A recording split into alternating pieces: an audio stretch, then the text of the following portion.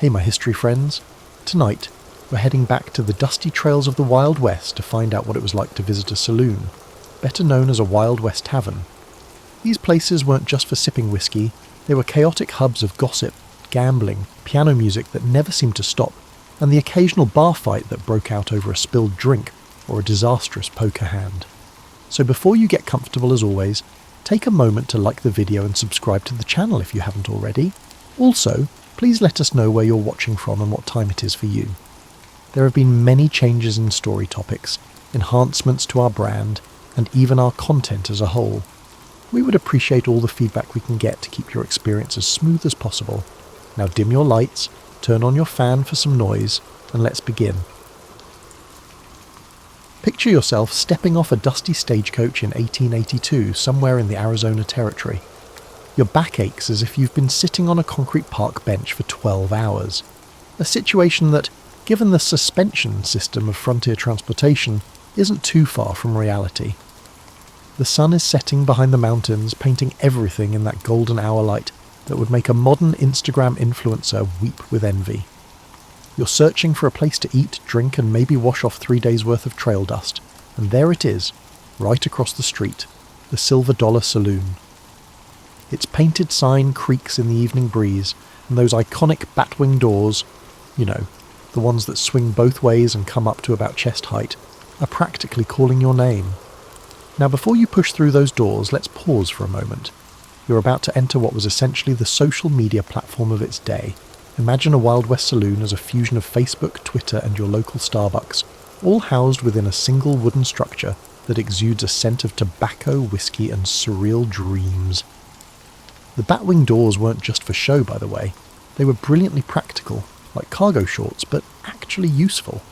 They kept out dust and tumbleweeds while letting in fresh air and allowing people to see who was coming and going. In a place where your reputation literally determined whether you lived or died, knowing who just walked in was rather important information. As you approach the entrance, you notice the doors are worn smooth by thousands of hands pushing through them. The wood has that patina that only comes from decades of use, like the handle of a well-loved baseball bat or your grandmother's rolling pin. Inside, you can hear the sounds of laughter, glasses clinking, a slightly off-tuned piano, and the occasional thud of boots on wooden floors. You take a deep breath, catching scents of wood smoke, roasted meat, and something that might be coffee but could just as easily be paint thinner. Your stomach rumbles, reminding you that hardtack and jerky don't constitute fine dining, no matter how you look at it. Here's where your modern sensibilities start to kick in. You're accustomed to perusing online restaurant reviews and perhaps observing the health department's rating prominently displayed in the window. But this isn't that world. The only review system here is whether people are still alive after eating the food, and even that's not always a reliable indicator given the general life expectancy of the frontier.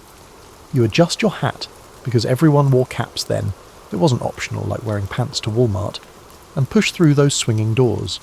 They spring back behind you with a satisfying whoosh, and suddenly you're inside, and oh my, it's quite a scene. The first thing that hits you isn't the sight, it's the sound. It's loud. It's not as loud as a rock concert, but rather as loud as a busy restaurant on a Friday night. Conversations overlap like competing radio stations, punctuated by the occasional burst of laughter, the scrape of chairs on wooden floors, and the rhythmic thunk-thunk of someone dealing cards at a table near the back. The second thing that hits you is the smell. It's a complex bouquet that no modern nose is quite prepared for. There's the obvious whiskey and tobacco, but underneath that is the earthy scent of wool and leather, the metallic tang of gun oil, and something that might charitably be called frontier cologne, but more accurately described as 3 weeks without a proper bath. The lighting is dim. Not romantic restaurant dim, but we only have oil lamps and candles dim. Your eyes take a moment to adjust, like when you walk into a movie theatre. Except the movie theatre doesn't have armed patrons and questionable hygiene standards, and there you stand, just inside those famous swinging doors, taking in your first real Wild West saloon. The adventure is about to begin, and honestly, you're not entirely sure whether to be excited or concerned. Maybe both. Probably both. You can now see the faces around you, as your eyes have adjusted to the oil lamp's amber glow. And what faces they are. It's as if you've stepped into a dynamic daguerreotype, only with everyone in motion and some armed. The first rule of saloon etiquette, which nobody bothered to mention in your guidebook, is this. Don't just stand there gawking like a tourist at Times Square. You need to move with purpose, even if that purpose is simply find a place to sit without getting shot. The bartender catches your eye and nods, a universal gesture that transcends time and roughly translates to buy something or get out. He's a large man with sleeves rolled up past his elbows, sporting the kind of moustache that required serious daily maintenance. Think Tom Selleck, but with more experience breaking up fights and less experience solving crimes in Hawaii. You scan the room for seating options. There's the bar itself, naturally, with a few empty stools that look about as comfortable as sitting on a fence post. The bar is actually quite impressive, a long stretch of polished wood that's seen more drama than a soap opera. Behind the bar, bottles line the shelves like glass soldiers. However, several of them have handwritten labels that raise questions about quality control standards. Then there are the tables scattered around the room. This is where the study of social anthropology becomes fascinating. Each table seems to have its ecosystem, its own unspoken rules, and its potential for sudden violence. A table of real cowboys, not the Hollywood version, sits near the front window. They're dusty, sun-weathered, and look like they haven't seen a barber in months. Their hats are sweat-stained and practical, their boots are scuffed from actual work, and their clothes have that lived-in quality that comes from spending weeks on the trail. They're nursing beers and discussing something that involves a lot of gesturing toward the door. You decide to file these observations under information to remember and keep looking. In the corner there's a poker game happening at a round table. The players are a mixed bunch, a man in a slightly too fancy vest who might be a travelling salesman, a grizzled prospector whose beard could hide a small animal, and two other gentlemen whose occupations are harder to determine but whose serious expressions suggest the stakes are real. The fourth rule of saloon survival, which follows the first three rules of don't stare, don't touch anyone's hat, and don't ask about anyone's past, is this. Never sit at a poker table unless you're invited and prepared to lose your shirt. Literally. There's a piano in one corner, an upright that's seen better decades, where a woman in a blue dress is playing something that might be Oh Susanna, if you squint your ears just right. She's what they called a saloon girl, and her job description included entertainment, conversation, and selling drinks. Despite what Hollywood might have suggested, most saloon girls were essentially the tavern's customer service representatives, not anything more scandalous. The characters continue to unfold before you, like the pages in a very dusty book. The gentleman at the bar, dressed immaculately in a black suit, a clean hat and shining boots, is a sight to behold. He could be a banker, a preacher, or someone you really don't want to accidentally bump into. His coat hangs just so, and you can't tell if that's because he's very particular about his appearance, or because he's carrying something under there that requires easy access.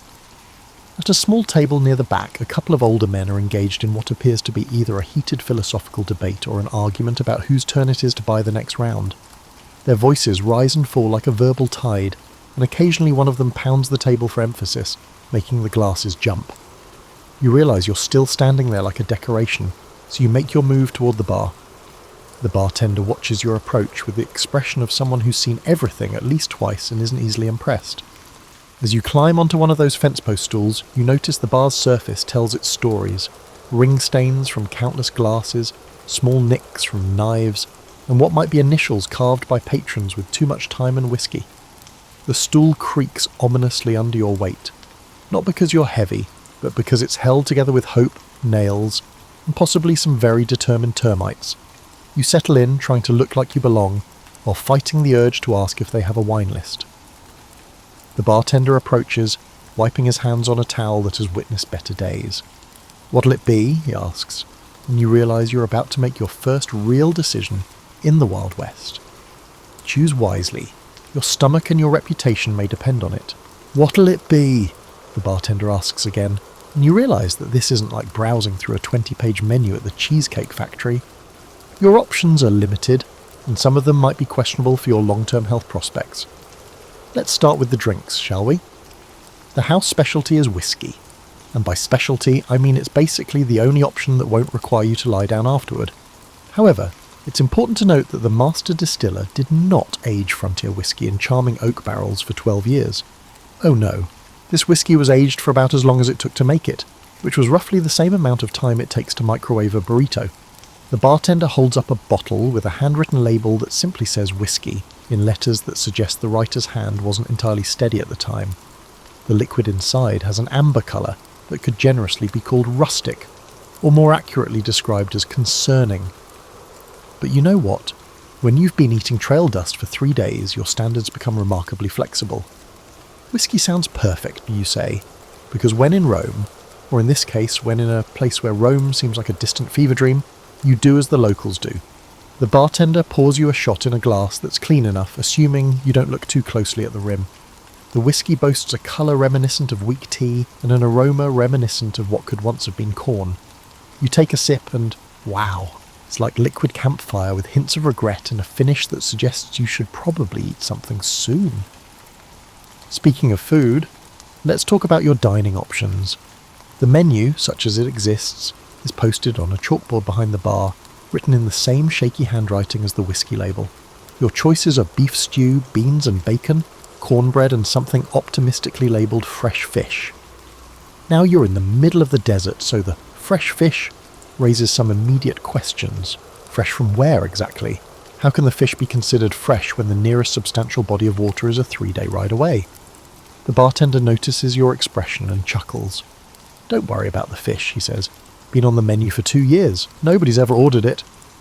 You decide beef stew sounds like the safest bet. It's a decision that shows wisdom beyond your years, or at least beyond your experience with frontier cuisine. The bartender calls your order back to the kitchen, which is apparently just behind a curtained doorway where you can hear the sounds of serious cooking happening. Lots of clanging, some creative vocabulary, and what might be prayer. While you wait, you notice the other patrons' dining choices. The cowboys at the front table are sharing a plate of beans and bacon that could probably feed a small army, or at least 3 famished cowboys. They're eating with the efficiency of people who view food as fuel rather than an experience, which is probably the right attitude when your dining options are limited to brown stuff and other brown stuff. The poker players have ordered rounds of everything, apparently, because their table looks like a frontier buffet. There are plates of cornbread, bowls of stew, strip of bacon, and enough whiskey to fill a small boat. Of course, they're playing for money, so they might be trying to fortify themselves for a long night of cards and potentially life-changing losses. The well-dressed gentleman at the bar is nursing a single glass of whiskey and a plate of cornbread, eating with the careful precision of someone who's either very refined or very suspicious of the food quality. He cuts his cornbread into perfect squares and chews thoughtfully, like he's conducting a scientific analysis of its ingredients. Your stew arrives, carried by a woman who emerges from behind the kitchen curtain like she's stepping onto a stage. She's the cook, clearly, and she sets the bowl down with the pride of someone who knows her craft. A tin bowl, hot enough to brand cattle, holds the stew, and its contents appear substantial. The stew contains chunks of beef that were once tough but have now become tender, vegetables that could be charitably described as rustic, and a gravy thick enough to serve as a mortar. It smells fantastic, actually. Like comfort food made by someone who understands that comfort sometimes comes in the form of calories and warmth rather than presentation and molecular gastronomy. You take a spoonful and it's delicious, really good. The kind of good that makes you understand why people wrote songs about home cooking. The cornbread that comes with it is dense and filling with a slightly sweet taste that balances the hearty stew perfectly. It's nothing like the fluffy cake-like cornbread you might know from modern restaurants. This bread symbolises business and can sustain you throughout a long day of your planned frontier activities. As you eat, you start to relax a little. The whiskey has smoothed some of your rough edges, the food is warming you from the inside out, and the general atmosphere is starting to feel less like a movie set, and more like, well, just a place where people come to eat and drink and escape from their day. But then you notice something that makes your spoon pause halfway to your mouth. The conversation at the cowboys' table has gotten quieter, more intense. They keep glancing toward the door, and one of them has shifted his chair so he has a better view of the entrance. The well-dressed gentleman has also noticed the changes and has angled himself slightly on his stool. Uh-oh. You get the feeling that your peaceful dinner is about to become significantly more interesting. You're just starting to feel settled. The stew is warming your belly, the whiskey has taken the edge off 3 days of stagecoach travel, and you're beginning to think this whole Wild West experience might be more civilized than the stories suggested. At that moment, the batwing doors open forcefully, causing the room's temperature to drop by approximately 10 degrees. 3 men walk in, and they walk like they own the place. They appear as though they're contemplating acquiring it without the need for paperwork. They're different from the other patrons, cleaner, better dressed, but with an edge that makes everyone else look like Sunday school teachers by comparison. The leader is tall and lean, wearing a black coat that's seen some use, but not much abuse. His hat is perfectly positioned, and his boots exude a shine that suggests he either meticulously maintains his belongings or hasn't been traversing the desert dust for days. His eyes scan the room with the methodical precision of someone conducting an inventory. His companions flank him like bookends, one shorter and stockier, built like a man who settles disagreements with his fists, and another who's trying a little too difficult to look casual, while obviously being anything but. They move to the bar, but not before the tall one makes eye contact with several patrons, including you. Now, you've never been in a situation quite like this, but some instincts are universal. It's akin to being in a restaurant when a group enters that exudes an unsettling presence, excessively loud, overly aggressive, and behaving as though they are seeking confrontation. Except in this case, the people who might find trouble are armed, and there's no manager to complain to. The bartender's demeanour changes subtly. He still approaches them and asks what they want, but now there's tension in his shoulders. The cowboys at the front table have gone completely quiet, which is probably the frontier equivalent of turning off your phone when you sense drama brewing. "Whiskey," says the tall stranger. "The good stuff, not what you've been serving in everyone else." This story is interesting. Apparently there's a 2-tier beverage system in operation here, and you've been drinking from the economy section. The bartender reaches under the bar and produces a different bottle, this one with an actual printed label and liquid that doesn't look like it could strip paint. As the strangers get their drinks, you notice the poker game has paused. The players are still holding their cards, but nobody's looking at them anymore. The saloon girl has stopped playing piano mid-song, which creates an awkward silence that everyone pretends not to notice. You continue eating your stew, trying to channel the energy of someone who's totally absorbed in their meal and definitely not eavesdropping on potentially dangerous conversations. Your task is harder than it sounds when every instinct is telling you to pay attention to the new arrivals. The tall stranger turns from the bar, whiskey in hand, and addresses the room in general. "Evening, folks! Beautiful night, isn't it?" His voice is pleasant enough, but there's something underneath it, like a velvet glove with brass knuckles inside. A few people mumble responses, someone asks a question, but you're uncertain if the right answer could lead to your death. "We're looking for someone," the stranger continues, taking a casual sip of his whiskey. "We're searching for a friend by the name of Thompson. Bill Thompson. Heard he might be in these parts." Now, you don't know anyone named Bill Thompson, but you can feel the collective tension in the room ratchet up another notch. It's like when someone asks, "Who broke this?" And even though you're innocent, you still feel guilty. One of the cowboys clears his throat. "Lot of Thompsons in these parts," he says carefully. "Might help if you could be more specific." The stranger smiles, and it's not entirely a pleasant expression. "Oh, you'd know this Thompson if you saw him. About 40, brown hair, scar on his left cheek from a disagreement about cattle ownership, tends to be memorable." The description hangs in the air like smoke from a bad cigar. You notice the well-dressed gentleman at the bar has become very interested in the bottom of his whiskey glass, and the poker players have the frozen look of people trying to become invisible through sheer force of will. "Can't say the name rings a bell," the cowboy says, which is probably true, but also probably not the whole truth. The stranger nods like he expected this answer. "Well, that's disappointing, but understandable. Sometimes people's memories need a little encouragement." And that's when you realise your peaceful evening has officially taken a turn toward the kind of excitement you read about in dime novels but never actually wanted to experience firsthand.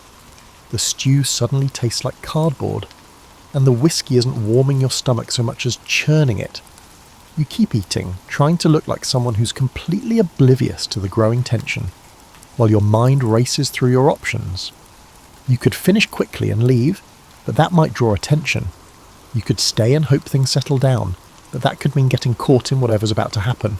Or you could just keep eating stew and pretend you're anywhere else, which is your current strategy, but probably not a long-term solution. The stranger takes another sip of his whiskey and smiles that unsettling smile again. "Well, no hurry, we've got all night." "Oh, good, they're staying. This should be interesting." In a situation like this, it can be quite challenging. to focus on your own affairs when everyone else's activities are taking place right next to you. It's like trying to ignore a fire alarm, technically possible, but probably not advisable for your continued well-being. You've developed a sudden intense fascination with your stew, examining each piece of beef like you're conducting a scientific study on frontier cooking techniques. Meanwhile, the three strangers have settled in at a table near the centre of the room, close enough to watch everyone, far enough from the door to make leaving quickly a challenge for anyone else. The tall one, seemingly representing the group, has initiated a conversation with a variety of patrons. It's the kind of conversation where one person asks questions and everyone else provides answers that are technically truthful but carefully incomplete. "Nice town you've got here," he says to the room in general. "Quiet, peaceful, the kind of place where a man could disappear if he wanted to." The cowboys nod politely, similar to how one might nod when someone makes a comment about the weather that could be interpreted as a threat. The poker players have resumed their game, but you notice they're betting much more conservatively than before. Nothing dampens the spirit of gambling more than the threat of unexpected violence. The bartender continues wiping glasses with that towel, which by now must be either perfectly clean or completely contaminated. He's developed the expression of someone who's seen this movie before and knows it doesn't end with everyone shaking hands and sharing recipes. You're making excellent progress on your stew when the shorter of the three strangers, the one built like a human cannonball, stands up and stretches. It's an innocent enough gesture, except for the way his coat falls open just enough to reveal what's definitely not a pocket watch on his hip. "Think I'll take a look around," he announces. "Get familiar with the local geography." He starts wandering between the tables, not bothering anyone exactly, but making his presence felt. It's like having a tiger casually stroll through your living room. It might not eat you, but you're definitely going to keep track of where it is. When he gets to the poker table, he pauses to watch the game. "Interesting," he says, looking at the cards. "That's almost a winning hand you've got there, friend." The prospector with the impressive beard looks up nervously. "Just having a friendly game, mister, nothing serious." "Oh, I'm sure," the stranger replies. "Though I notice you've got quite a pile of coins there. Lucky night." "Some nights are better than others," the prospector says carefully. The stranger nods thoughtfully. "That's true. Some nights, a man's luck can change very suddenly. It's not exactly a threat, but it's not exactly not a threat either.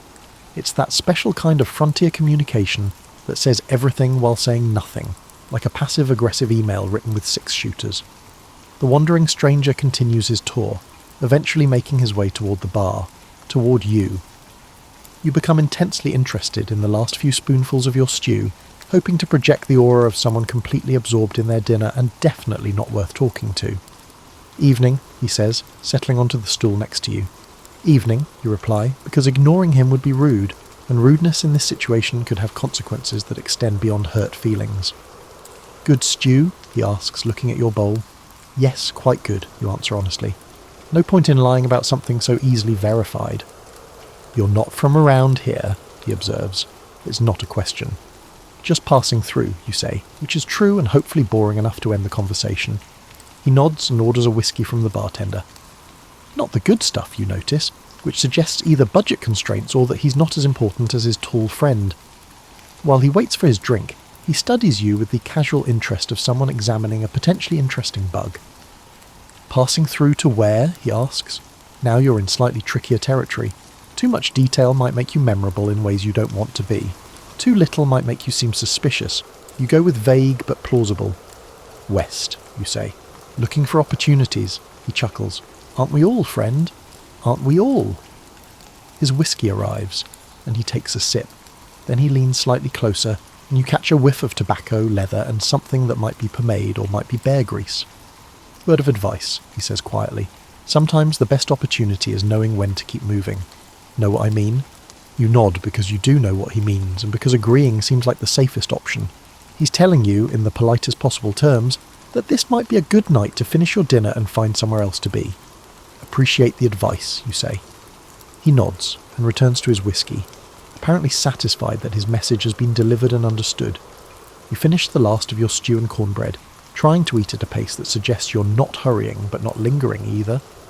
That's when the batwing doors swing open again, and this time, you know before you even look that whoever's coming in is going to make the evening significantly more complicated. Because that's how these things work in the Wild West. Just when you think you've got a handle on the situation decides to handle you instead. The man who walks through those batwing doors is about 40 years old, has brown hair, and sports a scar on his left cheek that looks like it came from a disagreement about cattle ownership. In other words, he matches the description of Bill Thompson perfectly, which means your peaceful evening has just transformed into front row seats for whatever's about to unfold. But here's the thing that makes this intriguing from a social dynamics perspective. Bill Thompson doesn't look surprised to see the three strangers. He doesn't pause, doesn't scan the room nervously, and doesn't show any of the signs you'd expect from someone who's being hunted. Instead, he walks to the bar with the casual confidence of a man who's precisely where he wants to be. "Evening, Jake," he says to the bartender, who suddenly looks like he'd rather be anywhere else. Perhaps somewhere peaceful, like the middle of a buffalo stampede. The tall stranger at the centre table doesn't say anything immediately. He just watches Thompson order a whiskey and settle against the bar like he owns it. The silence stretches out like taffy, and you can practically hear everyone in the room not breathing. Finally, the tall stranger speaks. "Bill Thompson." "That's right," Thompson replies without turning around. "And you'd be Carson, unless I miss my guess." Carson. Now the tall stranger has a name, which somehow makes the whole situation feel more real and more dangerous at the same time. Carson stands up slowly, the kind of deliberate movement that suggests he's very comfortable with everyone's attention focused on him. "Been looking for you, Bill." "I figured that was the case," Thompson says, taking a sip of his whiskey. "Heard you boys were asking around. Thought I'd save you the trouble of hunting all over creation." Now this is intriguing. Instead of a manhunt, you're witnessing what appears to be a planned meeting. The question is whether it's going to be a civilized conversation, or something that requires you to duck under tables. The cowboy at the front table shifts slightly in his chair, and you notice his hand resting casually near his side. The poker players have given up all pretense of playing cards and are openly watching the proceedings. Even the saloon girl has positioned herself near what you hope is a back exit. Carson moves away from his table, but not quickly, not aggressively. It's more like a dance where both partners know the steps. "You've got something that belongs to my employer, Bill." "That's so," Thompson says. "What might that be?" "Don't play games. The money from the Tucson job." Thompson chuckles, but it's not a particularly amused sound. "Money? What makes you think I've got any money? Look at me, Carson. Do I look like a man who's recently come into wealth?" And he's got a point. Thompson's clothes are worn but clean, his boots are scuffed, and his hat has seen better years. If he's sitting on a pile of stolen money, he's either excellent at hiding it or terrible at spending it. "My employer seems to think otherwise," Carson says. "Your employer thinks many things. Doesn't make them true." The conversation is polite, almost casual, but you can feel the undercurrent of violence running beneath it like a stream under ice. Both men are armed. You can tell by the way they carry themselves, the way their coats hang, and the way they position their hands. The question is whether they're going to keep talking or start shooting. You're beginning to understand why the bartender was nervous about the fish on the menu. In a place where business disputes are settled with gunpowder, freshness standards are probably flexible. The shorter stranger, the one who gave you the friendly advice about knowing when to keep moving, has positioned himself near the door. Not blocking it exactly, but making it clear that anyone wanting to leave would need to get past him. The third member of their group has moved to cover the back of the room. Thompson seems to notice these movements without looking directly at them. "Brought the whole crew, did you?" That's flattering. Though I have to say, for a friendly conversation about money I don't have, you boys seem a little prepared. "Just being careful," Carson says. "Nothing personal." "Oh, I'm sure," Thompson replies. Just like what happened in Prescott was nothing personal. Carson's expression changes slightly at the mention of Prescott, and you get the feeling that there's a whole other story there, probably involving more cattle, more disagreements, and definitely more scars. "That was business," Carson says. "So is this," Thompson replies. And that's when you realise that you're not just witnessing a confrontation between men with a disagreement about money. You're watching the continuation of something that started somewhere else, probably involving cattle, because everything in the West seems to involve cattle, and definitely involving the kind of business that leaves scars on people's faces. The room has gone completely quiet except for the sound of your own heartbeat, which seems unreasonably loud given the circumstances. You're trying to decide whether finishing your whiskey would be a good idea, liquid courage, or a terrible idea, impaired judgment, when Thompson turns slightly and catches your eye. "You might want to step outside for some air, friend," he says quietly. Sometimes these business discussions get a little heated, which is probably the politest way anyone has ever suggested that you evacuate before the shooting starts. Here's the thing about the Wild West that all those Hollywood movies got wrong. Most confrontations didn't end in gunfights. They ended in negotiations, compromises, and people finding ways to settle their differences without ventilating each other. Because despite what the dime novel suggested, most folks preferred being alive to being legendary. You're contemplating Thompson's suggestion about stepping outside when something unexpected happens. Carson laughs. Carson laughs, not with a menacing or bitter laugh, but with an actual, genuine laugh that changes his entire face. "You know what, Bill? You're absolutely right. This idea is ridiculous." He sits back down at his table, and the tension in the room doesn't exactly disappear, but it shifts into something more manageable. Removing the timer instead of cutting wires is akin to defusing a bomb. "We're both getting too old for this," Carson continues, "and honestly, my employer is an idiot." Thompson turns around, still holding his whiskey, eyebrows raised. "That's quite an admission coming from you." "Well, it's true. Sending me and the boys all the way out here to collect money that probably doesn't exist, from a job that went sideways 6 months ago, from a man who's been trying to go straight ever since." Carson shakes his head. "Some days I wonder why I don't just buy a farm and raise chickens." The shorter stranger looks confused by this turn of events. "Boss? We came all this way." "I know what we came here for, Mike," Carson says, "but occasionally you get somewhere and realise the trip wasn't worth taking." Thompson moves away from the bar but toward Carson's table, not toward the door. He pulls out a chair and sits down, still cautious, but no longer looking like he's expecting to dodge bullets. "So what happens now?" Thompson asks. "Now? Now we finish our drinks, you tell me what really happened in Tucson, and maybe we figure out how to explain to my employer that his money disappeared into thin air without anyone getting shot over it. And just like that, the standoff becomes a conversation." The cowboys at the front table start breathing again. The poker players remember they have cards to play. The saloon girl begins playing the piano again, but this time she selects a more cheerful tune than the one she played previously. You decide to stay put and order another whiskey, because the scene is turning into exactly the kind of frontier drama you came west to experience, except without the mortal peril you hadn't really planned on. Thompson signals Jake for another drink and settles into his chair. "Tucson was a disaster from the start," he begins. "Your employer had us hitting a bank that turned out to be expecting us." "Inside information?" "Had to be. We walked into that bank and found half the territorial militia waiting for us. Lost 2 good men, barely got out alive, and came away with exactly nothing except a newfound appreciation for honest work." Carson nods thoughtfully. "That explains some things. My employer has been mighty close-mouthed about the details." "Probably because he set us up," Thompson says. "My guess? He made a deal with the law, decided we were expendable, and figured he'd collect the reward money instead of paying us." The shorter stranger, Mike, looks between his boss and Thompson like he's watching a tennis match played with words instead of balls. "So there never was any money to recover?" "Oh, there was money," Thompson says, "just not where my employer thinks it ended up." He reaches into his coat and for a moment everyone tenses again, but what he pulls out is a folded piece of paper, not a weapon. "Bank draft," he explains, showing it to Carson. "It was intended for the Tucson orphanage. Figured if I was going to steal money, I might as well steal it for someone who needed it more than your employer did." Carson examines the paper and his expression shifts to one that could be interpreted as respect. "You donated stolen money to an orphanage?" "Seemed like the right thing to do at the time," Thompson says with a shrug. "Still does, actually." Mike looks completely baffled by this turn of events. "Boss, what do we tell him back in Phoenix?" Carson folds the bank draft and hands it back to Thompson. "We tell him that Bill Thompson is dead." "What?" Mike's voice goes up an octave. "Died in a gunfight. Tragic, really. We buried him outside of town and said some words. A very touching ceremony. Carson's deadpan delivery would make a professional poker player proud. Money was never recovered. He probably spent all the money on whiskey and loose women before he died." Thompson grins. "I like it, though I prefer to think I spent it on whiskey and tight women." "Details," Carson waves dismissively.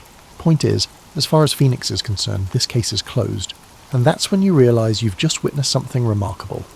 A problem solved not with violence, but with creativity, pragmatism, and a healthy dose of frontier justice. This solution ensures that everyone leaves with their lives and dignity intact. The saloon has returned to something approaching normal. The poker game has resumed with renewed enthusiasm. Apparently nothing makes cards more captivating than the possibility that you might not live to play another hand. The cowboys have ordered another round and are back to discussing whatever important cowboy business they were discussing before the excitement started. Carson stands up and extends his hand to Thompson. "It's been a pleasure doing business with you, Bill. Or should I say, it's been a pleasure not doing business with you." Thompson shakes his hand. "Likewise. Give my regards to Phoenix. Tell them I died bravely." "Oh, I will. I will probably include some details about how you took 3 of us with you, just to make the story more interesting." Mike still looks confused, but the third member of Carson's group, who's been silent through most of this, finally speaks up. "Does your statement mean we can go home now? I'm tired of sleeping on the ground." "Yes, Eddie, we can go home," Carson says patiently, "and we can stop at that hotel in Flagstaff on the way back." "The one with the actual beds?" "The one with the actual beds." Eddie brightens considerably at this news. Apparently even in the Wild West a good night's sleep was worth more than a questionable gunfight. As Carson's group prepares to leave, the tall man pauses at your table. "Thanks for the entertainment," he says. "Not often do we get to watch a business meeting that ends with everyone still breathing." "My pleasure," you reply, raising your glass in a small salute. "Here's to creative problem solving." "I'll drink to that," Carson says, and surprisingly, he does, finishing his whiskey in one smooth motion before tipping his hat and heading for the door. The saloon settles into a comfortable evening rhythm as the 3 strangers disappear through the batwing doors.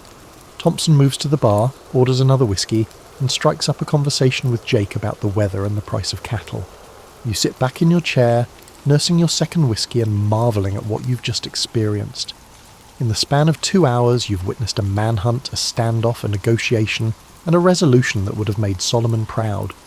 You've seen grown men solve their problems with words instead of weapons and creativity instead of violence. The saloon girl starts playing Red River Valley, and this time she gets all the notes right. The poker players are laughing at something the prospector said. The cowboys are planning their next cattle drive. And you're sitting in a Wild West tavern, drinking whiskey that tastes like liquid campfire, eating stew that could keep you going for a week, and thinking that maybe, just maybe, the real Wild West was more intriguing than any Hollywood movie ever suggested. Because the truth is, most people then, just like most people now, were just trying to get through their day without too much trouble. They wanted to eat a decent meal, have a drink with friends, maybe play some cards and go home to their families. The fact that they sometimes carried guns and settled disputes with duels doesn't mean they preferred violence. It just means they lived in a time and place where being prepared for trouble was a practical necessity. As the evening winds down and you consider heading to whatever passes for lodging in this frontier town, you reflect on the lesson you've learned tonight. Sometimes the most dangerous situations are resolved not by the fastest gun or the strongest fighter, but by the person clever enough to find a solution that lets everyone walk away with their pride intact. Thompson glances at you from the bar, raising his glass in a small salute. "To orphanages," he says quietly. "To orphanages," you reply, and you both drink to the kind of justice that doesn't make headlines but makes the world a little bit better, one small act of decency at a time. Outside, the desert night is clear and cold, full of stars that seem close enough to touch. Inside the Silver Dollar Saloon, the oil lamps burn warm and steady, the piano plays soft melodies, and people who've never met before tomorrow will be strangers again, sharing stories and whiskey and the kind of companionship that travellers have always found in places like this. And that, more than any gunfight or cattle rustling or gold rush drama, is what the Wild West was really about. People finding ways to connect, to solve problems, and to help each other through the challenges of living in a hard place during a hard time. Your stew is long finished, your whiskey glass is empty, and your adventure in frontier dining is complete. Tomorrow you'll climb back on that stagecoach and continue west, carrying with you the memory of an evening when the Wild West revealed itself to be not quite as wild as advertised, but infinitely more fascinating than you'd expected.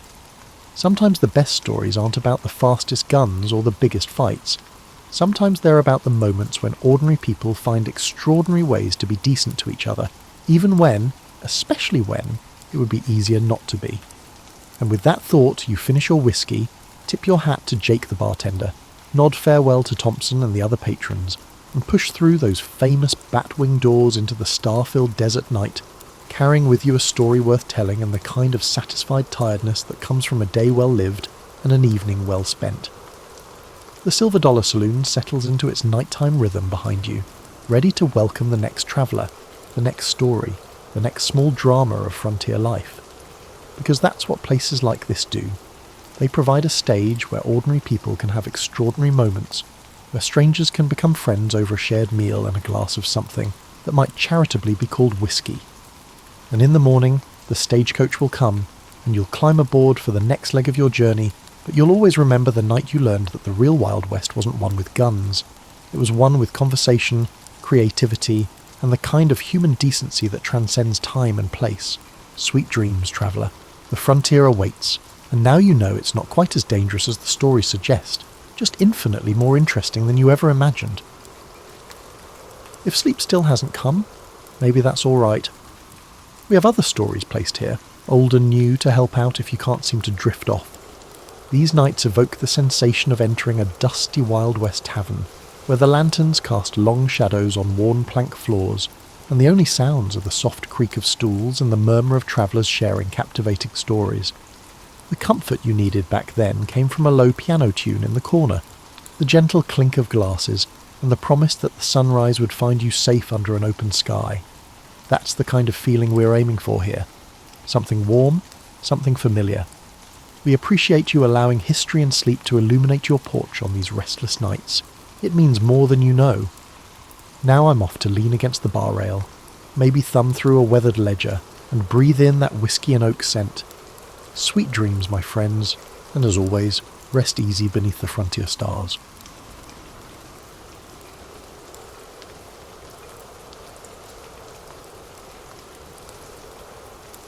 Jeanne-Antoinette Poisson, destined to become the immortal Madame de Pompadour, arrived in a Paris that was both glittering and precarious. Born on December the 29th, 1721, she occupied a curious social limbo. Her father, François Poisson, drifted in and out of business success, while her mother, Louise Madeleine de la Motte, cultivated ties among bankers and courtiers. Rumours insinuated that Jeanne's true father might be a wealthy financier, le Normand de Tournehem. Whispers aside, from infancy, she received an education far above what most middle-class girls could dream of, learning not only to read and write, but also to dance, sing, and appreciate the subtlety of wit, skills that would later prove invaluable. Her mother cherished a prophecy from a fortune-teller who claimed Jeanne would someday rule the heart of a king. This prophecy, half in jest, guided her mother's ambitions.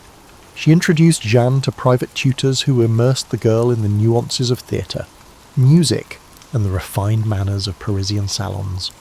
The child became adept at reciting verses by Racine or playing harpsichord preludes.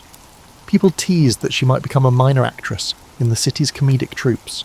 Instead, fate had something grander in store. At age 9, Jeanne was placed briefly in the Ursuline convent to polish her moral upbringing, though the real impetus behind this stay was to shield her from a smallpox outbreak. There, in a stark room with stone floors, she first confronted the gulf between the cheer of drawing-room society and the bleak realities of illness and mortality. She survived with her health intact, returning to secular pastoral life with a renewed sense of carpe diem. Her mother's circle had not diminished. On the contrary, they believed Jeanne's brush with potential tragedy demanded that she enjoy the world's pleasures with heightened urgency. By adolescence, she graced the occasional soiree. Her presence glowed, large, expressive eyes, a lively intelligence, and a measured confidence that belied her youth. One had to be careful, though ambition in a woman could be ridiculed or scorned.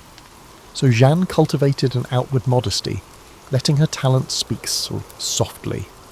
Through the dynamic swirl of Paris's haute bourgeois gatherings, she eventually met Charles Guillaume Le Normand d'Etiole, a relative of her rumoured patron father. This connection sparked talk of a suitable marriage. The match appealed to her mother, who hoped it would secure Jeanne's future. For her part, Jeanne saw in Charles a kind soul, if not a blazing passion. The union in 1741 launched her into a comfortable life of receptions and mild amusements on their estate near Paris. Yet the city's gravitational pull was strong. Jeanne received numerous invitations to select aristocratic salons, as people quickly noticed her wit in conversation. She did not shy from discussing art or drama, nor from gently critiquing certain aspects of courtly extravagance. That slight dash of candour, balanced by charm, distinguished her from the endless parade of stiff, self-conscious ladies. Within months, word spread, there is a Madame d'Etiole whose presence lights up any gathering. The Comtesse de Feuquières introduced her to more exclusive circles, culminating in an opportunity to attend a masked ball at Versailles in 1745, celebrating the marriage of the Dauphin. There, among a crush of masked revellers, she caught the eye of King Louis XV. The king, reticent by nature, found in her a refreshing mixture of grace and candour. While elaborate intrigues swirled around him, this newcomer radiated sincerity. Their brief conversation that evening was filled with an electricity that neither of them could forget. Court watchers speculated, but none predicted how swift the next moves would be. Madame d'Etiole was no naive maiden. She recognised the risk of courting royal attention. The previous royal favourite, the Duchesse de Châteauroux, had recently died, leaving an emotional gap in the king's life. Yet stepping into that void threatened scandal, especially for a woman not of noble birth. Still, from behind her modulated smiles, Jeanne sensed destiny aligning. The prophecy her mother once whispered returned to mind. She would rule the heart of a king. She recognised that in a rigidly stratified society, becoming the king's confidant might be her only path to real influence. By the year's end, a plan was set in motion. The king's valet discreetly arranged a meeting. Under the veil of secrecy, they exchanged letters. Her husband, outraged, found himself powerless. The monarchy overshadowed personal protest. In March 1745, Louis XV arranged for her to be presented at court formally. The once lower bourgeois Jeanne Antoinette was granted a title, Marquise de Pompadour. It was a moment of metamorphosis. The fatherless child, the teased girl who studied the great playwrights, now stepped onto the grand stage of Versailles. The next decade would see her orchestrate art patronage, political alliances, and shape the monarchy's image. Yet behind the gilded exteriors, a swirl of jealousy, rumour, and heartbreak would dog her steps. For now, though, she embraced her new name, Madame de Pompadour, and prepared to navigate the labyrinth of royal favour. In 1745, when Jeanne Antoinette Poisson made her debut as the newly minted Marquise de Pompadour at Versailles, the gilded corridors were filled with admiration. She became the first bourgeois mistress to receive open recognition from a French king. Elegant but not aristocratic, her every move drew scrutiny. Enemies whispered that she had bewitched Louis XV. Others admired her graceful bearing, praising her flawless manners and a cultivated charm that overshadowed even established duchesses. The king himself displayed uncharacteristic devotion, summoning her for private suppers, parading her at formal events, and awarding her lavish apartments in the palace. Versailles was a realm of illusions. Behind mirrored halls and polished marbles lay cutthroat rivalries. The courtiers, ephemeral in their silks and powdered wigs, circled Madame de Pompadour like vultures. Some attempted flattery, showering her with compliments in hopes of winning her intercession with the king. Others plotted to dethrone her, fearing that her influence might reshape politics. Among these conspirators was the Dauphin's circle, along with older aristocratic families who scorned a mere commoner overshadowing them. Yet Madame de Pompadour remained unfazed. She had honed her social instincts in the bourgeois salons, and her intellect soared beyond mere coquetry. She recognised that the surest path to security was to make herself indispensable to Louis XV, not merely as a bedfellow but as a confidant, counsellor and orchestrator of cultural life. She set about renovating her living quarters, pointing them with sumptuous tapestries, elegant furniture, and curated artworks. The effort wasn't mere self-indulgence. It mirrored her ambition to make Versailles a beacon of refined taste. She championed the Rococo aesthetic, a style that favoured playful curves, pastel hues, and whimsical motifs. Under her patronage, artists like Boucher and Van Loo gained commissions for witty, light-hearted paintings. Porcelain from the Sèvres factory, which she helped develop, became a symbol of French craftsmanship, prized across Europe. The synergy of her aesthetic sense with the monarchy's resources birthed an era in which the French court style reigned supreme among Europe's elites. But Madame de Pompadour did not confine herself to the arts. She also recognised the intricacies of diplomacy. France teetered between alliances with Spain, Austria, and other powers. Meanwhile, rival Britain loomed across the Channel, its navy menacing French colonial interests. Louis XV, though well-intentioned, often avoided direct policy-making, retreating to hunting or private amusements. Pompadour stepped into that vacuum, forging ties with ministers and ambassadors. She guided the choice of the foreign minister, favoured certain generals, and mediated tensions at home. Critics scorned the idea of a woman controlling foreign policy. She brushed aside their derision, focusing on forging alliances that might bring stability. The 1756 diplomatic revolution, aligning France with Austria, bore her fingerprints. Although the subsequent 7 Years' War turned disastrous for France, one cannot dismiss her attempt to recalibrate alliances in a fracturing Europe. As mistress, she also faced the vulnerability that her bedroom role might wane. Louis XV, known for a roving eye, could have set her aside once novelty faded. She addressed that possibility head-on by establishing a deeper emotional bond with him. She cultivated a warm companionship, shared intellectual pursuits, and even managed his anxiety or indecision in state matters. Aware that physical intimacy might recede, she pivoted to become his loyal friend, advising on matters ranging from building projects to royal ceremonies. Over time, though the romantic spark diminished, the emotional closeness lingered. If gossip circulated that her sexual influence had ended, she retained the king's trust, ensuring her place as a fixture at her court. Amid the court's swirling intrigues, Pompadour also championed philosophers and writers. Voltaire, previously scorned at Versailles, found in her a rare ally. She admired his wit, and though cautious about overtly challenging the church or censorship, she quietly facilitated his projects. Diderot's Encyclopédie, a compendium that threatened the old guard with new ideas, also benefited indirectly from her protective stance. She believed that the monarchy could remain stable while fostering progressive thought.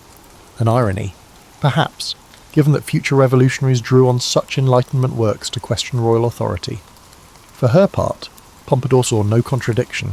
She wanted a monarchy polished by reason and aesthetic brilliance, not a stagnant relic. In the shadows, health concerns began plaguing her. She suffered from bouts of illness, likely exacerbated by stress. The palace doctors, incompetent by the modern standards, offered only bleedings or tonics. She pressed on, orchestrating plays, hosting literary salons, and continuing to counsel the king. The year 1757 brought a narrow brush with death for Louis XV, which consisted of an assassination attempt by Damiens, which rattled the monarchy. Pompadour's unwavering presence, urging calm and punishing conspirators, further solidified her position. She had become more than a mistress or a decorative figure. She was the monarchy's anchor of continuity, bridging personal comfort for the king and the broader cultural identity of the era.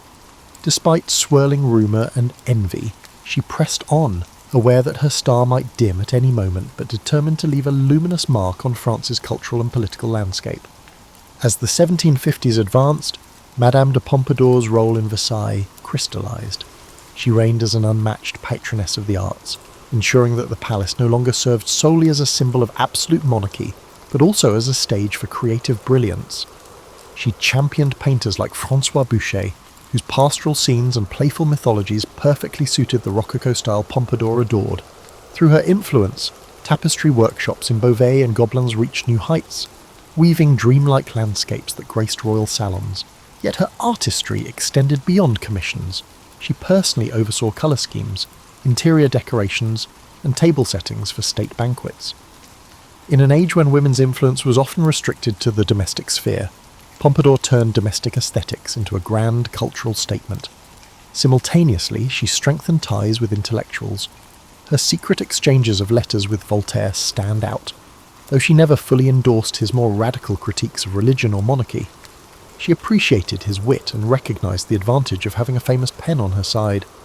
The philosopher envied her proximity to power, while she admired his intellectual boldness. Tales say she even facilitated Voltaire's appointment as historiographer to Louis XV, though discreetly, to avoid conservatives accusing her of promoting subversive ideas. She tread more carefully when dealing with Diderot. The Encyclopédie tested the monarchy's tolerance, so Pompadour approached its controversies with caution, ensuring that, while censors barked, they rarely bit too deep. She saw France's future in a delicate balance. Enlightened thinking might modernise the monarchy, but unbridled criticism could incite rebellion. Her relationship with the king evolved in tandem. The early romantic fervour had cooled, replaced by an affectionate friendship. Some courtiers quietly mocked that she no longer shared the royal bed, but had become headmistress of culture. Others believed she retained intangible intimacy, beyond the physical realm, that anchored the king's trust. She became the caretaker of his emotional well-being, scheduling amusements to lighten his melancholic moods. She also shielded him from certain noble factions who stoked conflict for personal gain. If the king found more fleeting conquests, Madame de Pompadour rarely intervened, focusing on preserving her unique bond. She possessed a surprising serenity, underpinned by the conviction that her mastery of conversation, taste, and sincerity kept her indispensable. However, the 7 Years' War, erupting in 1756, tested her position.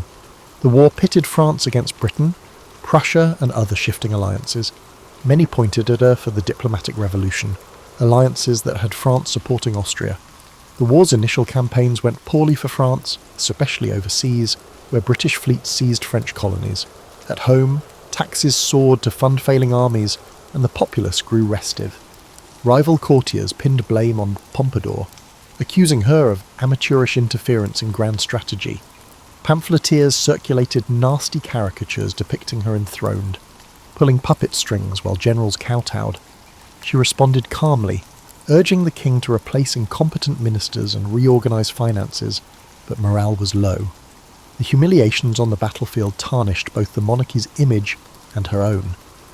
In this crisis, she allied with the Duc de Choiseul, a capable statesman who shared her vision of stabilizing foreign policy. Together, they reformed the navy, tried to unify command, and pursued new loans. Though results took time, these measures slowed the hemorrhage of French fortunes. Meanwhile, she commissioned elaborate stage entertainments within Versailles to maintain a veneer of opulence, hoping that even as the war raged, the court's sense of refinement might soothe the king's anxieties. Critics referred to her as frivolous, yet she steadfastly maintained that if the monarchy seemed to crumble from within, the entire nation could become disheartened. Rumours swirled that she occasionally wept in private at the war's mounting casualties, feeling guilt for the diplomatic shifts that had set off the conflict's chain of events. Others insisted her tears were for the loss of her own political clout. The truth likely combined these facets. As a woman possessing more influence than many statesmen, she carried a heavy burden of accountability. Nonetheless, she pressed on with unwavering composure, greeting ambassadors politely, offering them the best French wines, and deflecting barbs about lost battles with the impeccable politeness of a hostess who would not let gloom overshadow the monarchy's majesty. All the while, her health frayed. She suffered from frequent migraines, respiratory infections, and perhaps the early signs of tuberculosis.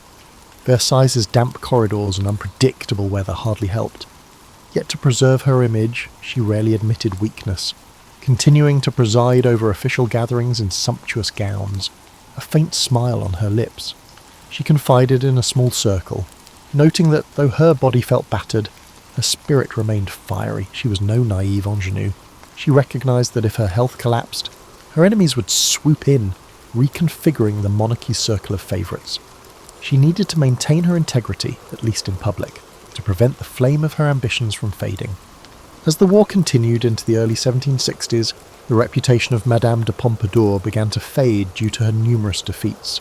Many corners of Versailles whispered that the monarchy needed a scapegoat for the lost battles in distant lands, like the humiliations in India and Canada, and who better to blame than the bourgeois mistress turned stateswoman?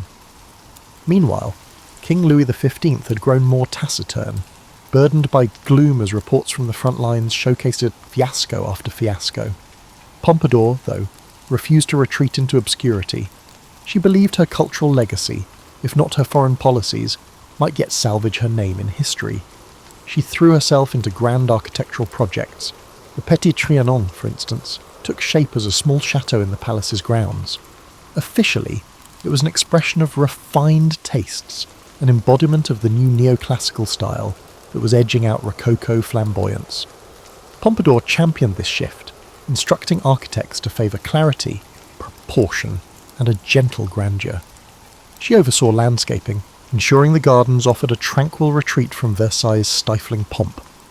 Though some courtiers mocked the expense amid a draining war, she defended it as fostering national artistry and craftsmanship. Indeed, her unwavering support for Sèvres porcelain, tapestry weavers, and furniture makers kept them afloat despite war-induced financial crises. These actions ironically preserved France's global reputation for luxury goods, even as military fortunes waned. A more private pastime was her encouragement of scientific curiosity. She facilitated gatherings where mathematicians and natural philosophers demonstrated the latest theories on electricity or the cosmos. On rare nights, the king himself might wander in, feigning mild interest, while she asked pointed questions about planetary orbits or experimental contraptions. If some at court found it absurd for a mistress to delve into science, she responded with an elegant shrug. Beauty, she believed, encompassed knowledge too. Though never an Enlightenment radical, she saw no harm in letting conversation roam beyond strict orthodoxy, provided it didn't undermine monarchy or faith. At her private dinners, one might overhear discussions of Newton, echoes of Voltaire's praise for Newtonian physics, and speculations about whether the cosmos reflected God's grandeur or reason's supremacy. Despite this glow of intellectual patronage, the war pounded on, culminating in the Treaty of Paris 1763, which sealed France's losses overseas. The king's morale sank further, as did public opinion of the monarchy. Exchequer coffers had been gutted, complicating the monarchy's ability to placate unrest at home. The marquise faced renewed calls from influential dukes and princes to step aside. But each time, Louis XV reaffirmed her presence, telling critics quietly that her loyalty and counsel were more precious than ephemeral scapegoats. Even so, her influence on foreign or economic policy receded somewhat, ceding space to ministers like the Duc de Choiseul. She recognised that sometimes stepping back could preserve her position in a monarchy grown suspicious of overreach. Her personal life took a bittersweet turn as well. While she and Louis XV parted physically, their emotional bond endured. She oversaw some discreet new favourites for the king, ensuring they remained overshadowed by her serial and emotional role. This arrangement caused outward scandal, like a mistress who arranged lesser mistresses for the king. To her, it was a strategy to maintain unity.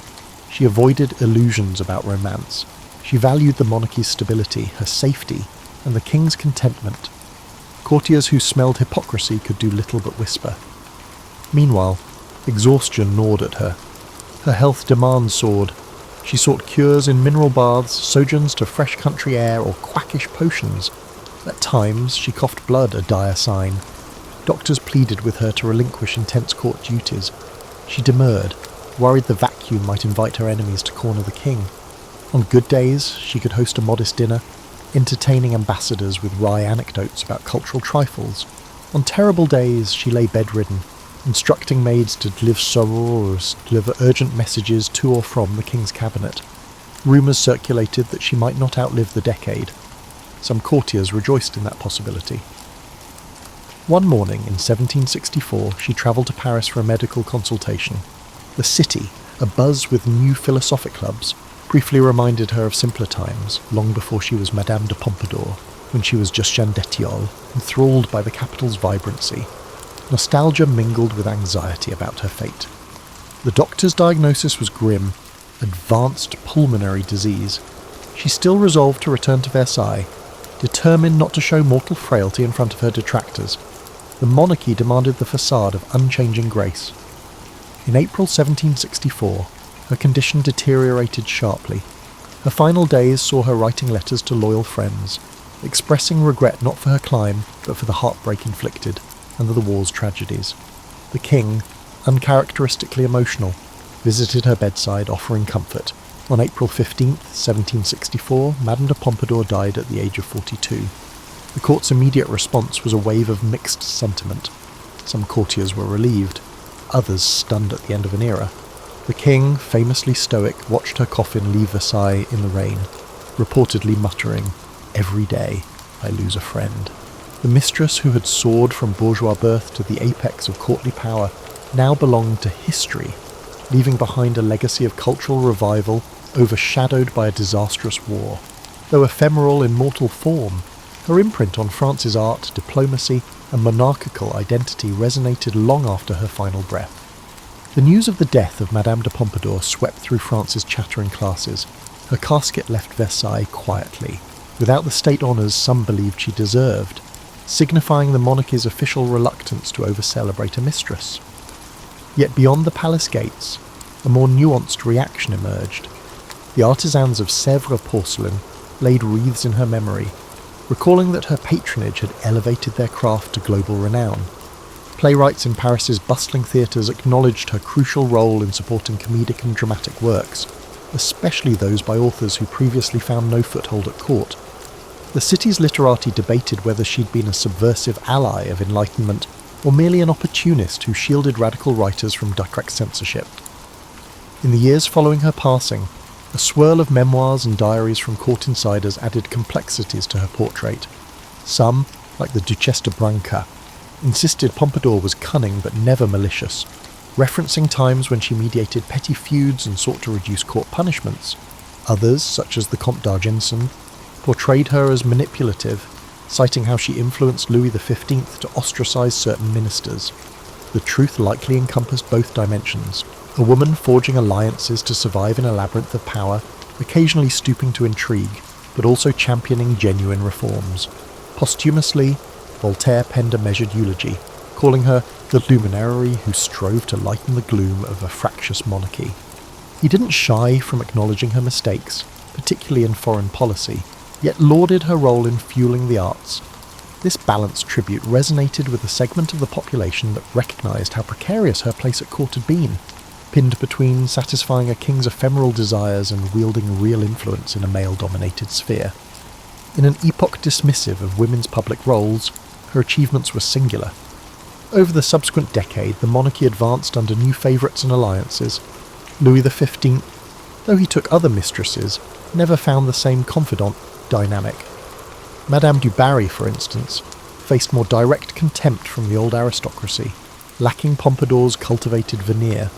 Pompadour's circle of loyal ministers, like the Duc de Choiseul, tried to salvage what they could from the diplomatic fiascos of the 7 Years' War. A few smaller successes in overseas negotiations carried an echo of her strategic vision. Yet the monarchy's standing with the populace remained tarnished. The costly war had battered finances, sowing seeds for deeper unrest that would erupt decades later. As time wore on, Madame de Pompadour's memory became entangled with criticisms of the Ancien Régime. Revolutionary pamphlets in the late 1780s brandished her name as a symbol of courtly excess. They painted her as one who indulgently rearranged finances for personal luxuries.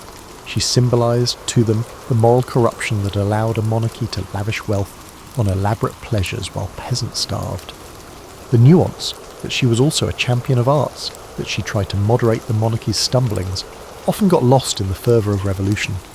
By the 1790s, anything associated with the monarchy was suspect, and her carefully curated style, rococo extravagance, became an emblem of the out-of-touch aristocrat. Yet ironically, some revolutionaries who rummaged through confiscated palaces discovered references to her philanthropic gestures. She had quietly funded orphanages, assisted certain scholars, or patronised hospitals. These acts showcased were a good gesture, though overshadowed by the general wave of anti-royalist sentiment. By the 19th century, a wave of new historians revisited her story, portraying her less as a villain and more as a reflection of monarchy's last attempts to remain relevant. They cited her patronage as crucial in forging a golden age of decorative arts, recognised internationally. The Sèvres porcelain brand, by then globally cherished, was inextricably linked to her impetus. Cultural memory, thus seesawed. Biographers in the Victorian era, enthralled by the romance of royal courts, depicted her as a tragic figure, the beautiful mistress overshadowed by war and ill health, valiantly saving off the monarchy's decline. They relished dramatic details of her elaborate fashions, her signature pastel dresses, floral motifs, and the pompadour hairstyle that ironically endured in hairdressing lore. Meanwhile, critics from more austere backgrounds indicted her for entangling France in alliances that backfired. 20th century scholarship, with its penchant for analysing female commie agency, has re-evaluated her as a political actor who leveraged the era's constraints to carve out real influence, albeit overshadowed by a system not designed to respect or credit her fully. In present day, travellers to Versailles often ask about Madame de Pompadour. Tour guides highlight the surviving decor she influenced, certain pastel-lacquered rooms or delicate Sèvres vases. They mention how she nurtured the Rococo style's final flourish, bridging the Baroque opulence of earlier years with subtle, playful elegance. Museums occasionally mount exhibits on her cultural patronage. Her face, captured in portraits by artists like Boucher, exudes a gentle confidence that transcends centuries. For admirers of 18th century history, she stands as a figure who, in the swirl of monarchy's extravagance and looming social tension, found a way to channel her intellect and artistry, imprinting a distinctive feminine mark on French heritage. As modern historians re-examine Madame de Pompadour's life, they continue to discover layers unmentioned in popular accounts.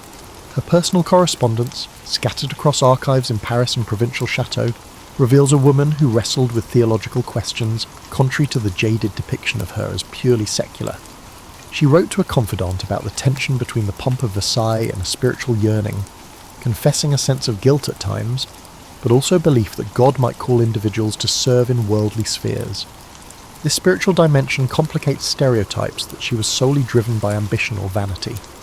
Moreover, diaries from palace servants shed light on her daily routines. She rose early to handle letters from provincial officials or meet with artisans about furniture designs. By mid-morning, she might be advising the king on which courtiers to promote.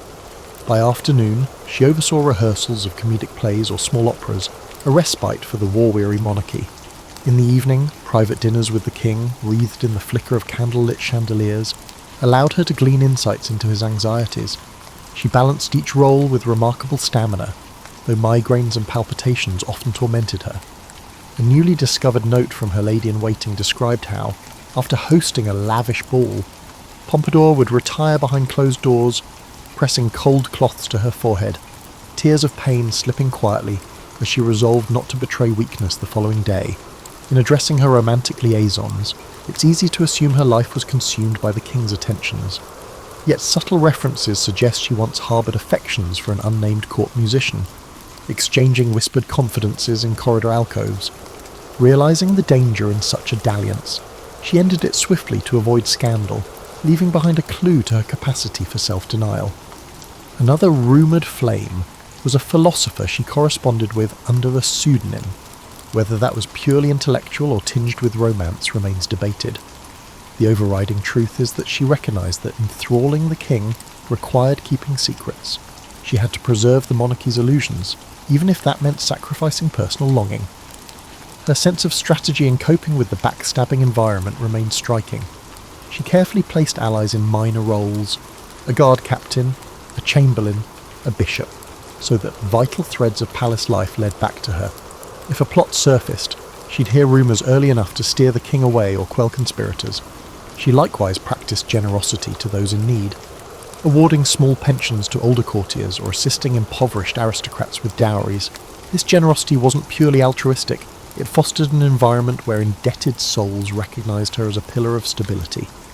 For many at court, she assumed the role of a quiet caretaker, serving as a bridge between a distant monarchy and everyday crises.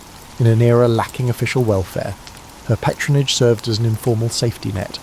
The deeply personal dimension of her existence was her unwavering devotion to her daughter, Alexandrine. Born before her ascendancy at Versailles, the child's well-being weighed heavily on Pompadour's mind. Alexandrine was placed in a convent for education, occasionally visiting the palace. In 1754, Alexandrine died unexpectedly of peritonitis. The heartbreak shattered Pompadour, who wept inconsolably for days, nearly refusing to appear in public. The king, not known for empathy, attempted consolation, but her grief lingered. Some historians pinpoint this tragedy as a pivot in their relationship, transforming her from a radiant figure to one more introspective, channeling energy into cultural projects. She seldom spoke of Alexandrine publicly, but references to Mon Ange Perdu in her letters allude to that maternal sorrow beneath the gold-laced facade. As the monarchy stumbled from the war fiascos, Madame de Pompadour's composure ironically stabilised the king's morale. She orchestrated an unspoken serenity within the palace walls, ensuring that the presence of music, gentle laughter, and well-executed ceremonies shielded Louis XV from gloom. Although critics called her the Minister of Pleasures, A more profound look reveals her role as a caretaker for the monarchy's emotional climate. That intangible labour, often relegated to women, ensured that even in failing wars, the monarchy projected continuity. Without her, the king might have succumbed to paralysing despair or neglected governance entirely. She, in effect, became the monarchy's emotional pivot.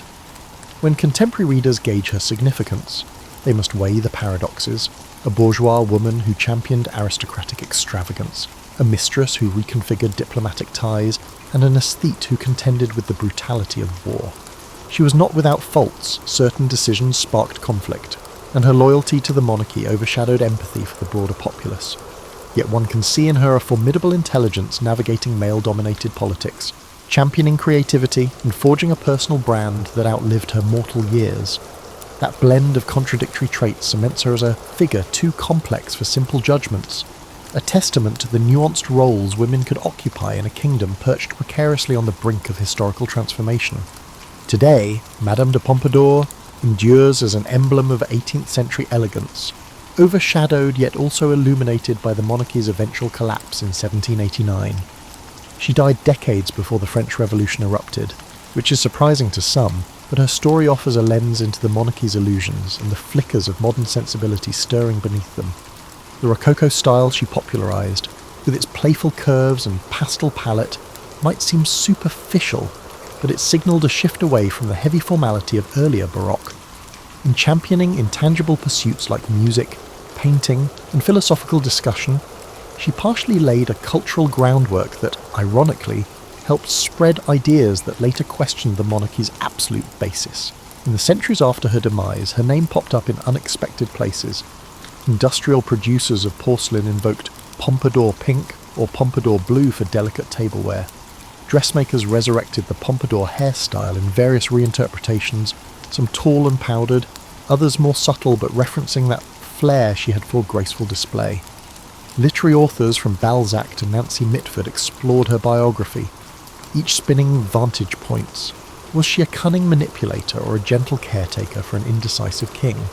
Tourists wandering Versailles can still glimpse spaces she once inhabited, the private apartments facing the gardens, or the opera house she influenced. Guides recount how she once staged private theatricals there, starring as comedic heroines, coaxing the king from his stony reticence. The wallpapers and colour schemes, faintly preserved, reflect that pastel whimsy. Her official portrait by Boucher stands in the Wallace collection in London, capturing her with a book in hand, emphasising her intellectual bent. Observers note the calm in her eyes, a subtle pride that defies the ephemeral nature of her courtly status. Modern feminism appraises her differently. She was no activist for women's equality by present standards, yet she challenged conventional boundaries. She effectively shaped policies behind the scenes, overshadowing many male courtiers whose official titles dwarfed her own. She minted alliances with philosophers to protect free expression from draconian censors. She financed expansions in fine arts and manufacturing, forging a synergy between monarchy and commerce. While she did not upend the patriarchal structure, her survival hinged on appeasing it. Her example reveals how a determined, intelligent woman could carve a realm of influence. In that sense, she both reaffirmed and quietly subverted the patriarchal monarchy. Her ephemeral presence, overshadowed by new favourites after her death, underscores the monarchy's insatiable appetite for novelty. Yet none repeated the unique blend of artistry, diplomacy, and emotional guardianship she brought. For a fleeting period, she had a near ministerial role in shaping foreign alliances, a stance that no subsequent mistress or consort fully replicated under Louis XV. By the time of the revolutionary upsurge, that entire system, the monarchy, its fawning courtiers, its cycle of mistireres, faced condemnation. The memory of Madame de Pompadour, both revered and reviled, became part of the propaganda arsenal describing an outdated regime.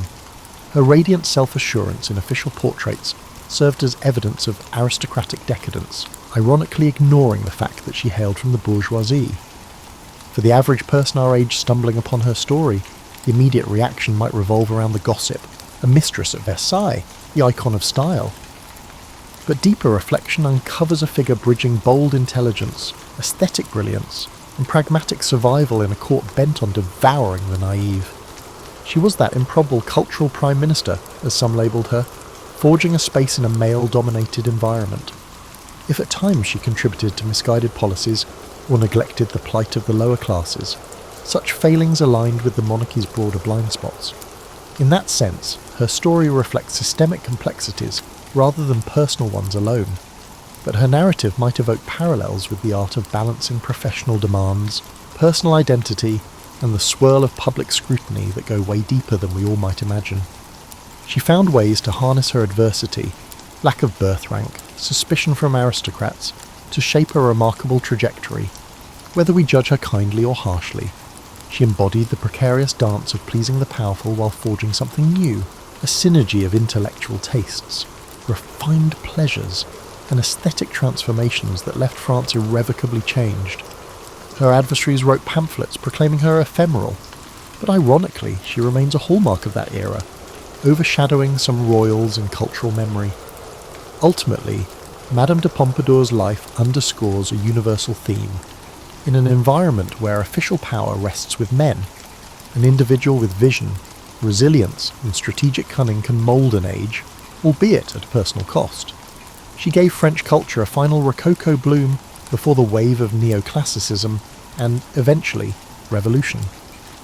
Her touches on diplomacy and arts, overshadowed though they might have been by war and scandal, continue to invite re-examination.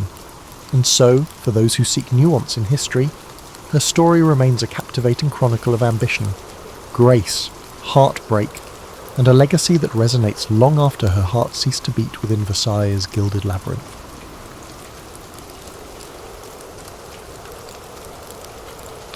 Napoleon Bonaparte's story opens not in the halls of Parisian power, but on a rugged Mediterranean island. He was born Napoleone di Buonaparte in 1769 in Ajaccio, Corsica, only months after France seized the island from Genoa. As a boy he spoke the Italian Corsican dialect and harboured fierce pride in his Corsican heritage. Sent to mainland France for schooling at age 9, he arrived a thin, intense child who felt himself very much an outsider. Classmates mocked his accent and provincial manners. In quiet moments under the ancient oaks of Brienne Academy, young Bonaparte dreamed of home, the smell of the maquis shrubs on Corsican hillsides and tales of heroism by Corsican patriot Pasquale Paoli. These memories fueled a lifelong resentment and a drive to prove himself in a world that perceived him as a foreigner. Yet France also opened new horizons for him. At the Royal Military School in Paris, Napoleon, as he still signed his name, immersed himself in Enlightenment ideas and military texts. He was a voracious reader of Rousseau and Voltaire, cultivating radical notions about merit and reason. Commissioned as a young artillery officer, he honed a mathematical precision in ballistics and a steely calm under pressure. Still, in the late 1780s, the ambitious lieutenant found himself idling on half-pay in provincial garrisons, chafing at the lack of opportunity. Letters to his family betray a restless mind. He wrote an unfinished story and essays on Corsican history, longing to carve out a place for himself. By 1789, the French Revolution's fiery rhetoric gripped him. The revolution's eruption promised career opportunities for talented individuals, and Bonaparte, now known as Bonaparte in French, was determined to capitalise on this opportunity. He returned to Corsica during the early revolution, hoping to spread the new ideals. However, island politics turned against him. The revered Paoli deemed Napoleon a traitor for siding with the French Republic. In 1793, after a bitter falling out and an attempt to depose Paoli's Corsican government, the Bonaparte family fled their homeland under threat. The 24-year-old artillery captain arrived back in France as a refugee, but also as a staunch Republican officer hungry for action. He soon got his chance. At the end of 1793, royalists in the southern port of Toulon revolted and welcomed British forces. The besieging revolutionary army faltered until Bonaparte, through a mix of Corsican connections and sheer assertiveness, was assigned to direct the artillery. Amidst the thunder of cannons and acrid smoke, Napoleon shone. He emplaced batteries with lethal effectiveness, blasting the harbour and forcing the British to flee. In the final assault, a bayonet wound scarred his thigh, but victory was complete. The achievement was stunning. A little-known Corsican had masterminded the recapture of Toulon. Word of his brilliance travelled to Paris, and at age 24 Bonaparte was promoted to brigadier general. The scent of gunpowder at Toulon signalled his ascent to prominence, but revolutionary fortunes shifted quickly. Just months later, Robespierre and the radical Jacobins fell from power. Napoleon, considered a Robespierre ally by association, was arrested. He was briefly jailed in a dank cell at Fort Carré. The omniscient fates that had elevated him now threatened to cut short his ascent. He emerged unscathed but unemployed, pacing the Paris streets in a threadbare coat, surviving on meagre rations. During this low ebb in 1795, he even toyed with leaving France to serve the Ottoman Sultan, an ironic prospect for one who would one day humble the great powers of Europe. Opportunity, however, knocked again that October. Royalist mobs stormed toward the ruling convention, aiming to topple the fragile republic. General Paul Barras, yes, desperate to save the revolution, tapped the only artillery expert he knew who could be ruthless enough, Napoleon Bonaparte. Napoleon did not hesitate. Stationing cannon in the streets of Paris, he met the royalist charge with blasts of grape shot at point-blank range. The cobblestones of the Rue Saint-Honoré shook with each thunderous volley, shredding the insurgent columns and sending the survivors into panicked flight. A whiff of grape shot, one witness called it caustically, describing how shredded banners and bodies littered the smoky avenues. Bonaparte's decisive action saved the revolutionary government. In a single brutal afternoon, he became the Republic's saviour, and also earned a reputation for cold-blooded efficiency that some would not forget. Paris grew quiet at dusk, the air heavy with the tang of spent gunpowder and a new awareness. A young general had shown he would not hesitate to fire on his fellow Frenchmen to secure order. Far from hiding this bloody episode, Napoleon later had it celebrated each year, defending himself with the remark that a soldier is only a machine to obey orders. The reward for this loyal service was extraordinary. Within weeks, the Directory, the new executive body, gave 26-year-old Bonaparte command of the Army of Italy, a post that seasoned generals had coveted.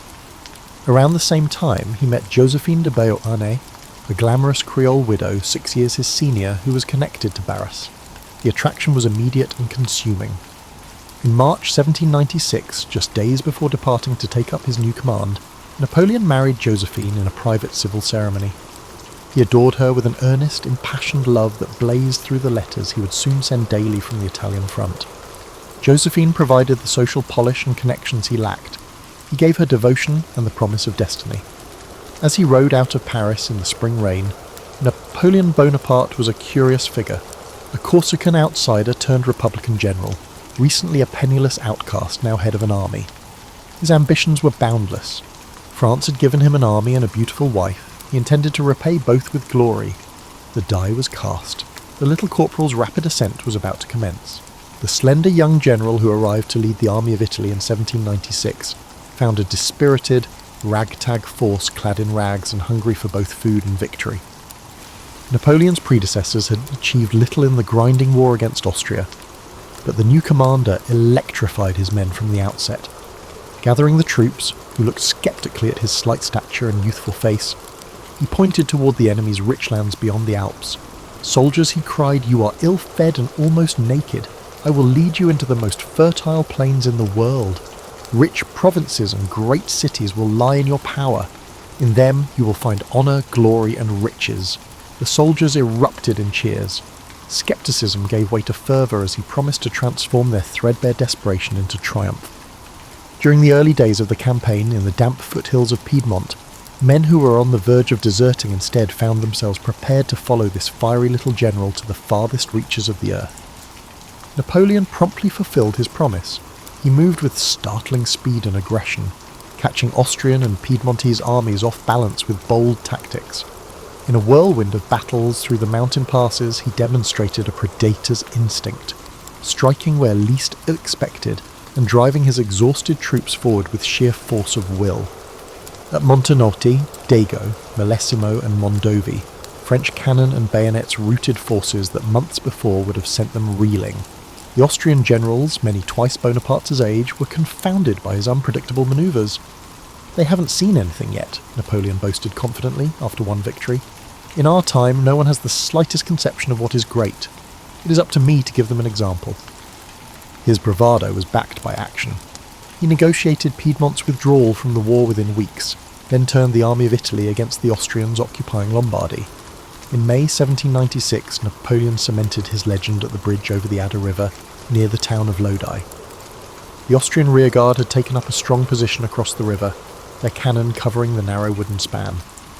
Rather than wait for a safer crossing, Bonaparte decided on a frontal assault that defied all conventional sense. Amidst the deafening roar of enemy guns, he personally helped aim French cannons and rallied a column of grenadiers for a head-on charge. Tricolour flag in hand, he plunged onto the bridge at the head of his men. Grape shot whistled past his ears, planks splintered under the blast of artillery. For an instant, the attack faltered under withering fire, but Napoleon stood firm in the smoke, his sword drawn and his uniform powdered with gun smoke. His presence ignited the troops. With a final yell, "En avant!" the troops surged forward, overrunning the Austrian guns.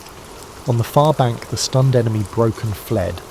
Lodi was a small battle, but in its drama lay the seed of a myth. The soldiers, amazed by their general's fearless exposure to fire and his willingness to do a corporal's work loading guns, affectionately dubbed him Le Petit Caporal, the Little Corporal. That night, as the exhausted French camped under a moonlit sky, Napoleon could not sleep. The adrenaline of victory and survival coursed through him.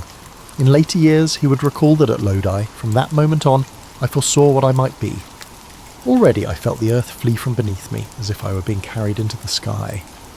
It was at Lodi that Napoleon Bonaparte began to believe unequivocally in his destiny. Through the summer and autumn of 1796, Napoleon led his army on a relentless offensive that read like something out of Caesar's commentaries. Napoleon swiftly crossed the Po River, flanked enemy positions using mountain tracks, and repeatedly encircled the Austrians. In battle after battle, Castiglione, Arcole, Rivoli, the French overcame superior numbers through Bonaparte's imaginative tactics and the esprit de corps he instilled. His troops marched hungry and barefoot over the Alps, referring to him as Father Violet due to his unexpected arrival, much like the first violet of spring. They came to believe he could do it, could take any fortress and defeat any foe, and often he did. After a grueling siege, Napoleon captured Mantua in early 1797, breaking Austrian resistance in Italy. By that spring he had advanced to the very edge of Austrian territory. The once mighty Habsburg Empire, shocked by the string of defeats inflicted by this upstart, sued for peace rather than see Vienna threatened. Bonaparte dictated terms like a seasoned statesman. In the Treaty of Campo Formio, October 1797, he reshaped the map of northern Italy, creating new republics under French influence, and ceded Venetia to Austria as compensation. Remarkably, he negotiated this peace directly, outshining the politicians back in Paris. Here was a general taking the initiative to formulate foreign policy, a sign of the growing power he was accumulating. Meanwhile, in the territories he conquered, Napoleon revealed other facets. He presented himself as a liberator, abolishing feudal privileges and spreading revolutionary principles in Italy. But he also levied heavy contributions and sent convoys of looted art back to France. Wagon loads of paintings and sculptures, spoils from Milan, Verona and Venice, trundled over the Alps bound for the Louvre, evidence that Napoleon understood the propaganda value of culture. Parisians were thrilled at the arrival of masterpieces and the news of victory. The directors in Paris found themselves eclipsed by the glory of their young general. As his fame grew, so did the complexities of his character. Napoleon the Romantic, for instance, was on full display in Italy. Separated from Josephine, he wrote her letters almost nightly, pouring out his heart in unguarded prose. "I have loved you for a long time," he wrote after one battle, "and I feel that I love you more each day. I thought I loved you a few days ago, but since I saw you, I feel that I love you 1,000 times more," words that reveal a passionate, even obsessive attachment. On the battlefield he was icy and calculated, but alone in his tent by candlelight he could be almost feverish with longing. Unbeknownst to him, Josephine's replies were infrequent and often perfunctory. The worldly Creole was enjoying Paris society and a discreet affair on the side. This imbalance of affection, the conqueror of Italy begging for love, was a poignant contradiction. The soldiers saw their general as a demigod, yet in matters of the heart he could be as vulnerable as any man. Napoleon was the most renowned figure in France by the time he returned to Paris at the end of 1797. Newspapers hailed him as Le Héros d'Italie, the Italian hero, extolling his triumph over overwhelming challenges. Walking through the Tuileries gardens, civilians gaped, and officers snapped to attention. The energy he exuded had altered the course of a continent in a matter of months. Yet the Directory grew wary. Here was a general whose popularity rivaled their legitimacy. In Napoleon's piercing grey eyes and curt self-confidence, some Directory members glimpsed a potential threat. For the time being, they showered him with honours, inviting him to dine with directors and seeking his advice on grand strategy. However, these politicians secretly felt a sense of relief when Bonaparte accepted a new assignment that took him far from Paris. The restless general, just 28, was already looking beyond Italy. In his omnivorous mind, the next grand adventure was forming. He spoke of an expedition to Egypt, a bold strike aimed indirectly at England. It was audacious and full of risk, perfectly suited to Napoleon Bonaparte, who by now believed destiny had extraordinary plans for him. Napoleon embarked on his campaign in the East as both conqueror and visionary, determined to etch his name alongside Alexander the Great. In May 1798, he set sail from France with a fleet of soldiers, scholars and dreams, leaving the comforts of Europe for the fabled sands of Egypt. The voyage itself felt like a journey into legend. On deck under the stars, Napoleon would point out constellations to his savants and muse about the glory of antiquity.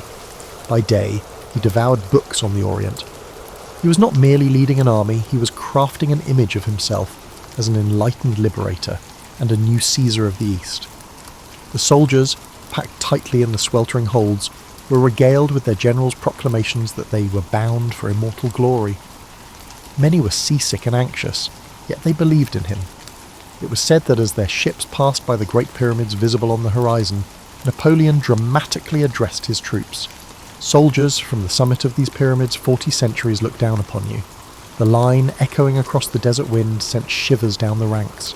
It was bombastic, historically dubious, and utterly effective in stirring men's souls. Bonaparte was scripting his mythology even as it unfolded.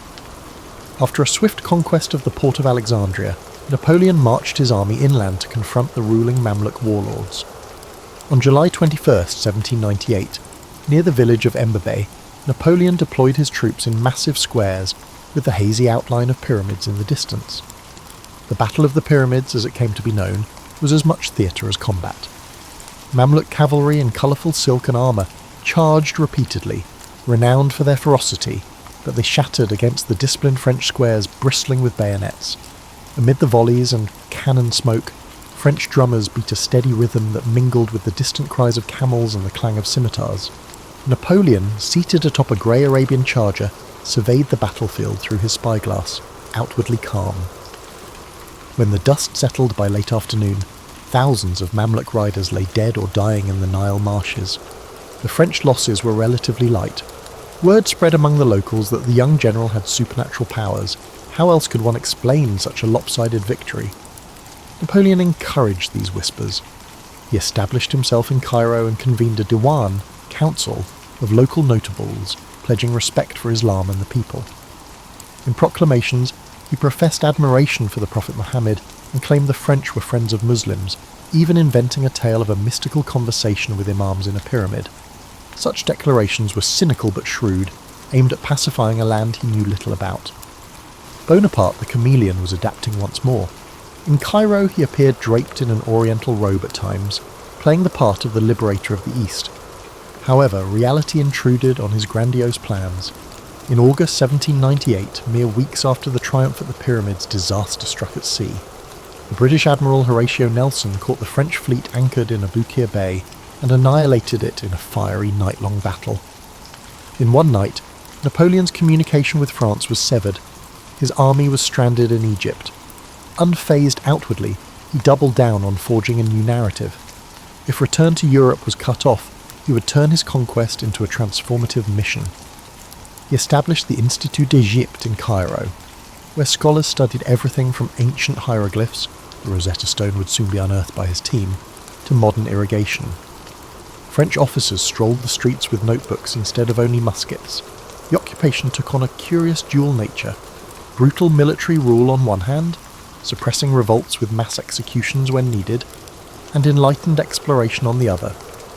Napoleon ordered local printers to produce a French-Arabic newspaper, Courrier de l'Egypte, praising French victories and reforms. He commissioned artists to sketch ruins and scientists to catalogue Egypt's flora and fauna. Under the glow of lanterns in Cairo's palaces, conversations about philosophy and governance unfolded in both French and Arabic. This blend of force and charm offensive was Bonaparte's approach to empire building. Gloire through both sword and pen. Yet Egypt would test Napoleon as never before. In early 1799, hungry for further laurels and concerned by an impending Ottoman counterattack, he marched north into Ottoman Syria, today's Israel-Palestine, an overland journey through Sinai's deserts into a crucible of hardship. The campaign swiftly turned into a terrifying ordeal. The sun above was merciless. Water was scarce. Plague stalked the ranks. Still, Napoleon pushed on, capturing coastal towns like El Arish and Gaza, and then storming Jaffa in March 1799. At Jaffa, a horrifying incident tarnished his reputation. After the city fell, thousands of Ottoman soldiers who had surrendered, including a garrison previously paroled by the French, were executed under Napoleon's orders, most by shooting or bayonet. It was an act of ruthless expedience. He could neither feed nor guard so many prisoners while enemy forces gathered nearby. The beach outside Jaffa became a field of death. Later accounts describe columns of prisoners being led out under guard, forced to kneel in the dunes, and the crackle of musket fire mingling with screams. Napoleon never publicly acknowledged this massacre. Within days he had moved on. But some of his officers were sickened by it. The general who spoke of enlightenment had shown he would also cross any moral line for military necessity. Days later, in the same city, another scene emerged, immortalised in paint and propaganda as a counterpoint to the bloodshed. A vicious outbreak of bubonic plague ravaged the French camp after Jaffa. Soldiers lay moaning in a makeshift hospital, housed in an old caravansary. Fear of contagion spread even faster than the disease. Many troops dared not go near the stricken. Napoleon understood that fear could destroy his army faster than plague itself. So on a warm morning in mid-March he visited the plague hospital in Jaffa. According to accounts, he strode through the low archways of the mosque-turned-infirmary with a calm expression as rays of light pierced the dusty air. Rows of the sick and dying lined the walls, their faces etched with feverish agony.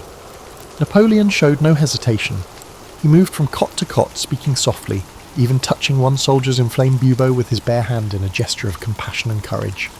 The men watched in astonishment as their general, the same man who had ordered prisoners shot days before, now comforted the afflicted with near saintly composure.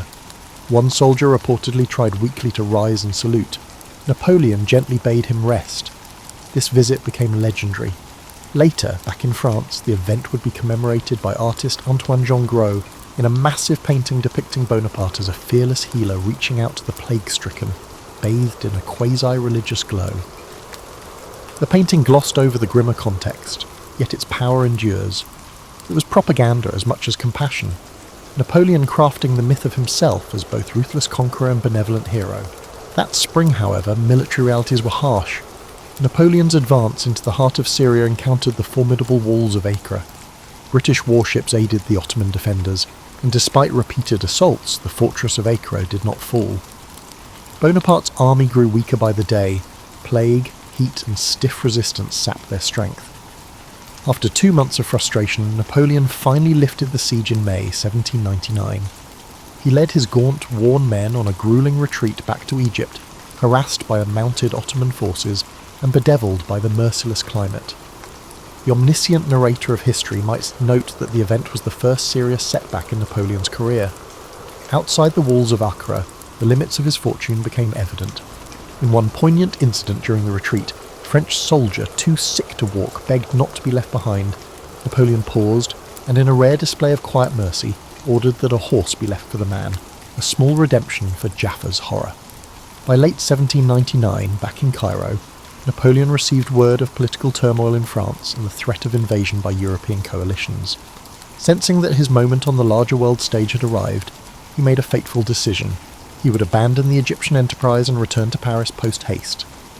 He left General Kleber in charge of the army, with secret instructions to negotiate a withdrawal, and slipped out of Egypt with a few close aides in August 1799. By luck and stealth, he navigated through the British blockades and arrived in France in October, where he was greeted as a hero. Astonishingly, the disasters, the fleet's destruction and the failure at Acre were largely suppressed or ignored in the news. Instead, France heard only of the triumphs, the Battle of the Pyramids, the scientific discoveries, and the bold Eastern adventure. In the public eye, Napoleon returned from Egypt draped in oriental mystery and glory, as he intended. He brought home scholars' reports, exotic animals and art, further fueling the legend he was weaving around himself. The Egyptian expedition ultimately was a mixed success at best in practical terms, but in terms of Napoleon's self-made mythology, it was a triumph. He had shown France not only a general of battlefield genius, but also a leader who aspired to greatness on a civilizational scale. He cast himself as a new Alexander, a lawgiver and patron of knowledge as well as a warrior. The contradictions were stark. The same man who executed prisoners and poisoned plague victims also posed as an emancipator and enlightened ruler. Napoleon seemed aware that to achieve immortality, a leader had to shape his narrative. In Egypt he learned the power of image and propaganda. From the grandiose proclamations and commissioned paintings to the curated flow of news back to Europe, he ensured that he, Napoleon Bonaparte, would not be considered merely another French general. He would become a figure worthy of epics, a man who conquered ancient lands and engaged in conversation with the pyramids.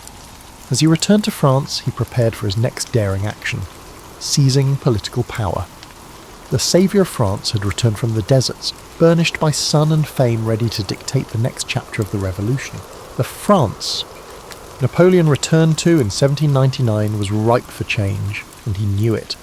The Directory government was deeply unpopular, marred by corruption, economic troubles and military setbacks in Europe during his absence. Paris buzzed with rumours of coups and conspiracies. Emmanuel Sieyès, one of the directors, famously muttered that France needed a head, a sword to complete the revolution's work. Fresh from his Egyptian mystique and Italian laurels, Napoleon appeared to many as the ideal candidate for this role. Ever the political opportunist, he quietly aligned with plotters including Sieyès, Talleyrand and his savvy younger brother, Lucien Bonaparte. Behind closed doors in Parisian salons thick with cigar smoke, the plotters schemed to topple the Directory throughout October 1799. Napoleon was cautious at first, assessing every detail like a battlefield plan. But as the crowds cheered him in the streets and even the fickle newspapers hailed him, he realised that now was the crucial moment. Weaker men get caught in the current of events, he confided to a friend, but I will direct events myself. The omniscient narrator might observe that fortune was once again favouring him. Napoleon put his plan in motion on the morning of 18 Brumaire, year 8, November 9th, 1799, by the Republican calendar. Under the pretext of a supposed Jacobin coup threat, he persuaded the councils, France's legislature, to move their session out of volatile Paris to the suburban chateau of Saint-Cloud, where his loyal troops could surround them. The air was tense and thick with the intrigue as Bonaparte donned his general's uniform, mounted a horse and trotted through the Paris streets flanked by grenadiers. He had told Josephine to be ready for any outcome, success or his death or imprisonment. "If I fail, I shall be outlawed tomorrow," he said flatly. By afternoon, under grey November skies, soldiers occupied key positions around Saint-Cloud. Inside, bewildered deputies gathered in gilded chambers, suspecting something was amiss. Napoleon paced in an antechamber, uncharacteristically nervous. He was a man used to commanding armies, not quelling politicians, and for perhaps the first time doubt gnawed at him. Nonetheless, he steeled himself and strode into the hall of the Council of Ancients head high. He addressed the ancients with controlled passion, decrying the incapable Directory and the perils facing France. His hands trembled slightly as he gestured. This was no battlefield, and the hostile stares of affected deputies were a new kind of danger. Some applauded, but others murmured in dissent. Napoleon next moved to the Council of 500, the lower house where things would soon descend into chaos. The moment he entered the orangery, where 500 legislators were meeting, a hostile roar rose up. Down with the tyrant, outlaw him Jacobin deputies screamed upon seeing soldiers at his back. Napoleon momentarily stumbled over his words, declaring that his only goal was to preserve the Republic. His presence inflamed the assembly. A knot of deputies rushed at him, one even lunging as if to stab him with a paper knife. Amid shouts of hors la loi, outlaw him, Napoleon turned pale and reportedly began to shake. For a heartbeat, it seemed his carefully laid coup might collapse in embarrassment. Grenadiers hustled him out as the hall erupted in pandemonium. Outside, in the palace courtyard, Napoleon caught his breath, sweat beading on his forehead in the cool autumn air. He was used to battlefield glory, but this was raw political theatre, and it was almost lost. The day was saved by a combination of military force and his brother's quick wits.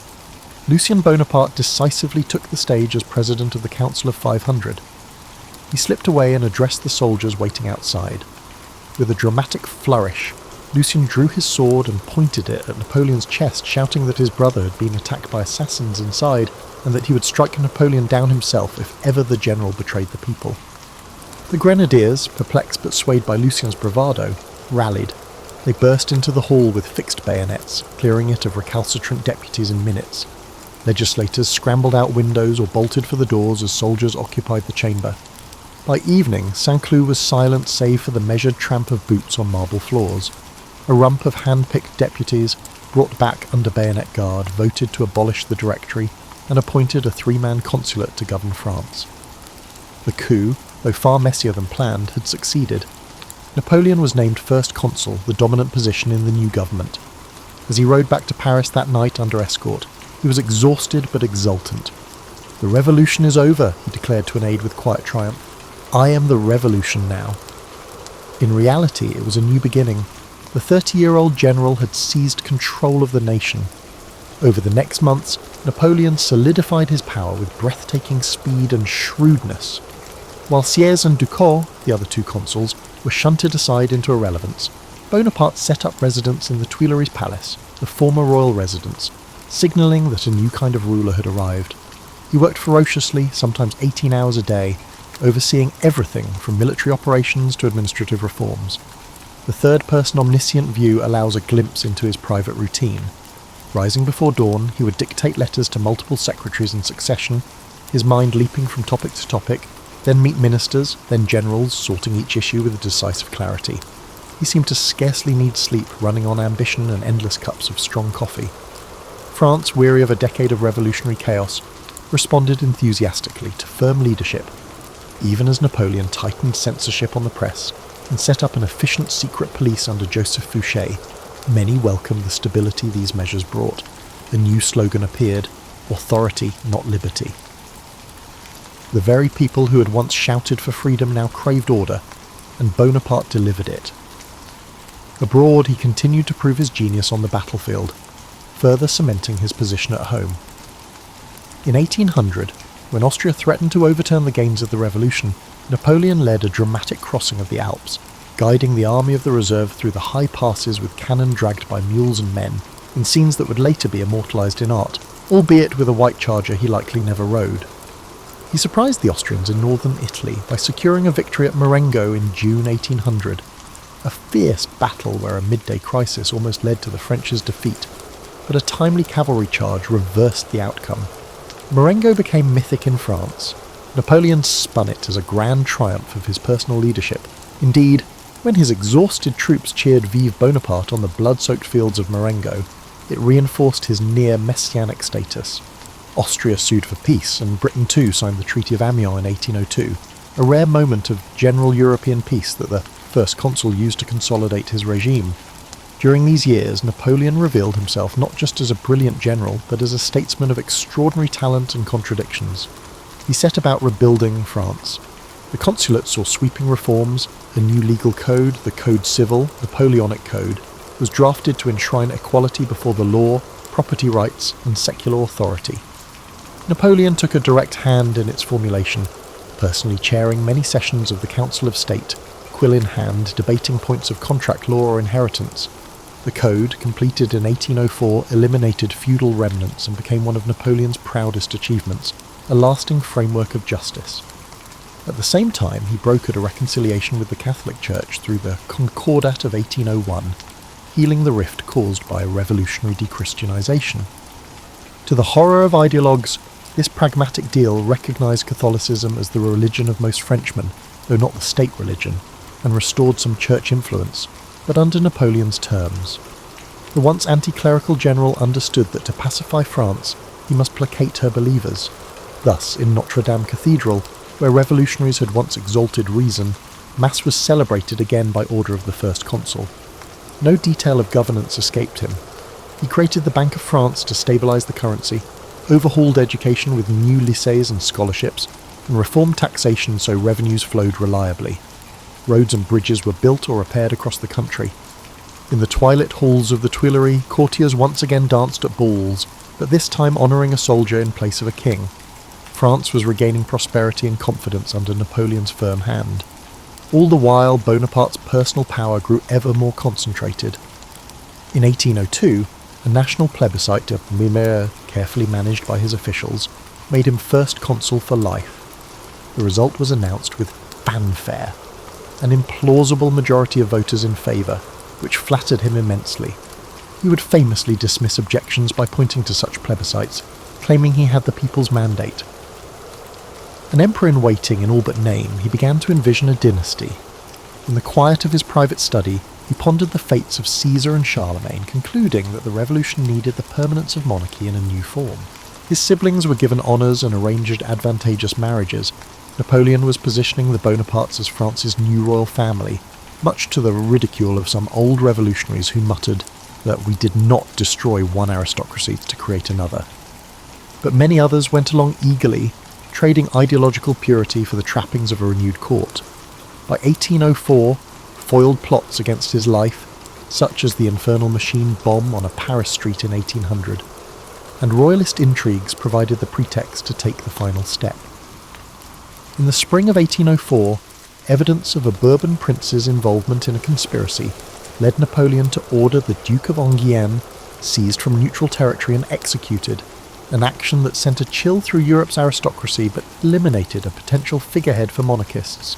Soon after, the Senate petitioned Napoleon to assume the title of emperor to stabilise the government. It was stage-managed, yet it answered a real yearning among the French for continuity and glory.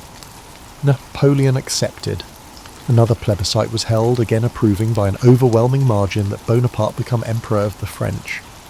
On December 2nd, 1804, Notre Dame Cathedral in Paris hosted a coronation the likes of which Europe had not seen in decades.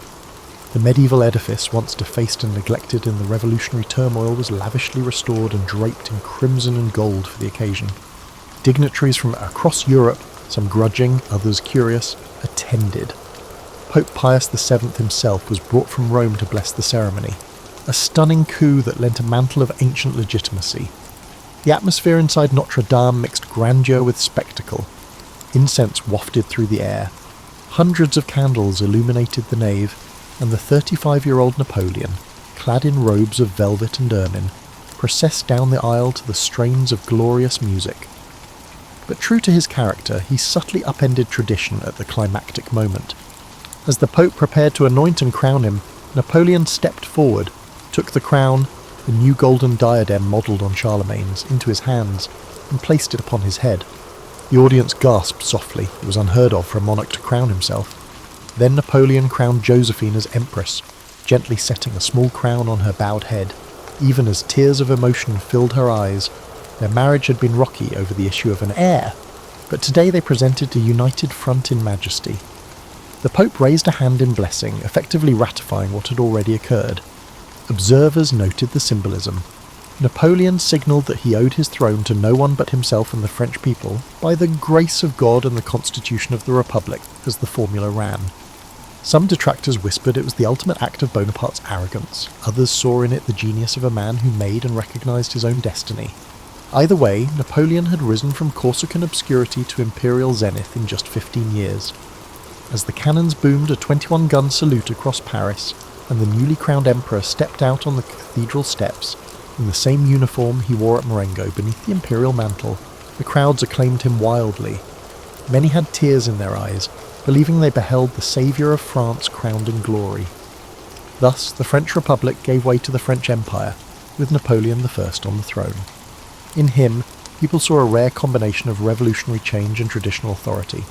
He kept the slogan liberty, equality, fraternity on his lips, even as he founded a new nobility, granted marshals princely titles, and sat on a throne. The third-person omniscient perspective discerns in Napoleon a consciousness of this paradox. He sincerely viewed himself as the guarantor of the revolution's core gains, even while accumulating power more absolute than any Bourbon before him. On the night after the coronation in the Tuileries Palace, the emperor sat long awake. The imperial crown rested on a table nearby. Did he feel triumph, or the weight of what he had assumed? Perhaps both. He had achieved grandeur, but the drive that fueled him did not abate. He murmured to one confidant that evening, "I have crowned Josephine, but it is only a wreath on a journey. I refuse to slack off on the throne. We have only begun." Indeed, new horizons of power stretched out before him, kings to topple, nations to found, and an empire that, at its height, would redraw the map of Europe and leave an indelible mark on history. Napoleon's empire burst onto the world stage with all the pomp of a revived Roman Empire and the energy of a modern nation-state. By 1805, the newly crowned Emperor of the French stood at the apex of his power and charisma.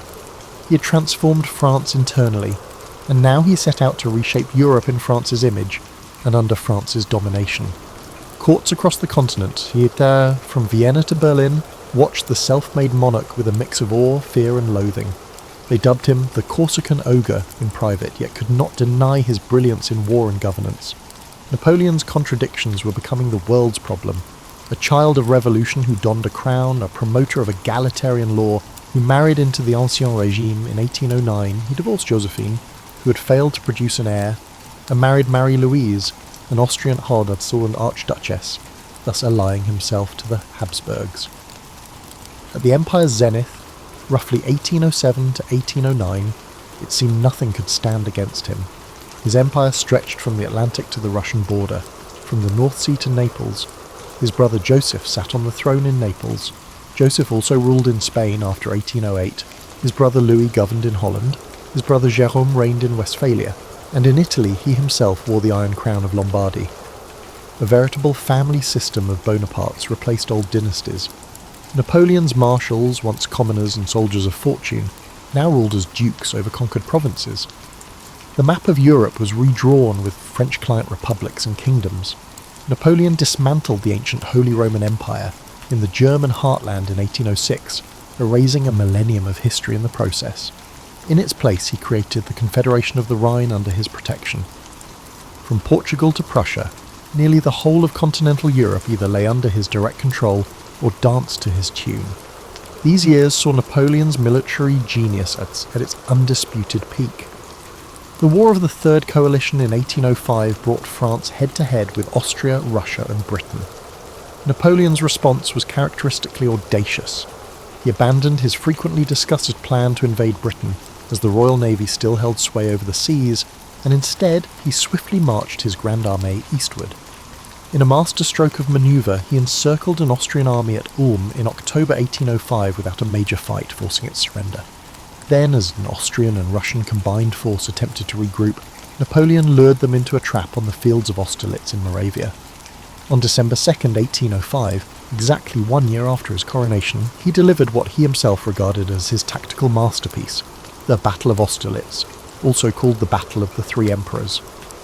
At dawn, a gentle fog blanketed the plain, concealing parts of the French positions. Napoleon intentionally exposed his right flank to the Allies' attack, and when they succumbed to his deception, he launched an attack on their centre. As the mid-morning sun, the famed Sun of Austerlitz, burned through the mist, the French seized the high Pratzen heights, splitting the enemy army in two. Napoleon galloped past cheering columns as they rolled up the Allied lines. By early afternoon, the coalition army was in full retreat, and thousands of enemy soldiers drowned in the ice of frozen lakes that the French artillery shattered. The victory was complete. Watching the remnants of the Russian army limp away, Napoleon remarked to his marshals with pride, "Gentlemen, remember this day. It may well be the greatest of my life." Indeed, Austerlitz served as the crowning achievement of his imperial reign. Austria capitulated, signing the Treaty of Pressburg and ceding territory. The Holy Roman Emperor abdicated his ancient titles shortly after, effectively ending the Holy Roman Empire. In gratitude, Napoleon's soldiers nicknamed him Le Soleil d'Austerlitz, the Sun of Austerlitz, a symbol of the glory he had brought them. With Austria cowed, Napoleon turned on Prussia in 1806 when that kingdom, belatedly and unwisely, challenged French dominance. The Emperor's response was swift and devastating. In October 1806, he crushed the proud Prussian army in a twin battle on the same day, Jena and Auerstedt. Outside Jena, Napoleon's forces routed a Prussian army, while on a nearby field, Marshal Davout, with a smaller French corps, defeated the main Prussian army at Auerstedt. Frederick the Great's myth of Prussian military prowess crumbled in a single morning. The French marched into Berlin, and Napoleon visited the tomb of Frederick, contemplatively remarking, "If he were alive, we wouldn't be here today." In a display of both magnanimity and shrewdness, he took the sword of Frederick the Great he ordered that the fallen Prussian officers be respectfully buried, despite the trophy. Napoleon's empire burst onto the world stage with all the pomp of a revived Roman Empire and the energy of a modern nation-state. By 1805, the newly crowned Emperor of the French stood at the apex of his power and charisma. He had transformed France internally, and now he set out to reshape Europe in France's image and under France's domination. Courts across the continent, from Vienna to Berlin, watched the self-made monarch with a mix of awe, fear and loathing. They dubbed him the Corsican ogre in private, yet could not deny his brilliance in war and governance. Napoleon's contradictions were becoming the world's problem. A child of revolution who donned a crown, a promoter of egalitarian law who married into the Ancien Regime in 1809, he divorced Josephine, who had failed to produce an heir, and married Marie-Louise, an Austrian archduchess, thus allying himself to the Habsburgs. At the empire's zenith, roughly 1807 to 1809, it seemed nothing could stand against him. His empire stretched from the Atlantic to the Russian border, from the North Sea to Naples. His brother Joseph sat on the throne in Naples. Joseph also ruled in Spain after 1808. His brother Louis governed in Holland, his brother Jérôme reigned in Westphalia, and in Italy he himself wore the Iron Crown of Lombardy. A veritable family system of Bonapartes replaced old dynasties. Napoleon's marshals, once commoners and soldiers of fortune, now ruled as dukes over conquered provinces. The map of Europe was redrawn with French client republics and kingdoms. Napoleon dismantled the ancient Holy Roman Empire in the German heartland in 1806, erasing a millennium of history in the process. In its place he created the Confederation of the Rhine under his protection. From Portugal to Prussia, nearly the whole of continental Europe either lay under his direct control or danced to his tune. These years saw Napoleon's military genius at its undisputed peak. The War of the Third Coalition in 1805 brought France head-to-head with Austria, Russia and Britain. Napoleon's response was characteristically audacious. He abandoned his frequently discussed plan to invade Britain as the Royal Navy still held sway over the seas, and instead he swiftly marched his Grand Armée eastward. In a masterstroke of manoeuvre, he encircled an Austrian army at Ulm in October 1805 without a major fight, forcing its surrender. Then, as an Austrian and Russian combined force attempted to regroup, Napoleon lured them into a trap on the fields of Austerlitz in Moravia. On December 2nd, 1805, exactly 1 year after his coronation, he delivered what he himself regarded as his tactical masterpiece, the Battle of Austerlitz, also called the Battle of the Three Emperors.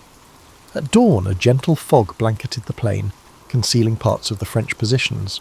Napoleon intentionally exposed his right flank to the Allies' attack, and when they succumbed to his deception, he launched an attack on their centre.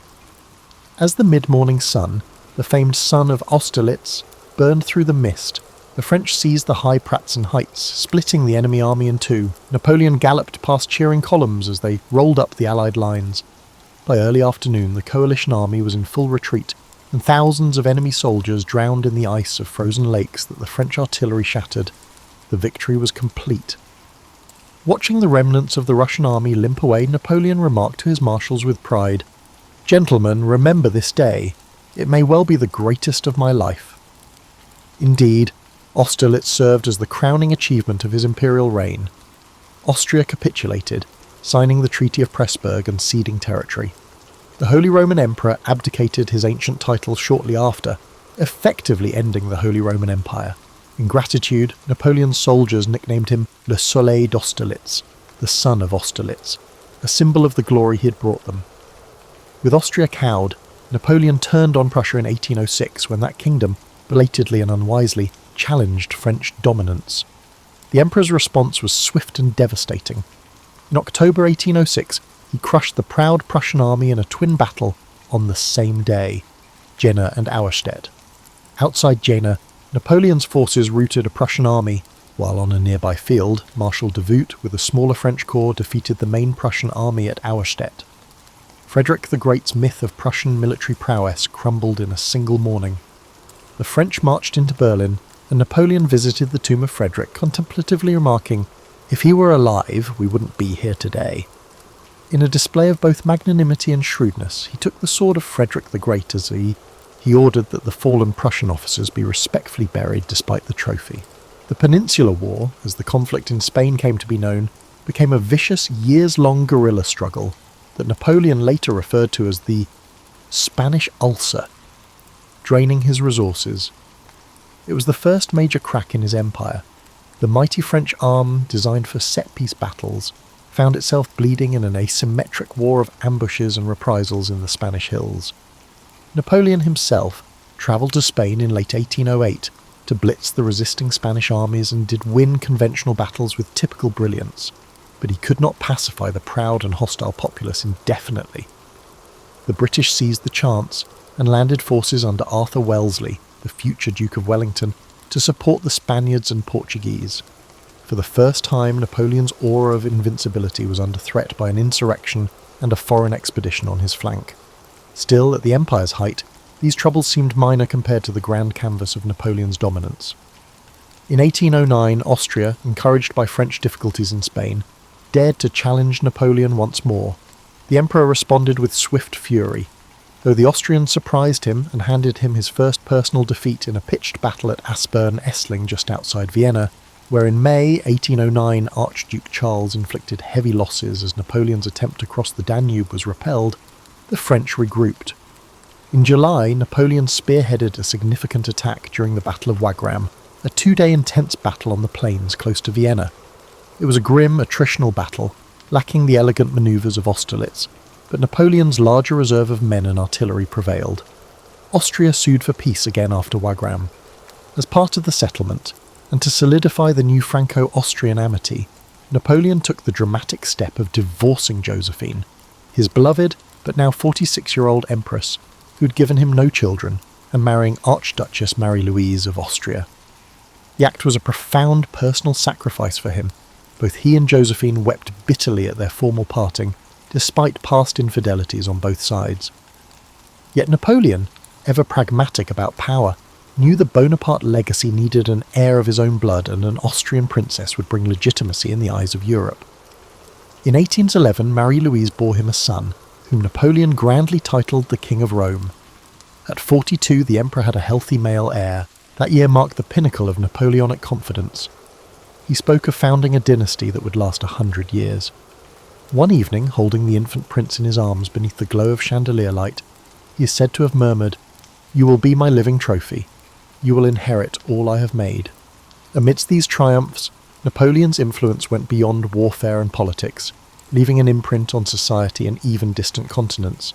He spread the Napoleonic code to the lands he conquered, laying foundations for legal systems from Italy to the Rhineland, systems that emphasized clear laws and the end of feudal practices. He abolished serfdom in Poland and introduced religious toleration and secular education in many backward corners of Europe. In the German states and elsewhere, his rule inadvertently sparked feelings of nationalism. Subject peoples, even as they resented French domination, also absorbed the ideas of the French Revolution that Napoleon carried with his armies. A young German or Italian, in 1810, might at once hate Napoleon's oppressive taxes and conscription, yet be inspired by the new concepts of liberty and nationhood that came in his wake. The consequences of his reign also rippled across the Atlantic. In 1803, needing funds for war, and sensing that holding territory in America was untenable after losing Haiti to a slave rebellion, Napoleon sold the vast Louisiana Territory to the United States, an act that doubled the size of the young American Republic and reshaped global geopolitics. He quipped that this sale would forever thwart British ambitions in the New World and ensure an American power that could rival England. In a way, he was crafting the future beyond his own empire. Similarly, his toppling of the Spanish regime jolted Spain's colonies in Latin America. Leaders like Simón Bolívar would soon take advantage of the chaos to fight for independence, indirectly influenced by Napoleonic upheaval. However, at the beginning of the 1810s, Napoleon's world appeared to be completely focused on him. He had achieved something unprecedented, a French empire that dominated Europe in a manner not seen since Roman times. Flanked by his marshals at grand victory parades, the Emperor's spear would stand on a reviewing platform in his iconic bicorn hat and simple green uniform of the Imperial Guard, while thousands of troops passed in martial splendour. Bands played La Marseillaise and other patriotic hymns that once belonged to the revolution, but were now co-opted to celebrate an emperor.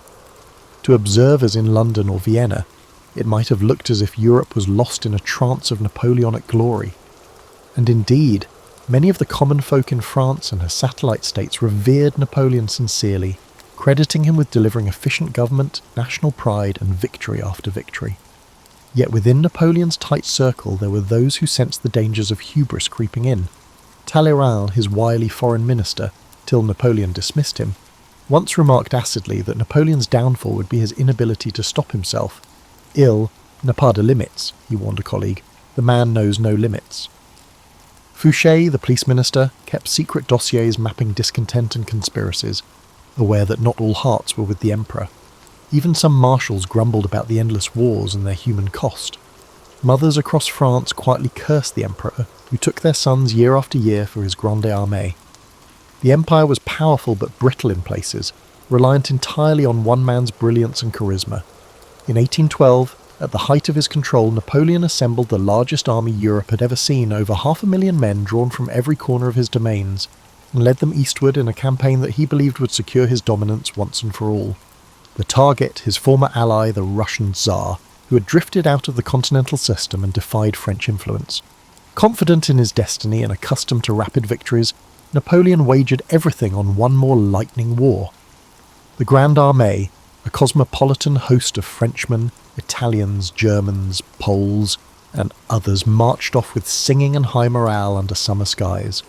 It was the apogee of Napoleon's hubris, an emperor at the peak of his power, thinking the conquest of the vast Russian plains would be but another triumph to notch on his belt. He told a diplomat, "We shall be in Moscow in 2 months." As the column snaked east, drummers tapping out the cadence on dusty roads, and eagles glinting in the sun, none could imagine that the zenith of the empire was also the beginning of a catastrophic decline. For now, though, Napoleon's star blazed as bright as the midday sun. In the minds of many, he was the master of Europe, perhaps even invincible. The thought that this supreme height might precede a fall had not yet troubled the dreams of the Emperor of the French. However, at the beginning of the 1810s, Napoleon's world appeared to be completely focused on him. He had achieved something unprecedented, a French empire that dominated Europe in a manner not seen since Roman times. Flanked by his marshals at grand victory parades, the Emperor Pspir would stand on a reviewing platform in his iconic bicorn hat and simple green uniform of the Imperial Guard, while thousands of troops passed in martial splendour. Bands played La Marseillaise and other patriotic hymns that once belonged to the revolution, but were now co-opted to celebrate an emperor. To observers in London or Vienna, it might have looked as if Europe was lost in a trance of Napoleonic glory. And indeed, many of the common folk in France and her satellite states revered Napoleon sincerely, crediting him with delivering efficient government, national pride, and victory after victory. Yet within Napoleon's tight circle there were those who sensed the dangers of hubris creeping in. Talleyrand, his wily foreign minister, till Napoleon dismissed him, once remarked acidly that Napoleon's downfall would be his inability to stop himself. "Il n'a pas de limites," he warned a colleague. "The man knows no limits." Fouché, the police minister, kept secret dossiers mapping discontent and conspiracies, aware that not all hearts were with the emperor. Even some marshals grumbled about the endless wars and their human cost. Mothers across France quietly cursed the emperor, who took their sons year after year for his grande armée. The empire was powerful but brittle in places, reliant entirely on one man's brilliance and charisma. In 1812, at the height of his control, Napoleon assembled the largest army Europe had ever seen, over 500,000 men drawn from every corner of his domains, and led them eastward in a campaign that he believed would secure his dominance once and for all. The target, his former ally, the Russian Tsar, who had drifted out of the continental system and defied French influence. Confident in his destiny and accustomed to rapid victories, Napoleon wagered everything on one more lightning war. The Grande Armée, a cosmopolitan host of Frenchmen, Italians, Germans, Poles, and others, marched off with singing and high morale under summer skies. It was the apogee of Napoleon's hubris, an emperor at the peak of his power, thinking the conquest of the vast Russian plains would be but another triumph to notch on his belt. He told a diplomat, "We shall be in Moscow in 2 months."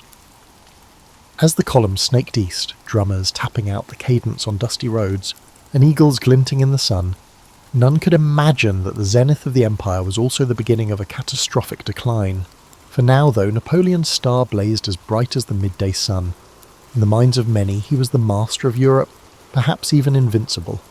The thought that this supreme height might precede a fall had not yet troubled the dreams of the Emperor of the French. The act left thousands on the far bank who shouted as the remaining escape path burned. Early December saw the Grande Armée, possibly 20,000 ragged, frost-bitten survivors from 600,000, stagger into Poland and Prussia. Napoleon sighed with satisfaction when he entered friendly territory, after narrowly escaping arrest multiple times during the retreat. The cost was nearly unfathomable. The Russian winter, attacks and starvation reduced the overwhelming force entering Russia. Less than 10% survived. Snow shattered Napoleon's European invincibility. Paris rumours about the disaster foreshadowed his return. Napoleon abandoned the remaining troops and rode a sled back to France incognito, and quickly in December 1812. He left Marshal Ney and others to oversee the terrible retreat. Napoleon left his forces to avert a domestic coup. A general named Mallet had launched a strange coup in Paris, falsely announcing Napoleon's death, illustrating how delicate things were. Napoleon crossed blizzards day and night to Paris before the year's end. He made the country believe everything was fine, masking the devastation. Short-lived facade. After Russia won, Europe's rulers formed a coalition to destroy the weaker empire. Prussia joined Russia against France in early 1813. Austria prepared to jump. Napoleon quickly recruited youngsters and last resort reserves to replace his veterans. As before, he examined maps and made massive plans to defeat the Allies. He was still alive, but reality was looming. His marshals feared he could win an interminable war because the French were exhausted. Napoleon returned triumphantly in mid-1813. In March 1813, he beat the Russo-Prussian army at Lutzen and Bautzen with hardly trained conscripts demonstrating his operational competence. He hoped to prevent catastrophe again. Too many odds were against him. October 1813 saw the Battle of Leipzig, later renamed the Battle of Nations, in Saxony. 3 days of fierce fighting between Napoleon's marshals and guard and a combined Russian, Prussian, Austrian and Swedish army. Napoleon was outnumbered roughly 2-1. Attrition and hostile teamwork defeated him despite his expertise and bravery. A scared French officer blew up a crucial bridge too early, trapping a rearguard on the wrong side of the river to be captured. Napoleon lost the biggest battle in European history, ending French rule in Germany. Many of Napoleon's German allies defected. The Rhine Confederation fell. While retreating over the Elster River, his beloved Polish hero, Marshal Poniatowski, drowned. Napoleon retreated to France with his 70,000 defeated soldiers, resolved to fight. In early 1814, the Allies invaded France, expecting a quick march to Paris. Napoleon's little force defeated elements of the bigger Allied soldiers in the 6 Days Campaign in February 1814, one of his most successful defensive campaigns, often overlooked. His youthful mobility and skill surprised his opponents at Champaubert, Montmirail and Montereau. Seeing the Emperor sprint like a firefighter gave French peasants hope. Math told him he was too outnumbered to win. Despite his few victories, the Allies reached Paris by late March 1814.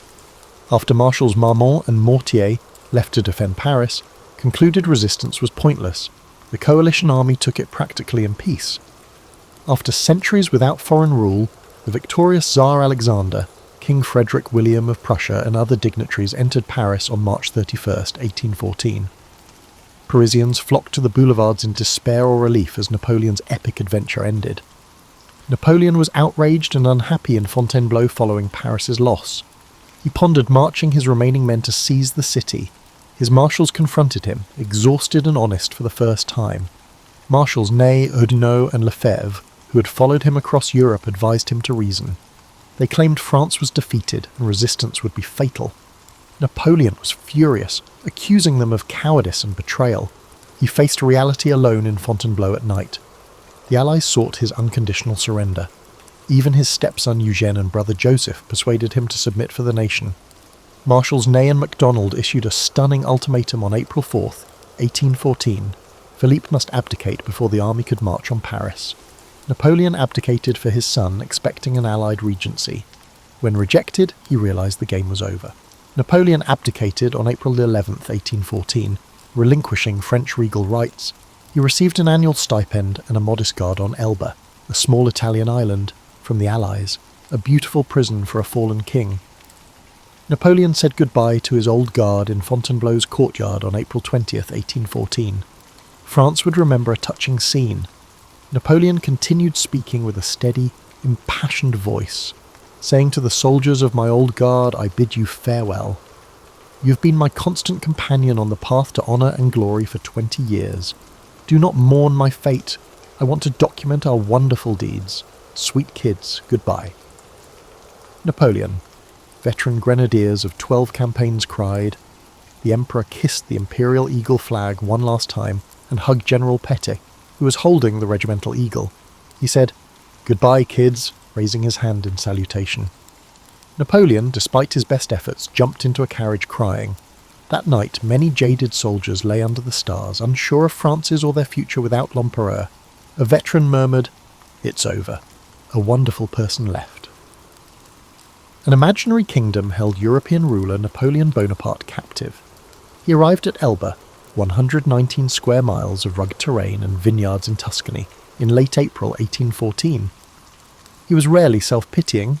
Keeping the title Emperor, the Allies gave him the name as a polite fiction, he established a small court in Portoferraio, Elba's main town, and reigned like France in miniature. Napoleon was restless on Elba for 9 months. He studied Lilliputian's iron mines and quarries, planned to modernise agriculture, and designed a flag, a diagonal band of white with red and bees, symbolising industriousness and potentially nodding to his imperial emblem. He formed a small navy and army with a few ships and hundreds of people, including a loyal Old Guard detachment. He rode tight routes, inspected olive orchards, and talked to port fishermen, villagers said. His micromanagement improved roads, built a small hospital, and accelerated tax collection. Elba's people were amazed and perplexed that this powerful man cared about their humble life. A friendly Elban elder joked, He thinks he's still ruling the world. Napoleon's vigour overwhelmed Elba's idyllic appearance. Connections and newspapers kept him abreast of French and European happenings. This information gnawed at him. The restored Bourbon monarch Louis XVIII was unpopular in France. The arrogant return of the old aristocracy led to the dismissal of many Napoleon-affiliated French officers and bureaucrats. Rumours of royalist revenge and economic recession circulated. Peasants feared the Bourbons would retake their gains after Napoleon's reign.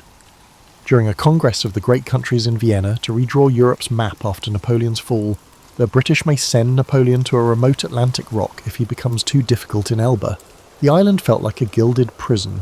The Bonaparte family was infamous for their infighting, and Napoleon's mother and sister clashed often. Napoleon's busy mind was bored.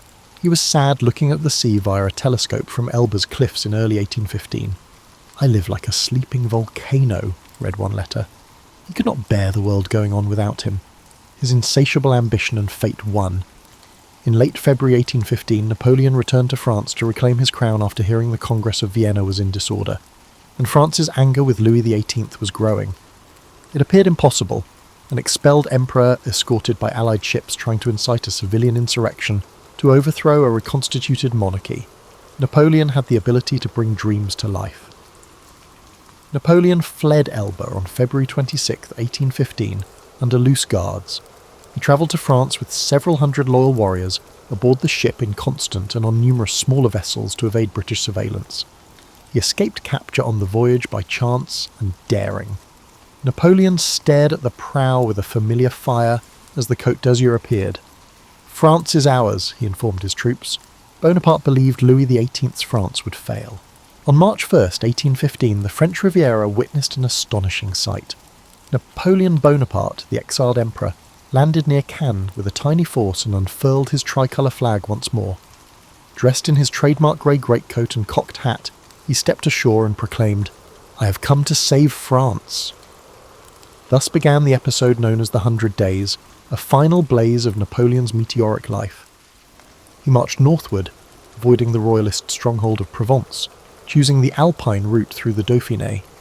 His band was small, barely 1,000 men, but as they advanced, Napoleon's charisma and France's simmering discontent began to work miracles. At town after town, locals, especially veterans and peasants, turned out with curiosity and growing enthusiasm. To many, the news of his return felt like a long-lost family member coming home. A pivotal moment came on March 7th near the mountain town of Laffrey. Royal troops of the 5th Regiment, under orders to arrest the usurper, confronted Napoleon on the road. The two forces faced each other, nervous and silent.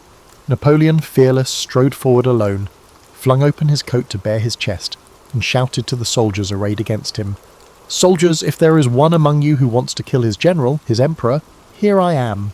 For a tense heartbeat, no one moved. Then, in an emotional rush, the royal troops erupted in cheers.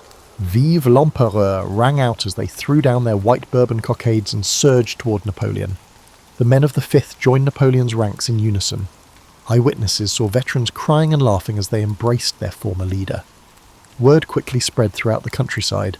Napoleon had returned, and the army was uniting behind him. King Louis XVIII's attempts to muster resistance faltered, as one regiment after another either went over to Bonaparte or melted away. Saloon, once Napoleon's trusted bravest of the brave, had initially promised the king he would bring Napoleon back in an iron cage, but confronted with the fervour of his troops for the emperor, Ney too defected, overwhelmed by old loyalties and perhaps the irresistible tide of sentiment. By March 20th, Napoleon reached Paris. Louis XVIII had already fled into exile, supposedly leaving so hastily that he lost a shoe, thus giving a touch of farce to the Bourbon king's second departure. That night, Napoleon entered the Tuileries to the ecstatic roar of Parisians who, just weeks earlier, had been murmuring against him as the ogre. Public opinion had once again whiplashed. Remarkably, in a matter of 20 days, without a single shot fired in anger, Napoleon had regained his throne. It was one of the most dramatic political. The comebacks in history serve as a testament to his unequalled ability to inspire or intimidate, and they also reflect the French people's ambivalence about the restored monarchy. The tricolour flew once more from public buildings. In the streets people sang La Marseillaise and lit bonfires. Napoleon moved quickly to consolidate this unexpected second chance. He sent letters professing peaceful intentions and offering new alliances. He even adopted a more liberal tone, promulgating a revised constitution, the Additional Act, that granted a freer press and a constitutional monarchy-style government, an olive branch to liberals and to moderates in France who wanted reform. The emperor claimed he had learned from exile and now desired to be a benign ruler of a free people. Many were sceptical of this late-hour conversion to liberalism, but they preferred him to the Bourbons regardless. However, Napoleon's escape and restoration shook Europe. The crowned heads at the Congress of Vienna were aghast and furious. A coalition of practically every other European power, Britain, Prussia, Austria, Russia and others, immediately formed, declaring Napoleon an outlaw and enemy of world peace. "The devil has been unchained," said the Austrian Foreign Minister Metternich, encapsulating the shocked outrage of the aristocracies. The aristocracies quickly mobilised their idle armies to decisively crush Napoleon. Napoleon, aware that diplomacy was hopeless, the Allies refused anything short of his second abdication, prepared for war with a mix of urgency and confidence. He had perhaps 125,000 soldiers of the regular army immediately at hand, plus volunteers swelling the ranks daily. Both veterans and new recruits were present, many driven by a patriotic zeal to ensure that foreign monarchs would not dictate to France. He also reconstituted the formidable Imperial Guard. Still, facing him would soon be several massive Allied armies converging from all sides, potentially over 500,000 men. Napoleon's strategic instinct guided him to swiftly and forcefully attack the closest adversaries before the coalition could fully unite. He famously said to his marshals, "We must make a campaign that is prompt and energetic, as in the days of our youth." In June 1815 he marched into what is now Belgium, then part of the United Kingdom of the Netherlands, to preempt the Anglo-Dutch army under the Duke of Wellington and the Prussian army under Marshal Blücher, hoping to defeat each in turn. On June 16, 1815, Napoleon's Armée du Nord clashed with the Prussians at Ligny and the Anglo-Allied forces at Quatre Bras. Napoleon defeated Blücher at Ligny, marking it as his last victory. However, it was not a rout since Blücher's Prussians withdrew in good order, bruised but not broken. Marshal Ney's fight at Quatre Bras against Wellington's forces was inconclusive. Ney was unable to prevent Wellington from later pulling back to a defensive position near the village of Waterloo. 2 days later, on June 18, 1815, Napoleon faced Wellington's British-led Allied army on the rolling plateau of Mont Saint-Jean just south of Waterloo. The ground had been soaked by heavy rains the night before, delaying Napoleon's attack until late morning while it dried. Napoleon's fate would be decided on a field of clover and rye, 1 mile long and 3 miles wide, with Wellington's scarlet-coated infantry and Union Jack flags arrayed against the tricolour standards of France. Wellington, an experienced defensive general, had arrayed his 68,000 troops behind gentle ridges and in strong points like the farm of La Haye Sainte, and he anxiously awaited the arrival of Blücher's Prussians to bolster him. Napoleon had around 72,000 troops, including the redoubtable Imperial Guard, but he too was looking over his shoulder for the Prussians, hoping his subordinate Marshal Grouchy would keep them at bay. The Battle of Waterloo was fierce and unrelenting, a true endgame between the era's greatest commanders. Napoleon launched a midday assault with a grand battery of artillery and a main attack against the Allied centre, while Ney led cavalry charges that thundered against Wellington's infantry squares. The British and their allies held firm on the ridge despite horrific losses. By late afternoon, Ney, misunderstanding an enemy movement, mistakenly believed the Anglo-Allied line was faltering and led one of military history's most infamous mass cavalry charges. Dozens of squadrons with glittering cuirasses and pennants thundering over the ridge without infantry or artillery support. They were met by the resolute infantry squares. Wellington soldiers, in silent rows behind bayonets, endured repeated waves of French horsemen swirling around their bristling squares, unable to break them. Ney's valour was undeniable. His horse was shot from under him 5 times that day, but the charges gained nothing but heaps of dead men and horses. Napoleon watched this spectacle, and reportedly exclaimed that Ney had gone mad. As the afternoon wore on, news reached Napoleon that Prussian forces were approaching from the east. Blücher was coming, fulfilling his promise to Wellington. "For the love of God, come as fast as you can. We'll fight to the last man." Indeed, by early evening, Prussian advance units under Bülow attacked the French right flank at the village of Plancenoit, forcing Napoleon to divert troops, including part of the Young Guard, to hold them off. The iron vice was closing. With time dwindling, Napoleon took a final risk. He committed his Imperial Guard, his most loyal and elite battalions, in a final bid to break Wellington's centre before the Prussians could fully unite with the Allies. These battle-hardened veterans, short but tall in reputation, marched up the ridge in solid columns, drums beating the pas de charge. "Vive l'Empereur!" they cried as Napoleon watched them go, these men who had never tasted defeat. The Allied line buckled under the initial impact, but Wellington had kept some units in reserve lying down behind the ridge. At his command, the British Guards and other units stood up at close range and poured volleys into the flanks of the advancing Guard columns. A brutal firefight ensued near the summit of the ridge. Under hailstorms of musket balls and grape shot, for the first time in memory, the Imperial Guard recoiled. The cry went up among the Allied troops, "La Garde recule," which means, "the Guard is falling back." Shock rippled through the French lines. Disbelief turned to panic as the Guard's retreat became general. Wellington seized the moment, waving his hat and ordering a general advance all along the line. Blücher's Prussians, now arriving in force, sashed into the French right. Napoleon's army, exhausted and with its morale shattered, began to disintegrate. On a gentle slope, a square of the Old Guard formed to act as a rearguard for the fleeing army. Surrounded by Allied forces, they were given a chance to surrender. One apocryphal version tells that when called to yield, a Guard general, perhaps Cambronne, retorted, "La Garde meurt mais ne se rend pas." The Guard dies but does not surrender, followed by a defiant merde. When eventually overwhelmed, many of these steadfast grenadiers indeed died where they stood rather than capitulate. Among the chaos, Napoleon, who had remained on the field until the Guard's repulse, almost fell into enemy hands. As all seemed lost, his marshals persuaded him to depart. He fled the field in a carriage as darkness fell, racing back toward Paris, his dream of renewed glory shattered. The Battle of Waterloo was over. Napoleon's final gamble had failed. Napoleon reportedly said, "C'est fini alors," "It's finished then," as he left. Back in Paris, Napoleon attempted to rally support for continuing resistance. But the political will was gone. The legislature turned against him, and even the ever-loyal Marshal Ney now urged abdication, saying another round of civil war would ruin France.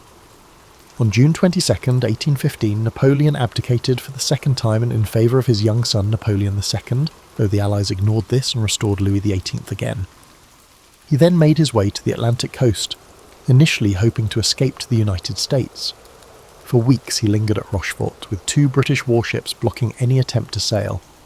Finally, realising he could not elude the global reach of British sea power, Napoleon surrendered himself to the British Captain Maitland of HMS Bellerophon on July 15, 1815. He perhaps expected he would be treated as a former head of state and allowed retirement in Britain or elsewhere.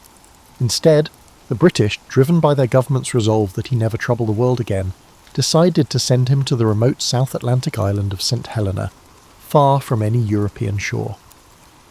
In October 1815, Napoleon arrived at this stark volcanic island, roughly 1,200 miles from the coast of Africa. Thus began his second, final exile on a speck of land that was essentially an open-air prison. He was 46 years old. The climate was damp, the terrain rugged but confined. There would be no dramatic escape or return from this place. The British governor, Sir Hudson Lowe, was dutiful and watchful, restricting Napoleon's movements to prevent any chance of rescue. Napoleon was given a residence, Longwood House, which was damp, windswept and hardly comfortable by imperial standards. He passed the next almost 6 years in a strange half-life. A small cohort of loyal followers voluntarily accompanied him, Generals Bertrand and Montholon, Count de la Cassez, and his valet Marchand among others, and they formed a tiny court in exile. Napoleon established a daily routine, dictating his memoirs and thoughts to his companions, especially Las Cases, who recorded his conversations in what would become the Memorial of St. Helena, tending a small garden, reading voraciously history and literature and the newspapers when he could get them, and taking the occasional ride or walk when his health allowed. Over time, his robust constitution began to fail. He grew stout from lack of exercise and rich food. They still dined formally each night on silver plate, maintaining pretenses of an imperial household. He suffered from what appeared to be a stomach ailment, perhaps an ulcer or ultimately stomach cancer. His father had died of stomach cancer too.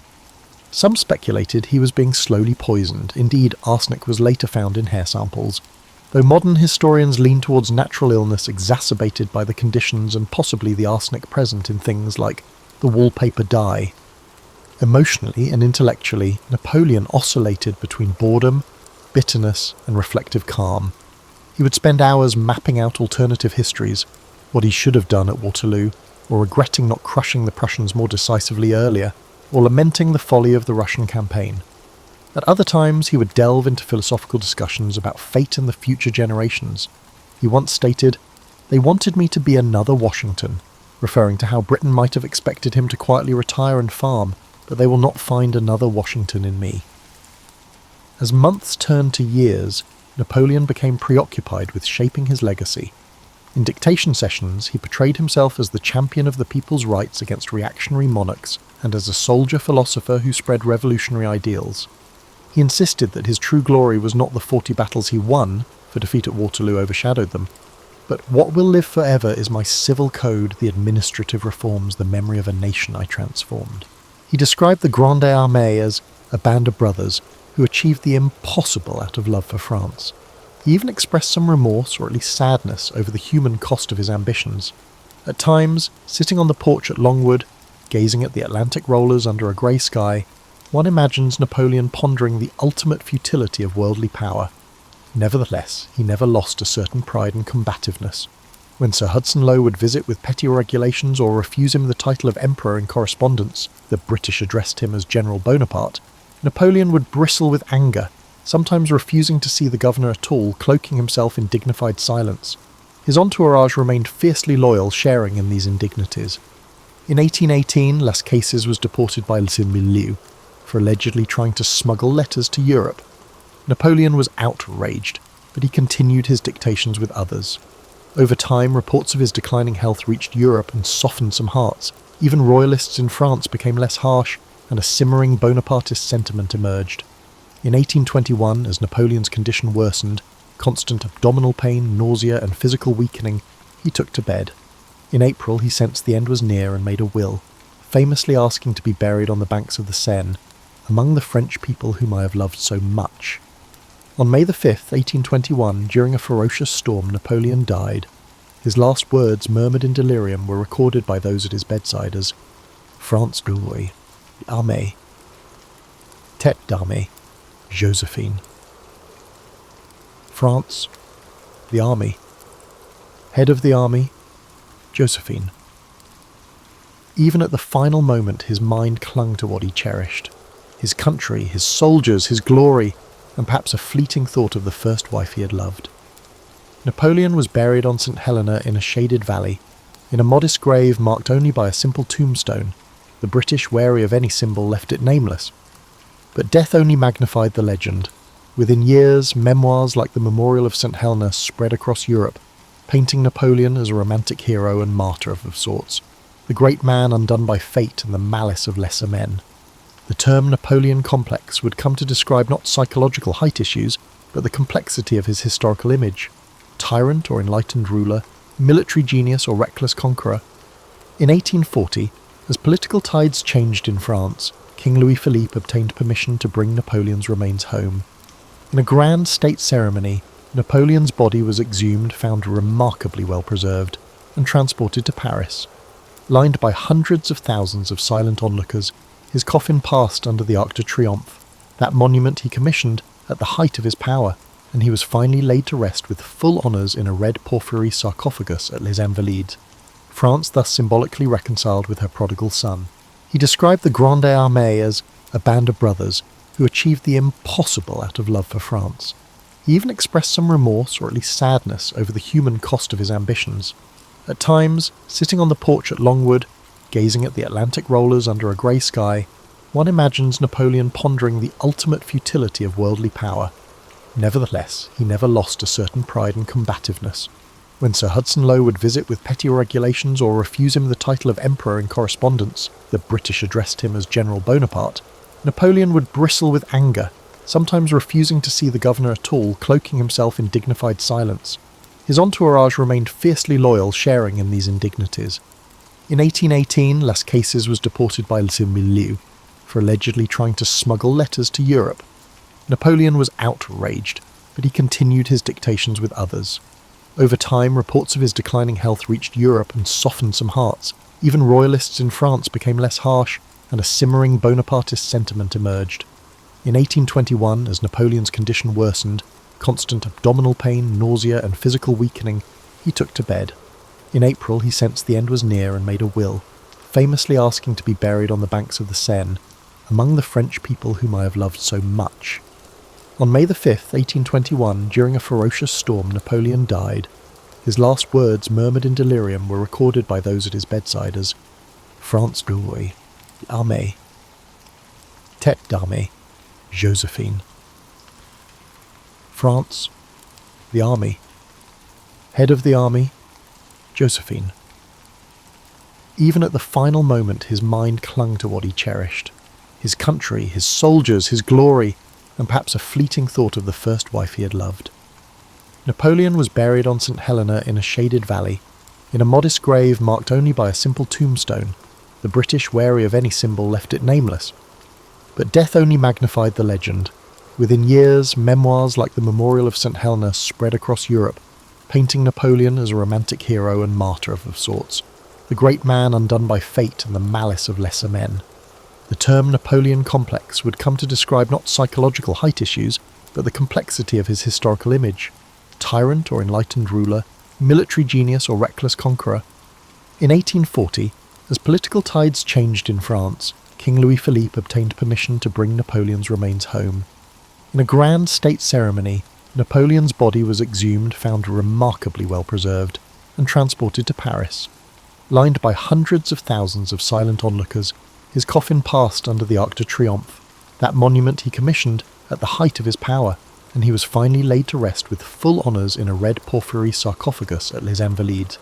France thus symbolically reconciled with her prodigal son.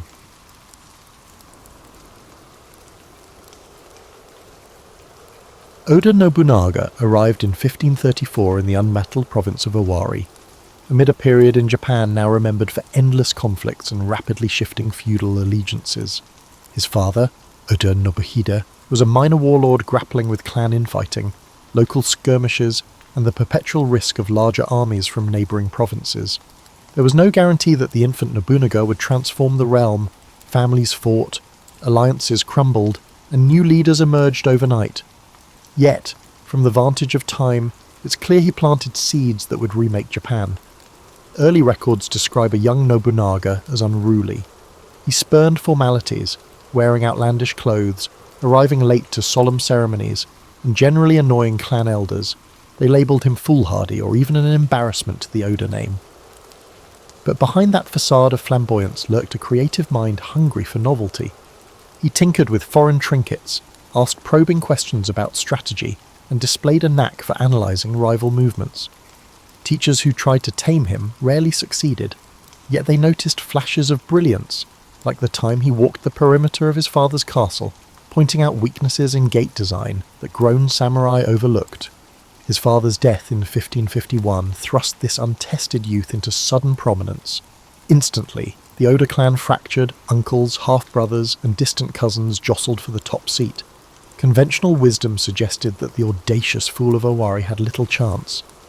But in the swirl of that crisis, Nobunaga made decisive moves. He broke up short-term pacts with key retainers, promised them new lands, then swiftly dismantled the claims of older relatives who underestimated him. Some he exiled, and some he subdued militarily. Within 2 years, he asserted control over most of Owari. Observers realised he was no clown. He simply despised the old ceremonial style and did things his own way. Rumour has it that around this time, a travelling merchant introduced him to arquebuses, matchlock guns from the west. Most samurai saw these firearms as crude and unworthy, overshadowed by the elegance of swords and spears.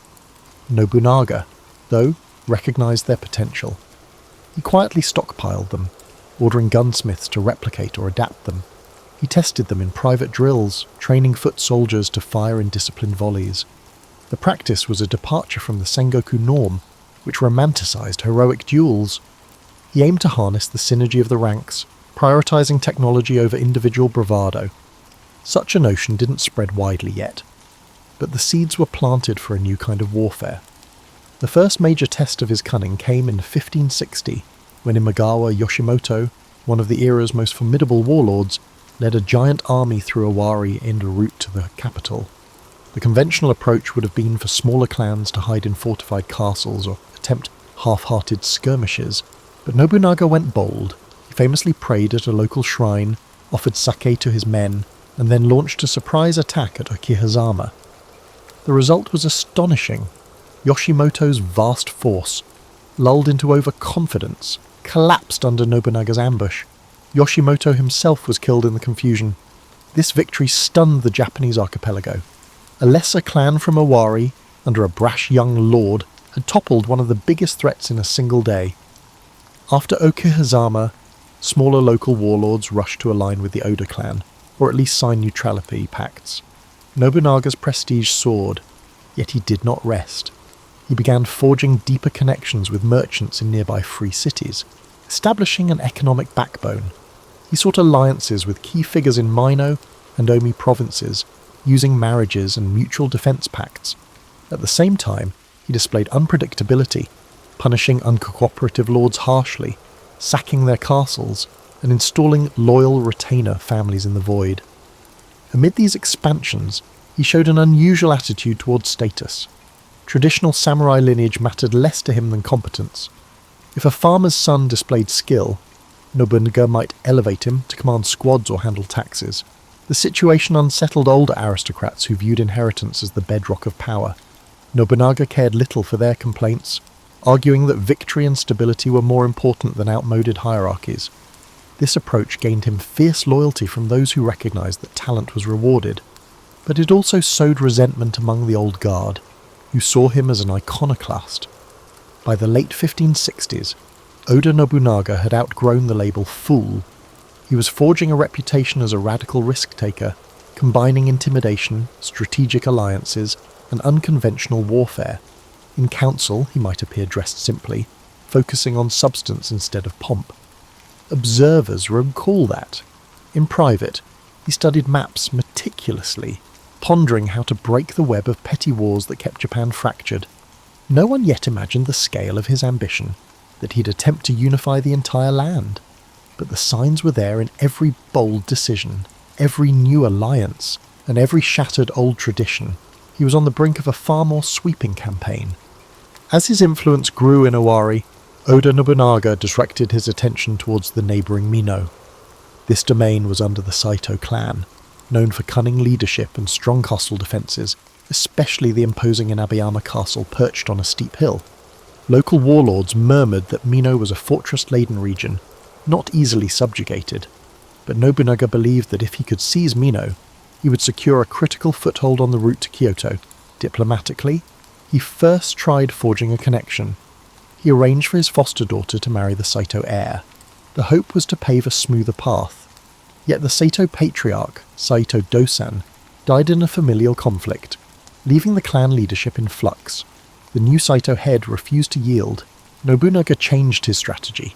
He recruited refugees from Mino who hated the new Saito leadership. He gleaned intel about secret mountain paths and alternative supply routes. He also hammered away at Saito's border fortifications with relentless minor assaults, wearing them down. Around this period, Toyotomi Hideyoshi, an unassuming foot soldier with a knack for persuasion, captured Nobunaga's attention. Hideyoshi brokered local alliances and bribed Saito underlings to sabotage defences from within. The infiltration was so effective that by 1567, Saito's lines crumbled under a well-coordinated strike. Inabayama Castle fell, and Nobunaga promptly renamed the fortress Gifu, symbolising a fresh chapter. Gifu Castle thus became his new base, overshadowing Owari's older seat. Local legend says he pinned a banner reading Tenka Fubu, roughly meaning all the realm under one sword, an audacious motto that showcased his aspiration to unify Japan. Having secured Mino, he cast his gaze on Kyoto. The imperial capital had lost much of its luster, battered by decades of feuding warlords. The Ashikaga shogunate, nominally ruling Japan, was overshadowed by local powers. A figure named Ashikaga Yoshiaki approached Nobunaga, pleading for rescue from rival warlords. Sensing opportunity, Nobunaga marched on Kyoto in 1568. The city's confusion allowed him to install Yoshiaki as shogun, though it was an arrangement reminiscent of a puppet regime. Nobunaga intended to influence national politics covertly, utilising Yoshiaki as a symbolic leader. Kyoto's populace reacted with mixed emotions. Some welcomed an end to chaos, others feared a new tyrant. Nobunaga tried to reassure them by rebuilding shods and temples wrecked by earlier conflicts. He minted coinage, financed local markets, and even politely introduced fresh laws to curb violence in the capital's districts. Yet these gestures of benevolence coexisted with his iron-fisted approach to dissent. For instance, lingering warlord forces who refused to submit found themselves crushed. Among them was the rebellious Miyoshi clan. The city subdued its rebellious corners over a matter of months. Nevertheless, friction arose with the shogun Ashikaga Yoshiaki, who bristled at being overshadowed. Yoshiaki quietly tried building alliances among traditional clans, fueling an anti-Oda coalition that included powerful barons like Asakura and Azai. The standoff that followed tested Nobunaga's skill at multi-front campaigns. Ironically, his brother-in-law Azai Nagamasa, husband to Nobunaga's sister Oichi, led the Azai clan. The personal heartbreak of waging war against his kin weighed heavily, yet Nobunaga pressed on. He arranged for alliances with Tokugawa Ieyasu, who secured the east, allowing the Oda main force to handle the Azai-Asakura threat. The battles near Anagawa in 1570 proved intense, with Oda and Tokugawa armies eventually prevailing after vicious hand-to-hand fighting. This victory, though overshadowed in popular lore by larger events, signalled that family ties would not deter Nobunaga from his greater mission. Around this juncture, Nobunaga displayed his approach to religious factions more starkly. The warrior monks of Mount Hiei near Kyoto allied with the Azai-Asakura coalition. Nobunaga demanded their submission. They refused. In 1571, he unleashed a brutal assault. The entire complex at Enryakuji was put to flame, and thousands of monks, novices, and civilians perished. It was an act so grim it even shocked some of Nobunaga's staunch allies. But he justified it, claiming that the militant monks had threatened the capital's order for too long. For him, no sacred label could shield an armed group from the unstoppable cause of unification. If an institution meddled militarily, it had to be crushed, no matter its spiritual veneer. Though these actions consolidated his grip, they fueled a reputation for ruthlessness. People whispered that he had become a demon lord.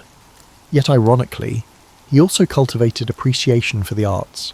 He introduced modern styles of castle architecture, invited Portuguese artisans to demonstrate new building techniques, and toyed with the newly introduced trend of tea ceremony.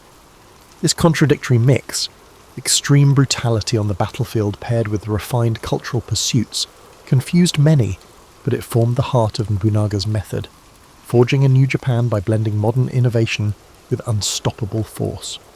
By 1573, the puppet shogun Yoshiaki, now thoroughly at odds with Nobunaga, was exiled. The Ashikaga shogunate officially collapsed.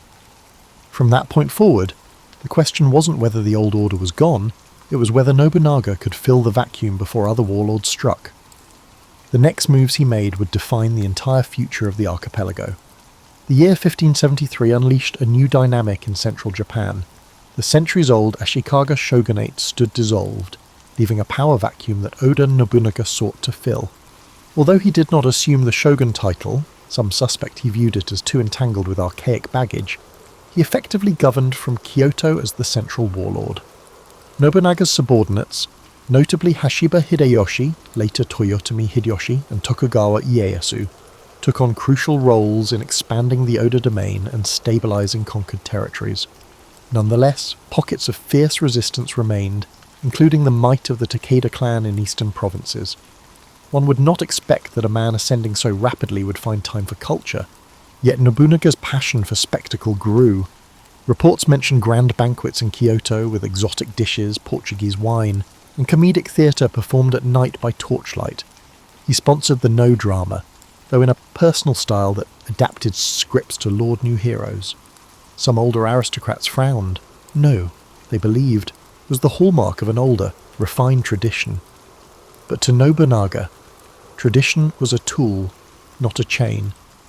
He saw in artistic displays an opportunity to unify the fractious elites by enticing them with entertainment and proving that his rule overshadowed any prior pageantry. Still, war overshadowed these amusements. The formidable Takeda Shingen died in 1573, leaving Takeda Katsuyori in charge. Though less accomplished than his father, Katsuyori was no pushover. In 1575 he led a formidable cavalry force into Mikawa, clashing with Nobunaga's allied armies.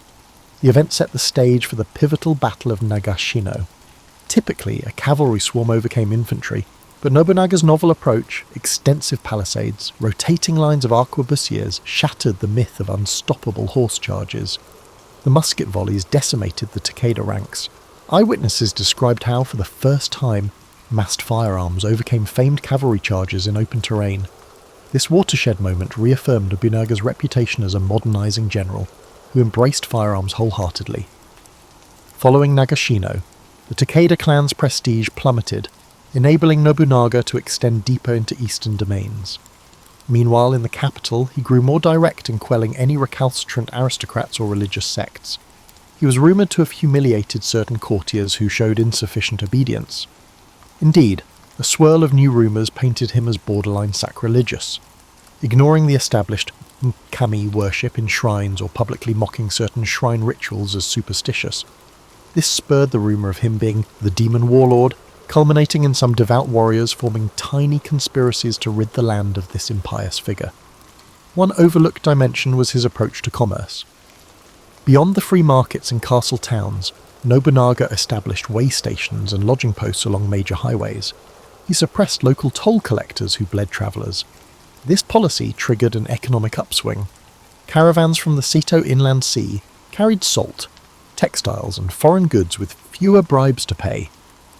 The Oda domain thus built a stable fiscal backbone, fueling further expansions and enabling him to grant rewards to loyal vassals without bankrupting the treasury. Such a commercial savvy warlord was a novelty in a period when martial glory overshadowed the humbler business of economics. Nobunaga also interacted with a figure rarely acknowledged in mainstream accounts, Yasuke, often regarded as the first African samurai. A tall man from Portuguese or Italian missions, Yasuke arrived in Japan under uncertain circumstances. Impressed by his physique and exotic background, Nobunaga took an interest, eventually welcoming him into service. Letters from Jesuit sources hint that Nobunaga found Yasuke's presence refreshing, a symbol of how broad the world truly was. Some accounts mention that Yasuke was entrusted with certain guard duties. While the authenticity of that arrangement has faced debate, it underscores how Nobunaga's curiosity extended even to foreigners of unusual origin. bridging cultural gaps at a time when xenophobia was rampant. By the end of the 1570s, unstoppable momentum seemed to define Nobunaga's progress. The hallmark fortress of Azuchi, built near Lake Biwa, exemplified his vision, part stronghold, part palatial residence, with decorative murals and advanced architectural engineering. Visitors wrote that climbing each floor revealed new painted illusions and hidden defensive features, an embodiment of both aesthetic flair and martial cunning. He invited travelling missionaries, artisans, and even some rival lords to see Azuchi's majesty, proclaiming that his building was the model of the future. In truth, the structure was also a statement. Oda rule soared above the old petty provincialism. A new day demanded new monuments. Yet ambition stirs resentments. Many older clans, forced into submission, quietly sought a chance to break free. The extent of Nobunaga's reforms threatened the old feudal compacts. Even within his retinue, some felt overshadowed by Hideyoshi's ascendancy, or frustrated by Nobunaga's ruthless single-mindedness. Betrayal, though rarely signalled openly, bubbled beneath the surface. The old adage that a fortress can withstand foreign assault but not always internal treachery would soon prove hauntingly apt. Although the warlord pressed onward, planning fresh campaigns, events at the cusp of the 1580s would reveal the fatal cost of ignoring that silent discontent. In spring 1580, Oda Nobunaga appeared invincible. The formidable Iko-Iki strongholds were mostly crushed. The Takeda clan was in shambles, and the capital recognised him as the de facto power. Yet a cluster of uneasy alliances still dotted the map, including some warlords who pretended loyalty while resenting Oda dominance. Nobunaga, though rarely timid, seemed almost relaxed that year, hosting lavish celebrations at Azuchi, and paying only mild heed to rumours of minor revolts in distant provinces. The unstoppable wave of conquest had lulled him into believing only a formidable outside foe could challenge him. Among his retainers, Akechi Mitsuhide quietly navigated the new order. Mitsuhide had served Nobunaga loyally, yet their relationship was never warm. Nobunaga's leadership style often involved public dressing downs of subordinates who failed or displeased him. Some claimed Mitsuhide endured multiple humiliations, once when an Oda supply line fiasco cost Mitsuhide's mother her life at the hands of brigands. Nobunaga supposedly dismissed it callously. Another time, a minor mishap at a feast led Nobunaga to fling a teacup in anger, scalding a Mitsuhide. Whether these spats festered into hatred remains uncertain, but it's clear Mitsuhide felt overshadowed. In the swirl of Oda's triumphant expansions, many believed Mitsuhide was too measured or timid to lash out. They were mistaken. Parallel to these tensions, Nobunaga decided to press further west, sending Hideyoshi to subdue the Mori clan. That campaign demanded reinforcement. Nobunaga prepared to dispatch extra troops. He halted in Kyoto at Honnoji Temple, intending a brief rest en route to greet Hideyoshi's forces. The temple, though not heavily fortified, was considered safe enough given the capital's calm. Nobunaga was travelling lightly with only a small guard. Most of his main army had been deployed to support different operations. Some close advisors questioned this vulnerability, but Nobunaga brushed aside their concerns, certain no serious threat lurked. Then came that fateful dawn of June 21st, 1582. Akechi Mitsuhide, commanding a detachment under the pretext of reinforcing Hideyoshi, turned his force abruptly toward Honnoji. Storming in, they caught the Oda guards unawares. The temple's interior lit with flames as Mitsuhide's men torched wooden halls. Nobunaga fought back with sword in hand, but the odds were overwhelming. Realizing escape was impossible, he retreated deeper into the complex. Sources differ on the details, but they converge on the notion that he took his life, either by seppuku or ensuring no capture, rather than fall into Mitsuhide's hands. The blazing temple sealed the scene, forging an indelible final image. Japan's mightiest unifier consumed by betrayal and fire, undone not by an external rival but by a subordinate he underestimated. Mitsuhide, proclaiming "the realm is ours," tried to consolidate. But public shock overshadowed any acceptance of his coup. Hideyoshi, on hearing the news, swiftly made peace with the Mori to rush back. In a short campaign culminating in the Battle of Yamazaki, Hideyoshi avenged Nobunaga, defeating Mitsuhide less than 2 weeks after Honnoji. Mitsuhide, attempting to flee, was slain by bandits or vengeful peasants, an ironic end that left no stable regime in his wake. The echoes of that betrayal lingered, for centuries. Mitsuhide's treachery became a byword for disloyalty and sudden reversal of fortune. Nobunaga's demise fractured the Oda clan, but the impetus for unification persisted. Hideyoshi emerged as the next major figure, eventually subjugating much of Japan and styling himself as the unifier. Tokugawa Ieyasu, more patient, would outlast them all and set up the Tokugawa shogunate. In each subsequent stage, the ghost of Nobunaga's ambition hovered. Hideyoshi and Ieyasu both acknowledged that their expansions leaned on the foundation Nobunaga laid, the harnessing of firearms, the impetus for centralized domain, and the notion that old feudal autonomy should yield to a singular authority. In many ways, the abrupt end at Honnoji shaped Nobunaga's legacy as a fiery comet, unpredictable, transformative, but short-lived. Historians puzzle over what might have been had he survived. Would he have forged a stable monarchy, or introduced a new bureaucratic structure? Might his tolerance of foreign presence have expanded Japan's global connections earlier? Or could he have become a dreaded autocrat, stifling dissent so thoroughly as to hamper future evolution? The abruptness of his death leaves a swirl of speculation. The site of Honnoji itself stands in Kyoto, though much rebuilt after the conflagration. Tourists pass by a modest memorial, often overshadowed by more famous temples. Yet, for students of Japan's Sengoku era, that place resonates as a symbolic crossroads, the unstoppable warlord ended by his retainer, pivoting the entire arc of national unification.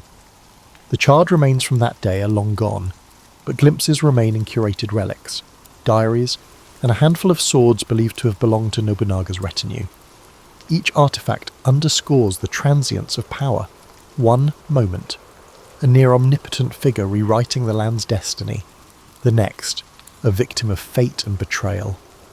Thus, the final chapter of Nobunaga's life stands not as a diminishment but as a crescendo. In falling, he cemented the impetus that others carried forth. Hideyoshi, Ieyasu, and the entire notion of an eventually unified Japan under a single rule trace back to Nobunaga's unstoppable wave. He forced the country to see the old code, where archaic chivalry overshadowed modernization, was no longer viable. In that sense, though he vanished in flames, the brand of revolution he championed burned onward, fueling the next generation's quest to reorder the nation under a single banner. Post-Honnoji, the manner in which Oda Nobunaga's memory evolved offers a profound insight into how Japan processes historical figures. In the immediate aftermath, many warlords excised him from official genealogies. He had, after all, dismantled centuries of tradition. However, within a decade, references re-emerged describing him as the initial impetus that any warlord seeking unification must emulate. Some local chroniclers wrote tributes praising the demon's clarity, a phrase that captured the paradox: demon in cruelty, clarity in vision. Tokugawa Ieyasu, after establishing the Tokugawa shogunate in 1603, quietly ensured that official records didn't overshadow the Tokugawa ascension narrative with too much Oda idolization. Yet, Ieyasu personally revered Nobunaga's decisive approach. Private diaries mention how the new shogun studied old battlefield notes from Okehazama and Nagashino, gleaning insights for the potential crises. Ironically, the official narrative downplayed Oda's significance to bolster Tokugawa legitimacy, but in private, the recollection of Oda's daring strategies continued to provide valuable insights. Meanwhile, rural legends cropped up, casting Nobunaga as a restless spirit. Farmers told tales of hearing phantom hoofbeats on the stormy nights, said to be his ghost reenacting night raids. In some folk songs, Nobunaga's thunder referred to unexpected storms damaging unharvested fields, an ominous sign of unstoppable force. Such tales embedded him into the realm of folk superstition. People across provinces, especially in regions once scorched by his campaigns, found echoes of both awe and dread in these stories. By the Edo period, woodblock prints portrayed him with stylized armor, scowling or triumphant in mid-battle. A few dramatizations in kabuki theater, though typically focusing on Hideyoshi, occasionally included cameo references to Nobunaga as an unyielding presence overshadowing the stage. The censors of the Tokugawa regime usually avoided depicting him too favourably, fearful of stirring rebellious sentiments that might champion a Nobunaga-style revolt. Despite these constraints, underground manuscripts circulated that teased out his modern aspects, like his willingness to incorporate foreigners or push advanced weapons. Samurai who read them in private might feel emboldened by the notion of discarding stale tradition in favour of pragmatic modernity. The Meiji Restoration in the late 19th century revived interest. As Japan opened to the world, some intellectuals lauded Nobunaga's progressive stance on trade and technology, claiming he was the first modern Japanese. Western scholars who visited found in Nobunaga a figure reminiscent of Europe's absolute monarchs, a man who overcame medieval fragmentation. They wrote comparative essays labelling him a Japanese Caesar or Napoleon in samurai forward de forme. Although these analogies were simplistic, they further cemented his global mystique. Museums started collecting items rumoured to be from his domain, arquebuses and partial suits of lacquered armour. Each artefact conveyed a fragment of his endeavours to propel Japan forward centuries in a single generation. In the 20th century, as war raged globally, some Japanese militarists admired Nobunaga's unstoppable aggression. They saw him as a model for unyielding expansion. Post-war, that sentiment cooled, replaced by a more nuanced academic approach. The emphasis shifted toward analysing his socio-economic policies, like standardising measure systems or encouraging open trade in castle towns. Contemporary historians highlight how those policies laid seeds for an eventual stable economy under the Tokugawa, even if that regime ironically closed off certain foreign influences. Another wave of scholarship focuses on the cultural interplay, the synergy of Christian missionaries and the partial acceptance of their ideas that might have blossomed further had Nobunaga endured. In popular culture of the late 20th and early 21st centuries, a deluge of creative retellings reimagined him. Video games featuring Sengoku battles depict him as a fearsome overlord with unstoppable power-ups and specialised gun squads. Manga and anime often play with the Demon King label, recasting him in time-slip scenarios or comedic subplots. Dramas vary, from an honourable anti-hero forging unity to a borderline sadistic tyrant. This breadth of interpretations testifies to his complexity. Even in a comedic cameo, the essence of unstoppable change remains. He's recognised as the impetus behind Japan's transition from fractious medieval to the cusp of early modern. Hence, the modern lens sifts through centuries of contradiction. Was he monstrous in cruelty, or heroic in forging a stable path? Did he embrace foreign ideas out of genuine openness or purely for advantage? Did he harbour a future blueprint for a stable monarchy? Or was he improvising day by day, exploiting each short-term opportunity? The records suggest all these angles might hold truth. He was multifaceted, a man unshackled by tradition, ready to harness any advantage, unstoppable until undone by betrayal. In that sense, Oda Nobunaga's name remains a prism. Turn it one way, you see a progressive champion of modernization, tilt it another, a fearsome reaper of old shrines and foes. Japan's memory and the world's fascination revolve around these shifting lights. Among lesser-known facets of Nobunaga's story is his personal retinue of varied advisors, some from backgrounds not typically admitted to samurai council. He believed that rank was earned by merit, an unusual stance for the time. For instance, he once appointed a skilled blacksmith to direct certain siege engine creations. That was heresy in the eyes of traditional samurai, a blacksmith leading warriors. Nobunaga brushed off the critics, pointing to results. The blacksmith's technical cunning helped forge innovative catapults that battered a walled fortress into submission. This anecdote, though overshadowed in mainstream accounts, exemplifies his break from hierarchical norms. Another overlooked detail lies in the realm of intelligence gathering. Nobunaga, according to scattered diaries, established a nascent espionage network in Kyoto and merchant towns.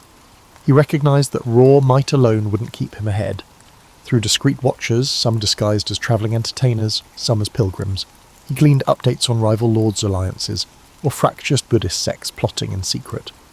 This network of information helped prevent revolts and enabled him to intercept clan collusion. While espionage existed in prior eras, Nobunaga systematised it more thoroughly, reflecting a willingness to adopt whatever gave him an edge. One puzzling dimension was his attitude to the imperial court. Typically, warlords either revered the emperor as a symbolic pivot or ignored him. Nobunaga courted the court's favour in a measured way, offering them economic assistance, refurbishing certain neglected palace halls, and ensuring the emperor's dignity. This was not out of pure devotion, it was a strategic move. By championing the emperor's prestige, he legitimized his expansions. At some ceremonies, he arrived in flamboyant attire, overshadowing lesser lords, then humbly bowed before the emperor, an odd mixture of vanity and obeisance that left watchers uncertain how to interpret him. The emperor, though powerless in martial terms, recognized that Nobunaga's guardianship provided a stable environment for the court's survival. Thus, a polite, if uneasy, synergy arose.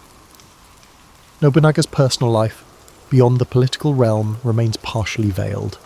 He married multiple times, forging alliances with significant families. Notably, little is said about deep personal attachments. Some historians wonder if he maintained an emotional remove, seeing marriage as a strategic game. A personal diary snippet suggests a fleeting mention of a beloved consort, but her name remains uncertain, lost in burned records or overshadowed by formal marriages. The narrative is incomplete, overshadowed by warfare logs and alliances.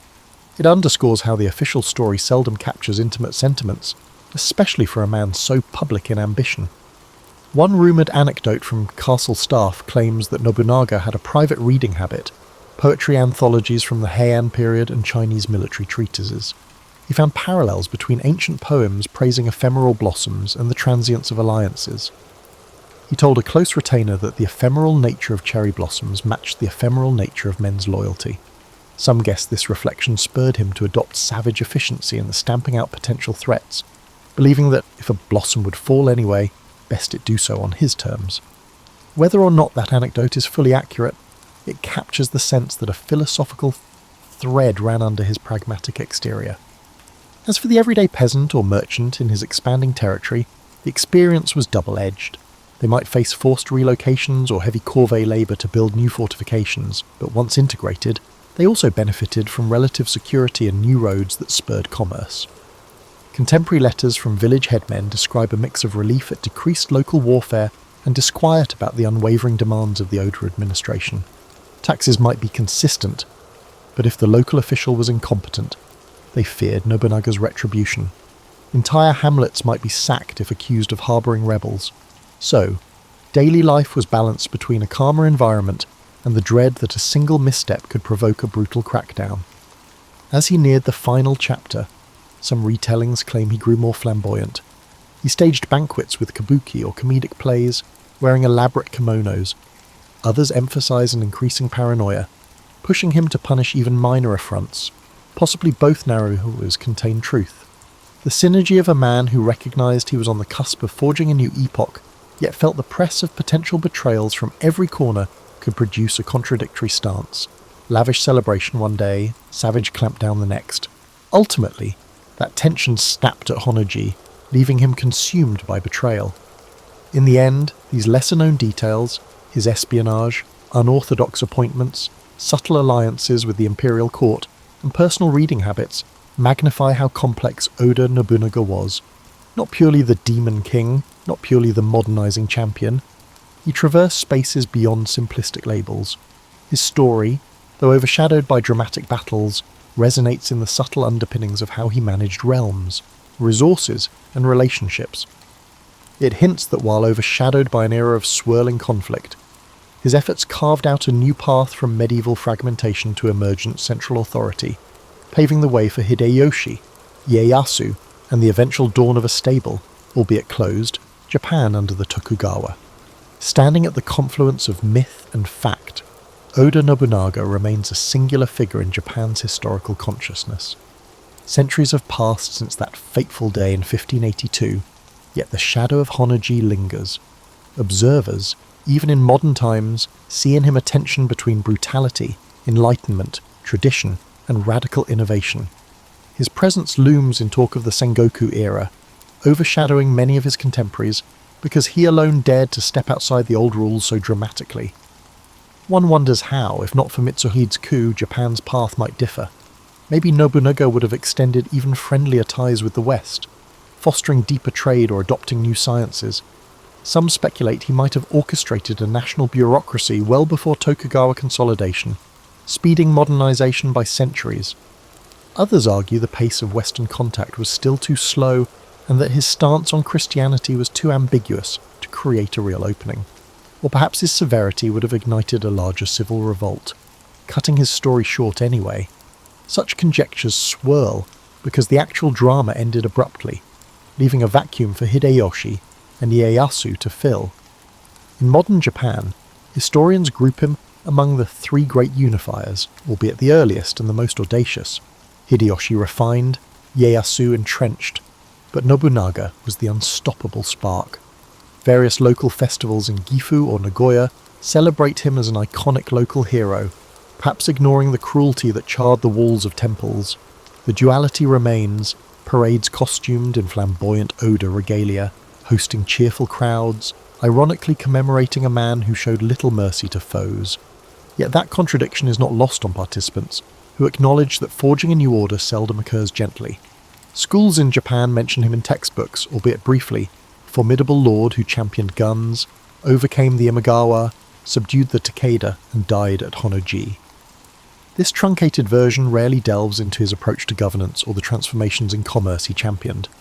Meanwhile, academic circles delve deeper, re-evaluating newly found diaries or cross-referencing Portuguese mission letters.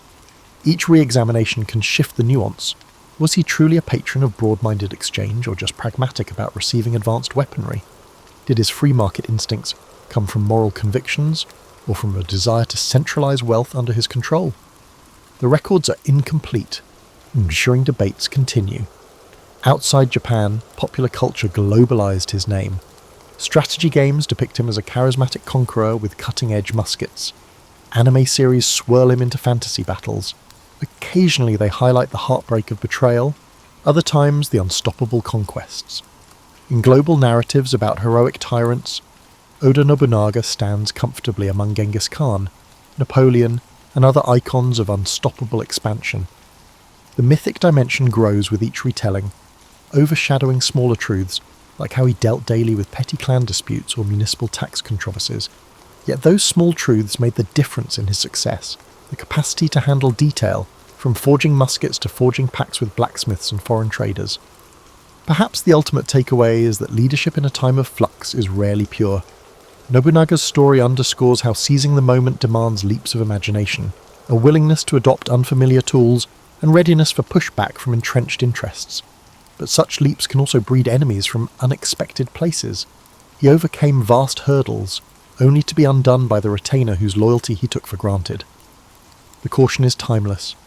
Unstoppable impetus might yield breathtaking victories, but ignoring the intricacies of trust can prove fatal. For all the rancor, the story of Oda Nobunaga is also one of bridging a medieval fractiousness to a future marked by central governance. The unstoppable impetus he began was not fully realized in his lifetime, but the impetus did not die at Honnoji. It continued through his successors, culminating in a unified, though autocratic, Tokugawa regime. So, in a sense, he was the father of modern Japan in everything but his official name. That's the irony. The one who set the stage for stability never personally enjoyed it. His life ended in a conflagration, leaving fans of heroic epics to mourn that the unstoppable path ended just short of the final victory. Perhaps that ending, paradoxically, amplifies his legend. In a land that often underscores the ephemeral beauty of cherry blossoms, fleeting in their prime, Nobunaga's abrupt demise at the apex of his might resonates as an epic, tragic flourish. Even as a new Japan eventually dawned under different hands, the memory of the one who dared to break every mould, to scorn archaic codes, and to forcibly shape the realm remains an endless source of contemplation, debate, and creative inspiration. Oda Nobunaga, a name that, centuries later, remains intertwined with the unstoppable drive to unify a land once splintered by war, overshadowed only by the final, violent twist of fate that gave rise to a legend beyond the measures of success or failure.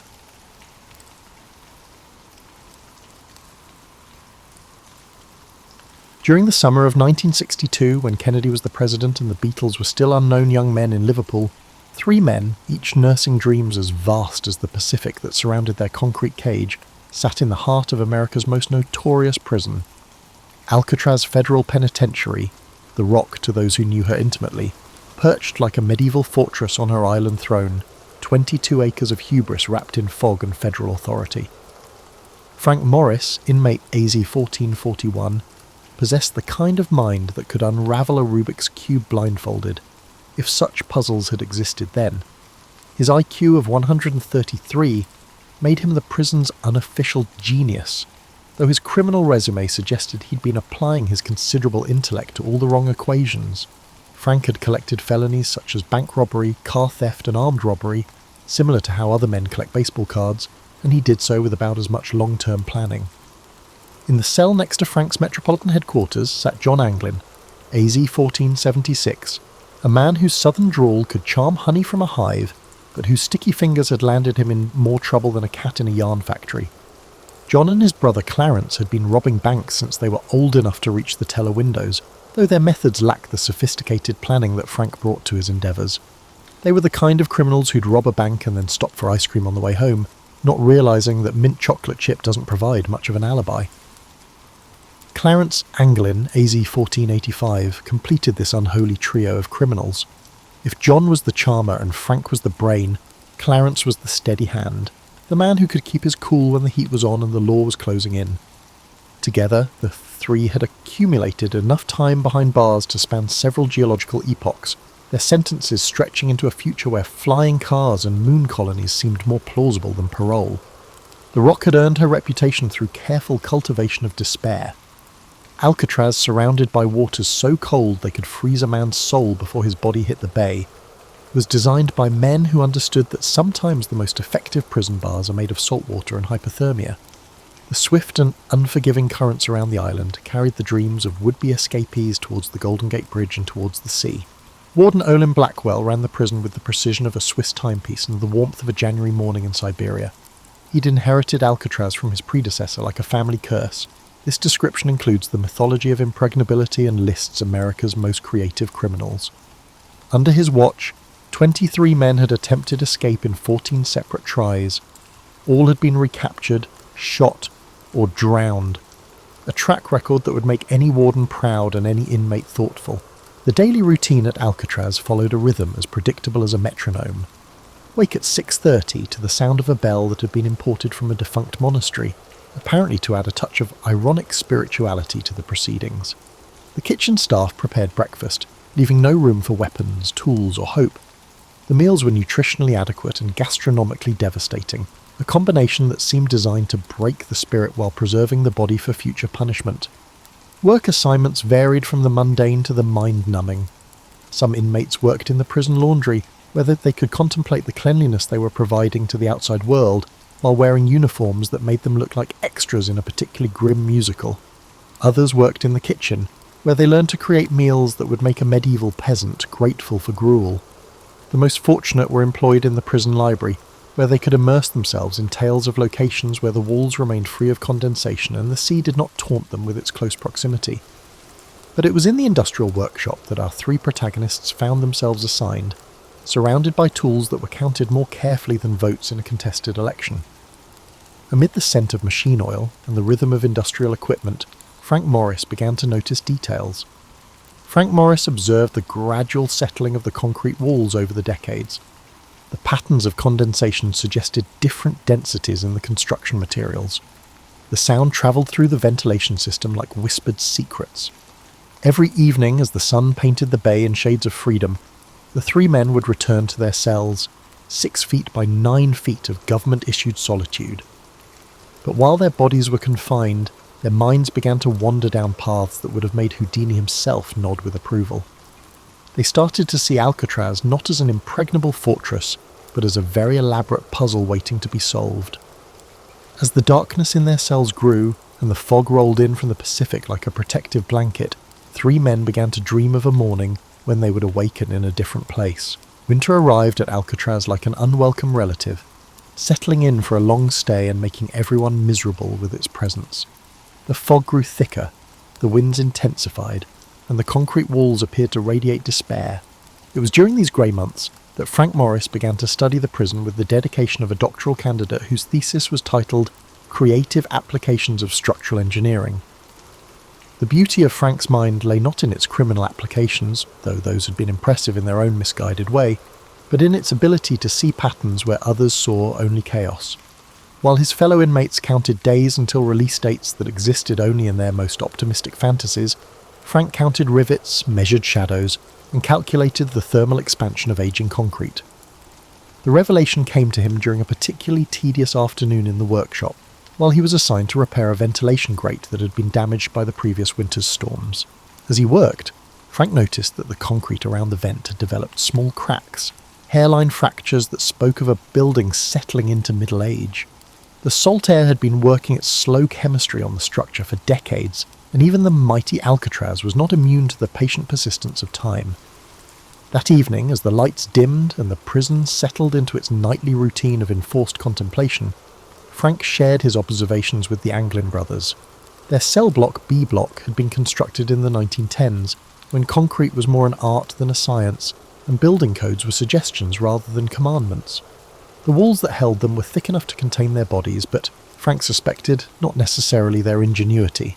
John Anglin, despite his reputation for impulsive decision-making, possessed a craftsman's understanding of tools and materials. Years of breaking into places had taught him to read the language of locks, hinges, and structural weak points.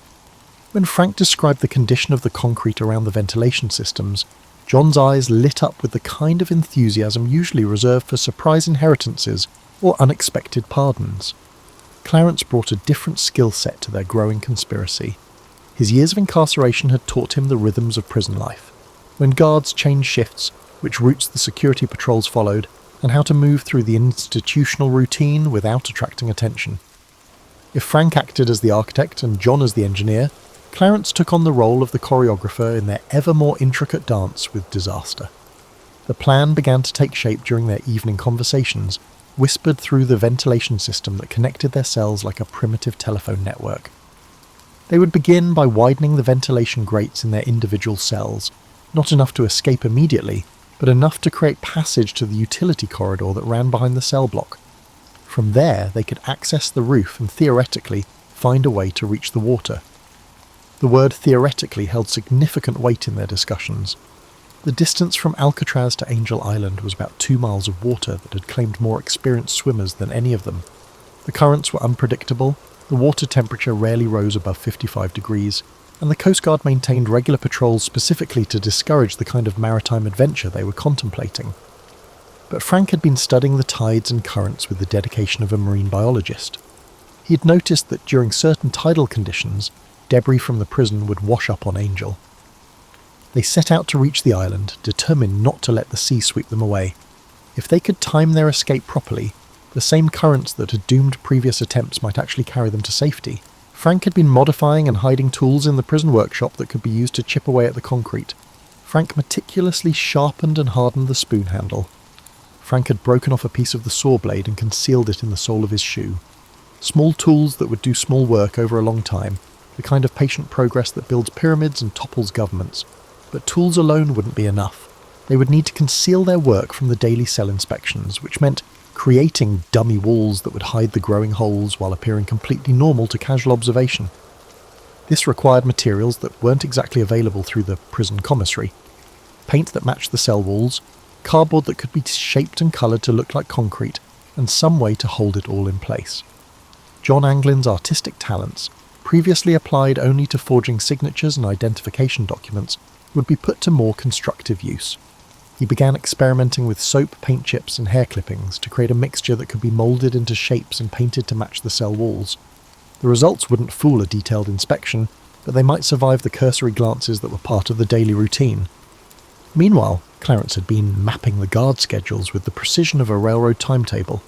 He knew which guards were thorough, which were lazy, and which were easily distracted by conversation about sports or weather.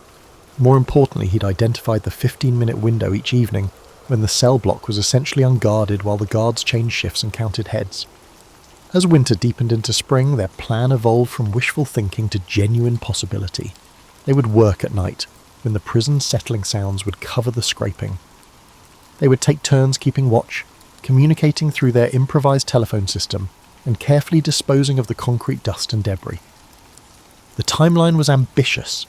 They hoped to complete their excavation by early summer, when the water temperatures would be at their warmest and the weather most favourable for their aquatic adventure. But even as they refined their plans and gathered their materials, each man understood that they were essentially planning an elaborate form of suicide with a slim chance of success. Yet somehow the impossibility of their scheme made it more appealing rather than less. After years of being told what to do, when to wake up and what to eat, planning anything felt like a rebellion against the cosmic forces that had deposited them on this rock in the middle of the bay. Spring of 1962 brought new hope to Alcatraz in the form of fresh paint and administrative optimism. The Bureau of Prisons had decided that a little colour might improve morale, apparently operating under the theory that sage-green walls would somehow make federal incarceration more palatable. While painters applied their cheerful coats of institutional improvement, 3 inmates had begun their renovation project, working with tools that wouldn't have impressed the most desperate home improvement enthusiast. Frank Morris had perfected the art of productive insomnia. Each night, after the 9:30 lights out, he would wait exactly 43 minutes for the sounds of the prison to settle into their nocturnal rhythm. Then, with the dedication of a medieval monk illuminating manuscripts, he would begin his careful destruction of federal property. The concrete around his cell's ventilation grate had revealed itself to be surprisingly cooperative, crumbling away in small, satisfying chunks under the persistent attention of his modified spoon handle. The work required a level of patience that would have challenged a Buddhist monk. Each scrape of the improvised chisel had to be gentle enough to avoid detection, but persistent enough to make progress. Too aggressive, and the sound would carry through the cell block like a dinner bell. If he was too tentative, he would still be chipping away when the next ice age arrived. Frank developed a rhythm: 3 gentle scrapes, pause to listen, 3 more scrapes, pause to dispose of debris. It was meditation through demolition, a Zen approach to jailbreaking. John Anglin had discovered an unexpected talent for forgery that extended beyond signatures and identification cards. His dummy ventilation grate, crafted from cardboard and painted with a mixture that included soap shavings, paint chips, and what he optimistically called artistic license, was becoming a masterpiece of deceptive craftsmanship. The challenge wasn't just making it look like concrete and metal, it had to look like old concrete and metal, complete with the stains, scratches, and accumulated grime of decades of neglect. The paint mixture had required considerable experimentation. Too much soap and it looked like what it was: soap. Too little, and it wouldn't hold together long enough to be useful. John had finally achieved the right consistency by adding hair clippings, his own, collected from monthly haircuts, and tiny fragments of concrete dust from Frank's excavation. The result was a substance that could be moulded, painted, and positioned to fool anyone who wasn't looking too carefully. Clarence Anglin had appointed himself the expedition's intelligence officer, maintaining surveillance schedules that would have impressed the CIA. He'd identified Guard Patterson as their most dangerous threat, a man who approached cell inspections with the thoroughness of a tax auditor and the suspicion of a jealous husband. Patterson counted rivets, checked shadows, and had once discovered a contraband cigarette hidden inside a hollowed-out bar of soap. If their deception was going to fail, Patterson would be the one to expose it. But even Patterson had weaknesses. He was diabetic, and his blood sugar crashes made him irritable and hurried during evening inspections. He was also a creature of habit, following the same route through the cell block every night, spending exactly 45 seconds in each cell before moving on. If they could predict his timing and mood, they could ensure their dummy walls were in place when he looked and removed when they needed to work. The disposal of excavated concrete presented its challenges. Simply dumping it would create suspicious piles of debris that even the most inattentive guard would notice. Instead, they developed a distribution system that would have impressed a drug cartel. They mixed small amounts of concrete dust with soap and washed it down the drains during their evening washing routine. They concealed larger chunks in the seams of their mattresses, distributing them so gradually that the changes in weight and texture were undetectable. They scattered some in the workshop, allowing it to blend with the dust and debris of daily industrial activity. They had recruited Alan West, another inmate whose cell was adjacent to their operation, as both a lookout and a participant. West's cell required the same treatment as the others, and his escape would help provide cover for the main operation. However, West brought a level of enthusiasm that sometimes exceeded his competence. While Frank approached the work with surgical precision, and the Anglin brothers contributed their specialised skills, West attacked his concrete with the subtlety of a demolition crew. West's scraping was audible from 3 cells away, and his mock wall resembled something a child might construct during a particularly unsuccessful art project. The work progressed through spring with the slow but steady pace of erosion carving canyons. By May, Frank had created an opening large enough to squeeze through, though he'd tested it only with careful measurements rather than actual human trials. The Anglin brothers had achieved similar progress, though John's perfectionist tendencies meant he spent almost as much time improving his dummy wall as he did enlarging his opening. The psychological toll of the work was as challenging as the physical demands. Each night brought the possibility of discovery, and each morning required them to resume their roles as model prisoners while concealing their growing excitement and anxiety. They had to maintain their routines, participate in work assignments, and interact with guards and fellow inmates as if their only concerns were the quality of the evening meal and the possibility of mail call.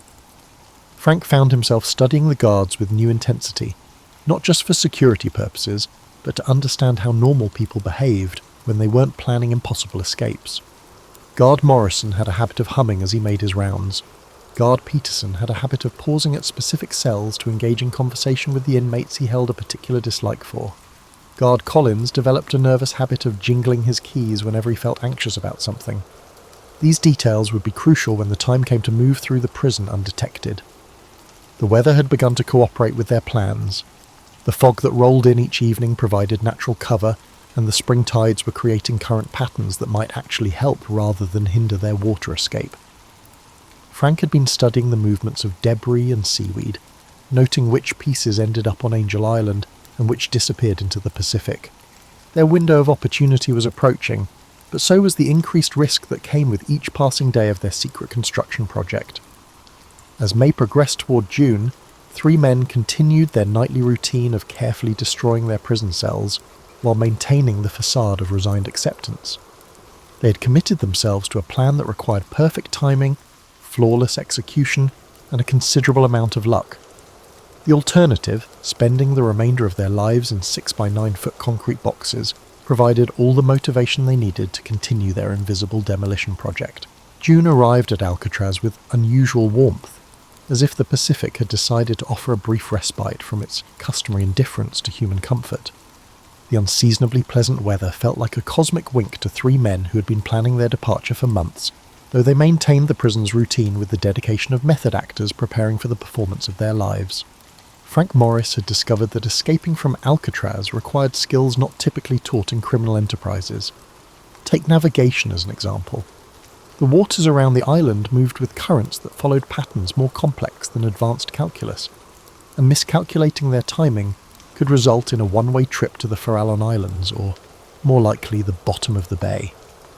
Frank had been studying the movement of everything from seagull formations to sandwich wrappers thrown overboard by the weekly supply boat, building a mental map of how the water moved and when. The breakthrough came when he noticed that prison garbage thrown into the bay during certain tidal conditions would wash up on Angel Island within hours. If they could time their escape to coincide with those same conditions, the treacherous currents that had doomed previous attempts might actually carry them to safety. It was a theory that sounded plausible in whispered cellblock conversations, but would require testing their hypothesis with their lives. John Anglin had been perfecting what he called the Great Deception, a collection of dummy heads that would occupy their beds during the crucial hours when guards conducted night counts. Using a mixture of soap, toilet paper, paint and hair, collected from the prison barbershop floor, John had created sculptures that bore a reasonable resemblance to sleeping inmates, assuming the guards didn't look too closely and the lighting remained appropriately dim. The heads were works of inspired improvisation. John used real hair, which he carefully arranged to match the individual hairstyles of the sculptures. The features were moulded from soap, painted with pigments extracted from magazine pages, and mixed with substances that John preferred not to identify too specifically. The ears were particularly challenging. Apparently, creating believable ears from soap required an artistic sensibility that John had never previously applied to anything more ambitious than forging signatures. Clarence Anglin had graduated from intelligence gathering to operational planning. He'd identified the exact route they would take from their cells to the roof, through the utility corridor behind the cell block, up a ventilation shaft that led to the roof, and then across the prison rooftop to a point where they could descend to the water without being seen from the guard towers. The journey would require them to navigate in complete darkness through spaces that were barely large enough for human passage, carrying equipment that couldn't be left behind. Alan West had become their weak link in ways that were both predictable and frustrating. While the other three had been methodically preparing for every aspect of their escape, West had been treating the project like an extended hobby rather than a life or death endeavour. His concrete removal had been inconsistent, his dummy wall was unconvincing, and his security awareness was approximately equivalent to that of a tourist taking photos at a military installation. The tools and materials for their water escape had been accumulated through a combination of theft, creativity, and what Frank called adaptive resource acquisition. Prison raincoats had been sewn together to create a makeshift raft and life preservers. They had sewed the raft together using thread from prison clothing and needles, fashioned from a metal scraps found in the workshop. The result looked like something that might have been rejected by a particularly undemanding Coast Guard inspection, but it would hopefully provide enough buoyancy to keep them alive until they reached land. Paddles had been carved from wooden pieces found in the workshop, shaped and smoothed during lunch breaks and stolen moments when guards were distracted. The paddles were crude but functional, assuming they didn't encounter waves larger than those found in an average bathtub. Frank had calculated that they would need to cover approximately 2 miles of open water, probably in fog, while being sought by every law enforcement agency in Northern California. The escape timeline had been planned with the precision of a military operation, though with significantly less reliable equipment. They would begin their departure at 9:45 p.m, 15 minutes after lights out, when the cell block settled into its evening routine. The dummy heads would be positioned in their beds, the fake walls would be put in place behind their ventilation grates, and they would begin their journey through the utility corridor. The climb to the roof would be the most dangerous part of their internal navigation. The ventilation shaft was barely wide enough for human passage, and any noise during the ascent could alert guards to their escape attempt. They would have to climb approximately 30 feet in complete darkness, carrying their makeshift equipment while remaining absolutely silent. Frank had rehearsed the climb in previous reconnaissance missions, but the actual performance was a completely different matter. Once on the roof, they would have to cross approximately 60 yards of open space to reach their descent point, moving carefully to avoid being seen by guards in the towers. The guard towers had searchlights that swept the prison grounds on irregular schedules, and being caught in one of those beams would end their escape attempt in a hail of gunfire and official disappointment. The descent to the water would require them to climb down the outside of the prison building using makeshift ropes created from sheets and towels stolen from the laundry. The drop was approximately 50 feet, and the improvised climbing equipment would have to support their weight plus the weight of their escape materials. Frank had tested the rope strength using methods he preferred not to describe in detail, but the results had been marginally encouraging. As June progressed, their preparations entered the final phase. The concrete removal was essentially complete, but West continued to struggle with opening his act. The dummy heads were ready for their theatrical debut, the escape equipment was as prepared as prison resources would allow, weather conditions were favourable, with fog predicted for the evening they had chosen for their departure. But perhaps most importantly, 3 men had committed themselves psychologically to an undertaking that required them to bet their lives on the accuracy of their planning and the reliability of their improvised equipment. They had reached the point where backing down was no longer possible, not because of external pressure, but because they had convinced themselves that freedom was worth the considerable risk of death. The date was set, June 11th, 1962. In less than 48 hours, they would discover whether months of planning and preparation had created a viable escape plan or an elaborate form of suicide. The Pacific Ocean would render its verdict with the finality that only nature can provide. The morning sun painted San Francisco Bay in shades of gold and promise, while inside Alcatraz, 3 men moved through their daily routines with the focused calm of actors preparing for opening night. Each mundane activity, breakfast, work detail, afternoon recreation, carried the weight of finality, as if they were participating in a farewell tour of institutional life. Frank Morris spent the morning in the workshop with unusual attention to his assigned tasks, repairing ventilation equipment with the ironic dedication of a man who had spent months systematically dismantling similar fixtures. His hands worked automatically, while his mind ran through the evening's timeline like a conductor rehearsing a complex symphony. Every movement had been choreographed, every contingency considered, yet the fundamental uncertainty remained. Would their months of preparation prove sufficient, or would they join the ranks of Alcatraz's failed escape attempts? The Anglin brothers maintained their customary routine with studied normalcy, though John found himself paying unusual attention to details he might never see again. The afternoon light danced through the windows of the cell block, the sound of foghorns beginning their evening chorus. Years of daily interaction had made the guards' familiar faces as predictable as sunrise. These observations didn't stem from sentiment, as they couldn't afford it, but rather from the sharp awareness that often accompanies irreversible decisions. Alan West had been struggling with his concrete removal for weeks, working with the frantic energy of a student cramming for final exams. Although his opening was still slightly too small for comfortable passage, his perfectionist tendencies had run out of time.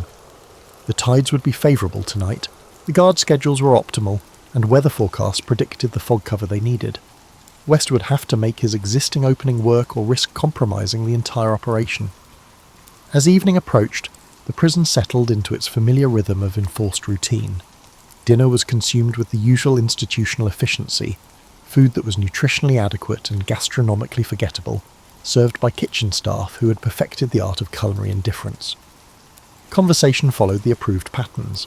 Complaints about food quality, speculation about guard personnel changes, and discussions of scores from newspapers that arrived days late and already obsolete. But beneath this surface normalcy, 3 men were conducting final equipment checks with the thoroughness of astronauts preparing for launch. The dummy heads were positioned and ready. The makeshift flotation devices were concealed and accessible. We tested the improvised ropes one final time, employing methods that would not draw the attention of casual observers. Everything was ready, as months of prison-based preparation could make it. At 9:30 p.m, the lights went out on schedule, and Alcatraz began its transition to nighttime security protocols. The 3 conspirators waited in their cells with the patience of experienced criminals who understood that timing was everything. If they arrived too early, the guards would still be conducting their initial counts. Too late, and that they would miss the tidal conditions that could mean the difference between reaching Angel Island and disappearing into the Pacific. 9:45 p.m. arrived with astronomical precision. Frank Morris began the delicate process of removing his dummy ventilation grate and positioning his soap sculpture head in his bed. The head looked reasonably convincing in the dim light, certainly convincing enough to fool a guard conducting a routine count from the cell block corridor. The real test would come at midnight, when guards would conduct their more thorough inspection, but by then, the escape artist would either be safely away or beyond caring about guard inspections. The utility corridor behind the cell block was everything Frank had expected, and several things he hadn't. The space was cramped, filled with pipes and electrical conduits that seemed determined to catch on clothing and equipment. The air was thick with decades of accumulated dust and the metallic smell of aging infrastructure. Moving through the corridor required a combination of athletic ability and contortionist skills, complicated by the need to remain absolutely silent while carrying an equipment that seemed designed to make noise at the worst possible moments. With the grace of a man who had spent considerable time practicing the movement, John Anglin emerged from his cell into the corridor. His dummy head was positioned, his fake wall was in place, and his portion of the escape equipment was secured and ready for transport. The months of preparation had honed a level of coordination that would have impressed professional dancers, despite the significant risk of missing a cue compared to audience disapproval. Clarence followed with the steady competence that had made him the operations logistics coordinator. Everything that could be planned had been planned, and everything else would have to be improvised based on principles of creative problem-solving and desperate innovation. The utility corridor evoked the atmosphere of a theatre's backstage area, where the performance held paramount importance and the audience consisted solely of armed critics. Alan West encountered his first major crisis at exactly 9:52 p.m. His ventilation opening, Subway, despite weeks of enlargement efforts, remained slightly too small for comfortable passage. What had seemed like a minor issue during planning now revealed itself as a potentially catastrophic problem. West struggled with his opening while his partners waited in the corridor, precious minutes ticking away like a countdown to a launch that couldn't be postponed. The decision was made with the brutal efficiency that emergency situations demand. West would continue working on his opening and follow when he could. The others would proceed with the escape rather than risk the entire operation for one person's preparation problems. It was a calculated decision, but prison had taught all of them that survival sometimes necessitated abandoning those who couldn't keep up. The climb to the roof began at 10:03 p.m, 13 minutes behind schedule, but still within acceptable parameters. The ventilation shaft was as challenging as reconnaissance had suggested, narrow, dark, and filled with obstacles that seemed designed by someone with a sadistic sense of humour. Frank led the climb, followed by John and Clarence, each man carrying equipment that made the ascent more difficult than climbing a ladder while juggling flaming torches. The roof of Alcatraz stretched before them like a concrete ocean, bathed in fog that provided both concealment and navigation challenges. The guard towers were visible as points of light in the mist, their searchlights creating moving patterns that had to be avoided with the precision of dancers performing a deadly choreography.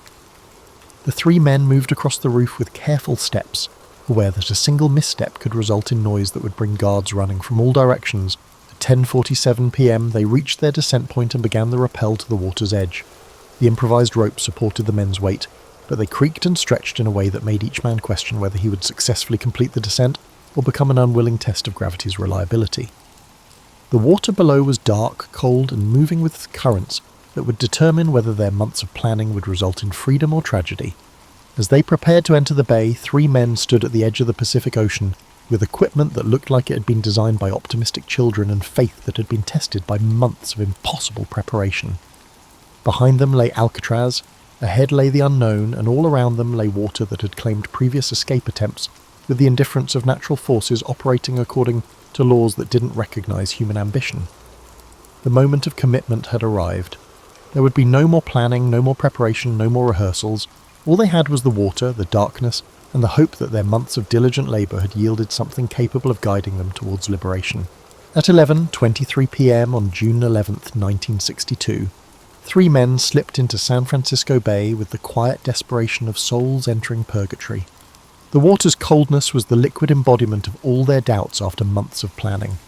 Frank Morris, the mastermind whose IQ had crafted their escape, found himself wondering if intelligence was any match for the primal forces of tide and current that now controlled their destiny.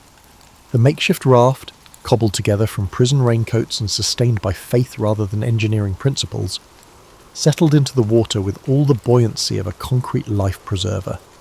What had appeared relatively seaworthy during their cell block planning sessions now stood as a testament to the victory of hope over hydrodynamics. The improvised paddles, carved from workshop scraps, had felt out about as effective as using spoons to navigate the Atlantic. John Anglin, whose artistic talents had created their deceptive dummy heads, discovered that artistic vision didn't translate to maritime navigation. The fog that had seemed like providential cover from the shore now surrounded them like a living entity, reducing visibility to approximately the length of their inadequate raft.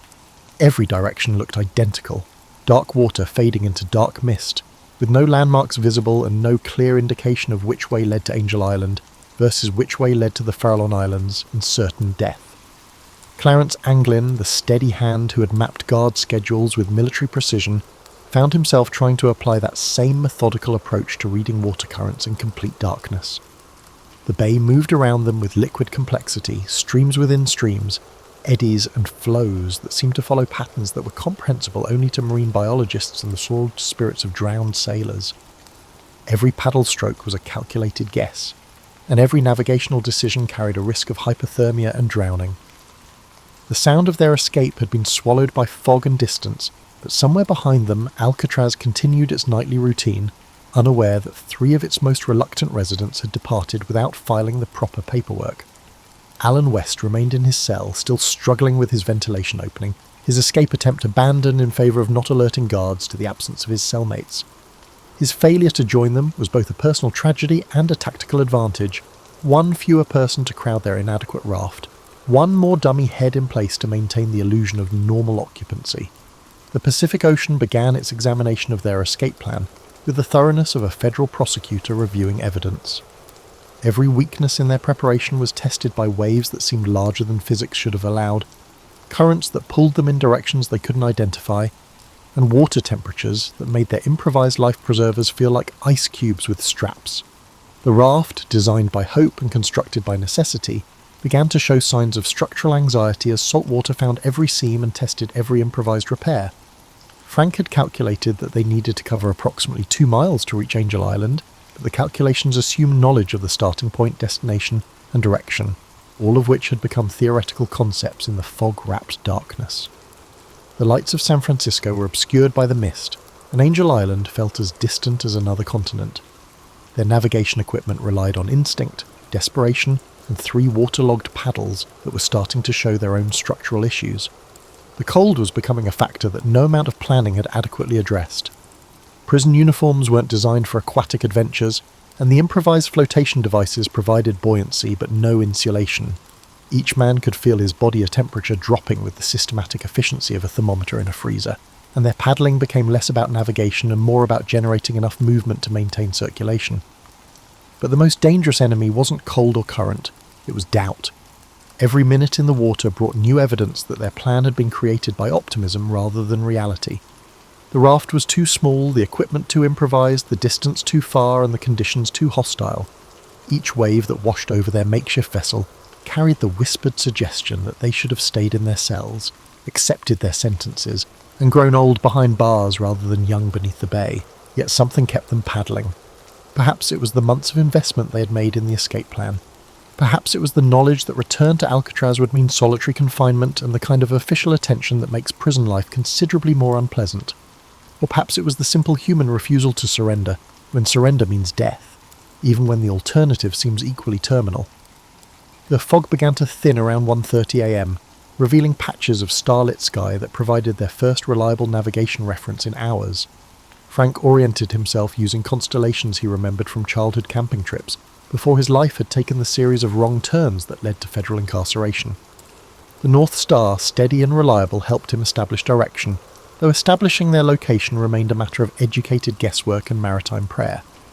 As visibility improved, they could make out the darker mass of land ahead. Whether Angel Island, Alcatraz, or some previously undiscovered piece of real estate remained to be determined. Their paddling had become automatic, their arms moving with the mechanical persistence of men who had discovered that stopping meant sinking. The raft's structural integrity had degraded to the point where it was more of a flotation suggestion than an actual watercraft, held together by determination and rapidly failing adhesive. The current had been carrying them steadily, but it remained unclear whether they were heading towards salvation or destruction until they felt their improvised paddles scraping against something solid. Sand, rock.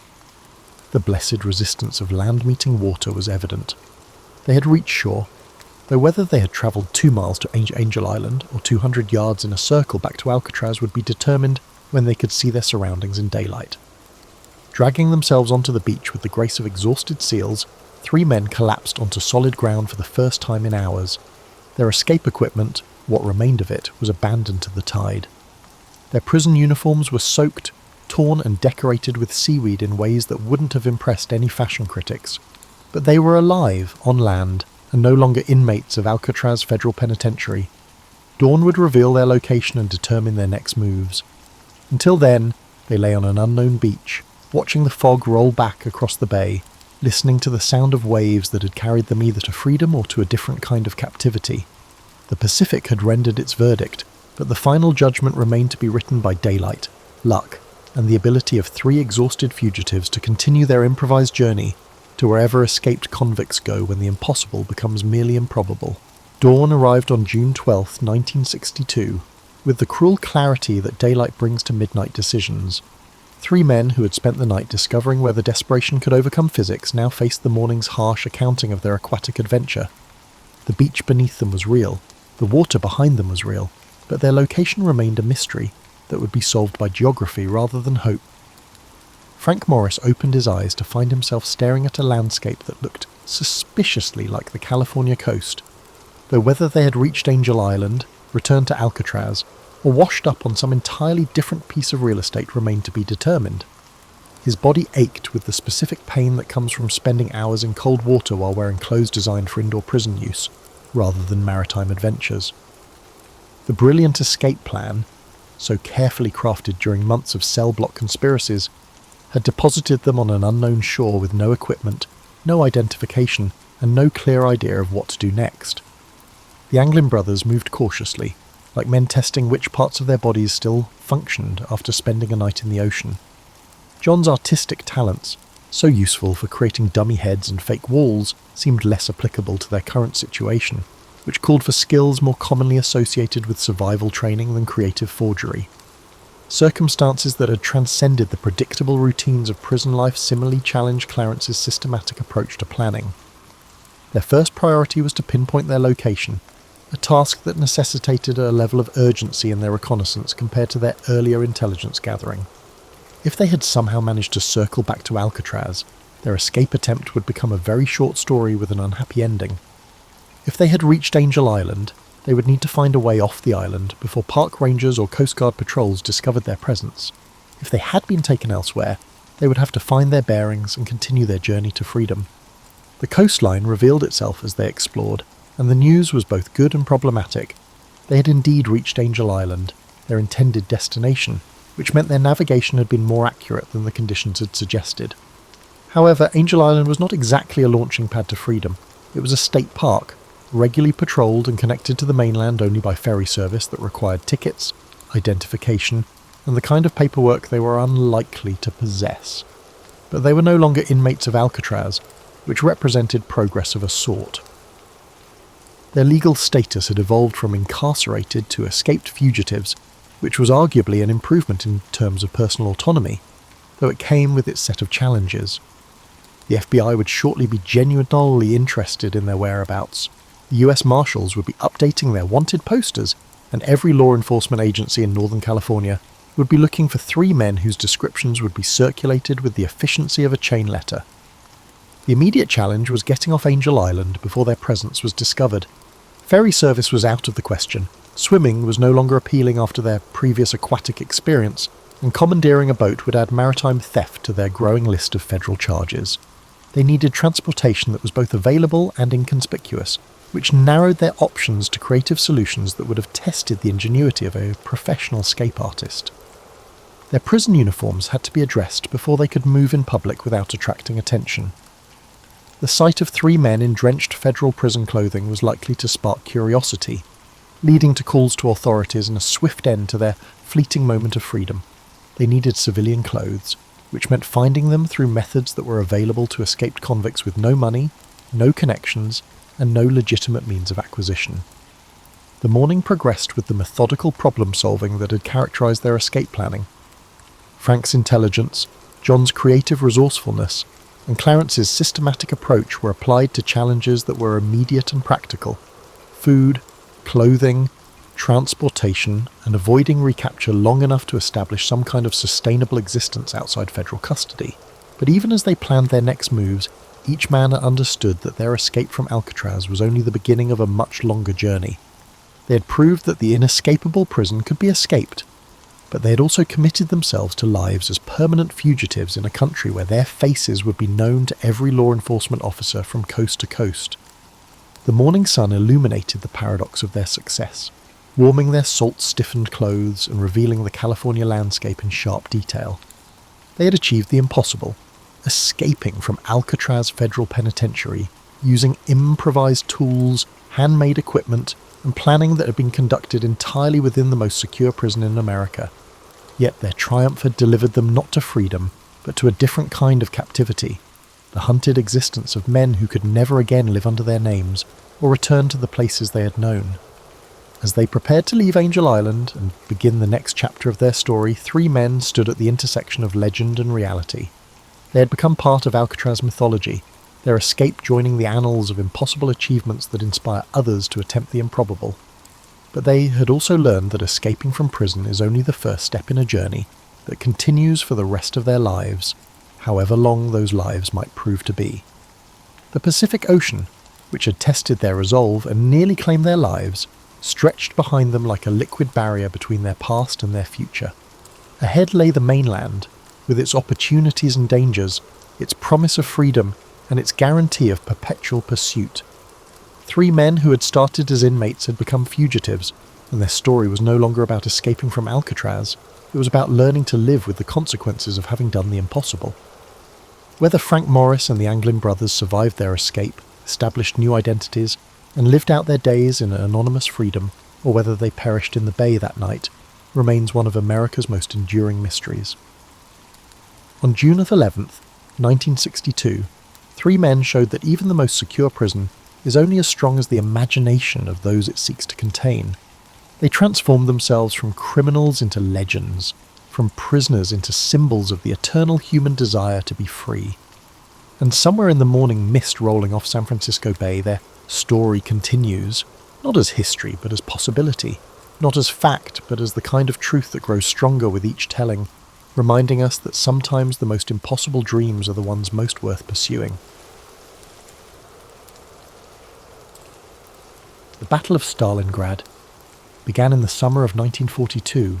During the height of World War II, the German army, under Adolf Hitler's command, launched a massive offensive aimed at capturing the industrial city of Stalingrad on the Volga River.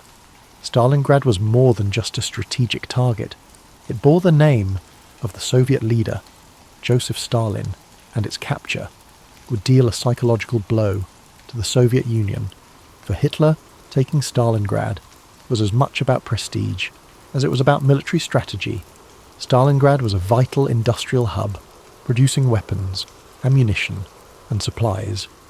Crucial to the Soviet war effort, its location on the Volga River made it a key transportation route linking the northern and southern regions of the Soviet Union. For Stalin, the city's defense was non-negotiable. Losing it would be both a symbolic and logistical disaster. In August 1942, the German Sixth Army, led by General Friedrich Paulus, began its advance on Stalingrad. The city, a sprawling industrial expanse with factories, railways, and residential areas, became the site of one of the most grueling battles in history. The Germans were initially confident of a swift victory, but the Soviet defenders, under the command of General Vasily Chuikov, were determined to resist at all costs. The fighting in Stalingrad was unlike anything the world had seen before. Urban warfare turned every street, building, and factory into a battleground. The Germans and Soviets engaged in brutal close-quarters combat, often fighting room by room, floor by floor. The city became a labyrinth of destruction, with rubble and debris transforming entire neighborhoods into treacherous landscapes. The Soviets adopted a strategy of hugging the German forces, staying as close as possible to avoid being targeted by German airstrikes and artillery. This forced the Germans into relentless hand-to-hand combat, draining their resources and morale. Soviet snipers, hidden in the ruins, became a deadly force, picking off German soldiers with precision. One of the most famous snipers, Vasily Zaitsev, became a symbol of Soviet resilience, his actions inspiring defenders across the city. As the weeks turned into months, the harsh Russian winter set in, adding another layer of misery to the already dire conditions. Temperatures plummeted, and both sides struggled to survive in the freezing cold. Supplies dwindled, and hunger and disease took their toll. Yet, despite the suffering, the Soviets held firm. Reinforcements and supplies continued to trickle into the city across the frozen Volga River, ensuring that the defenders could maintain their resistance. The turning point in the Battle of Stalingrad came in November 1942 with the launch of Operation Uranus. The Soviet High Command, led by General Georgy Zhukov, devised a bold counteroffensive to encircle the German Sixth Army. While the Germans were focused on their assault within the city, the Soviets launched massive attacks on the weaker flanks of the German forces held by Romanian and Italian troops. The plan was a success.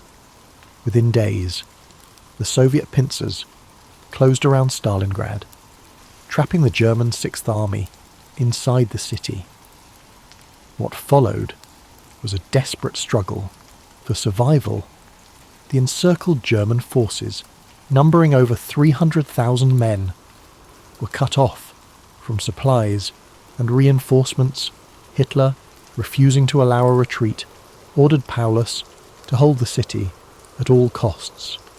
The Luftwaffe attempted to airlift supplies to the encircled troops, but the efforts were insufficient. The soldiers inside the pocket faced starvation, freezing temperatures, and relentless Soviet attacks. The Soviets tightened their grip on the city, systematically destroying the remaining German positions.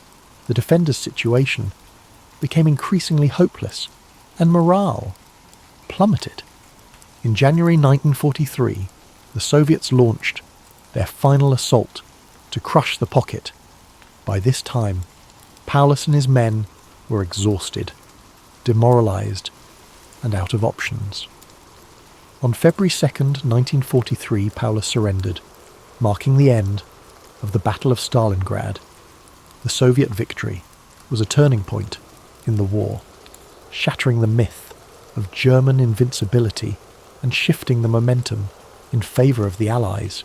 It was a devastating blow to Hitler's ambitions, and the loss of the Sixth Army was a humiliation from which Germany would never fully recover. The cost of the battle, however, was staggering. Over 2 million soldiers and civilians were killed, wounded, or captured. During the 5 months of fighting, Stalingrad itself was left in ruins, its streets and buildings reduced to rubble. The human suffering on both sides was immense, with countless families forever altered by the loss of loved ones. Despite the devastation, the Soviet victory at Stalingrad became a symbol of resilience and determination. It demonstrated the power of unity and the will to endure even the most harrowing of circumstances. The people of Stalingrad, who had endured unimaginable hardship, became heroes in the eyes of their nation. In the years following the war, Stalingrad was rebuilt, its scars serving as a reminder of the sacrifices made to defend it. Monuments and memorials were erected to honor the fallen, including the iconic Mamayev Kurgan, a hill that saw some of the fiercest fighting during the battle. At its summit stands the towering statue of "The Motherland Calls," a symbol of the Soviet Union's strength and resilience. The Battle of Stalingrad remains one of the most studied and remembered events of World War II. It serves as a testament to the courage and determination of those who fought, and as a reminder of the horrors of war. The sacrifices made at Stalingrad helped shape the course of history, paving the way for the eventual Allied victory. As you drift into sleep tonight, let the story of Stalingrad remind you of the strength of the human spirit and the resilience that emerges in the face of adversity.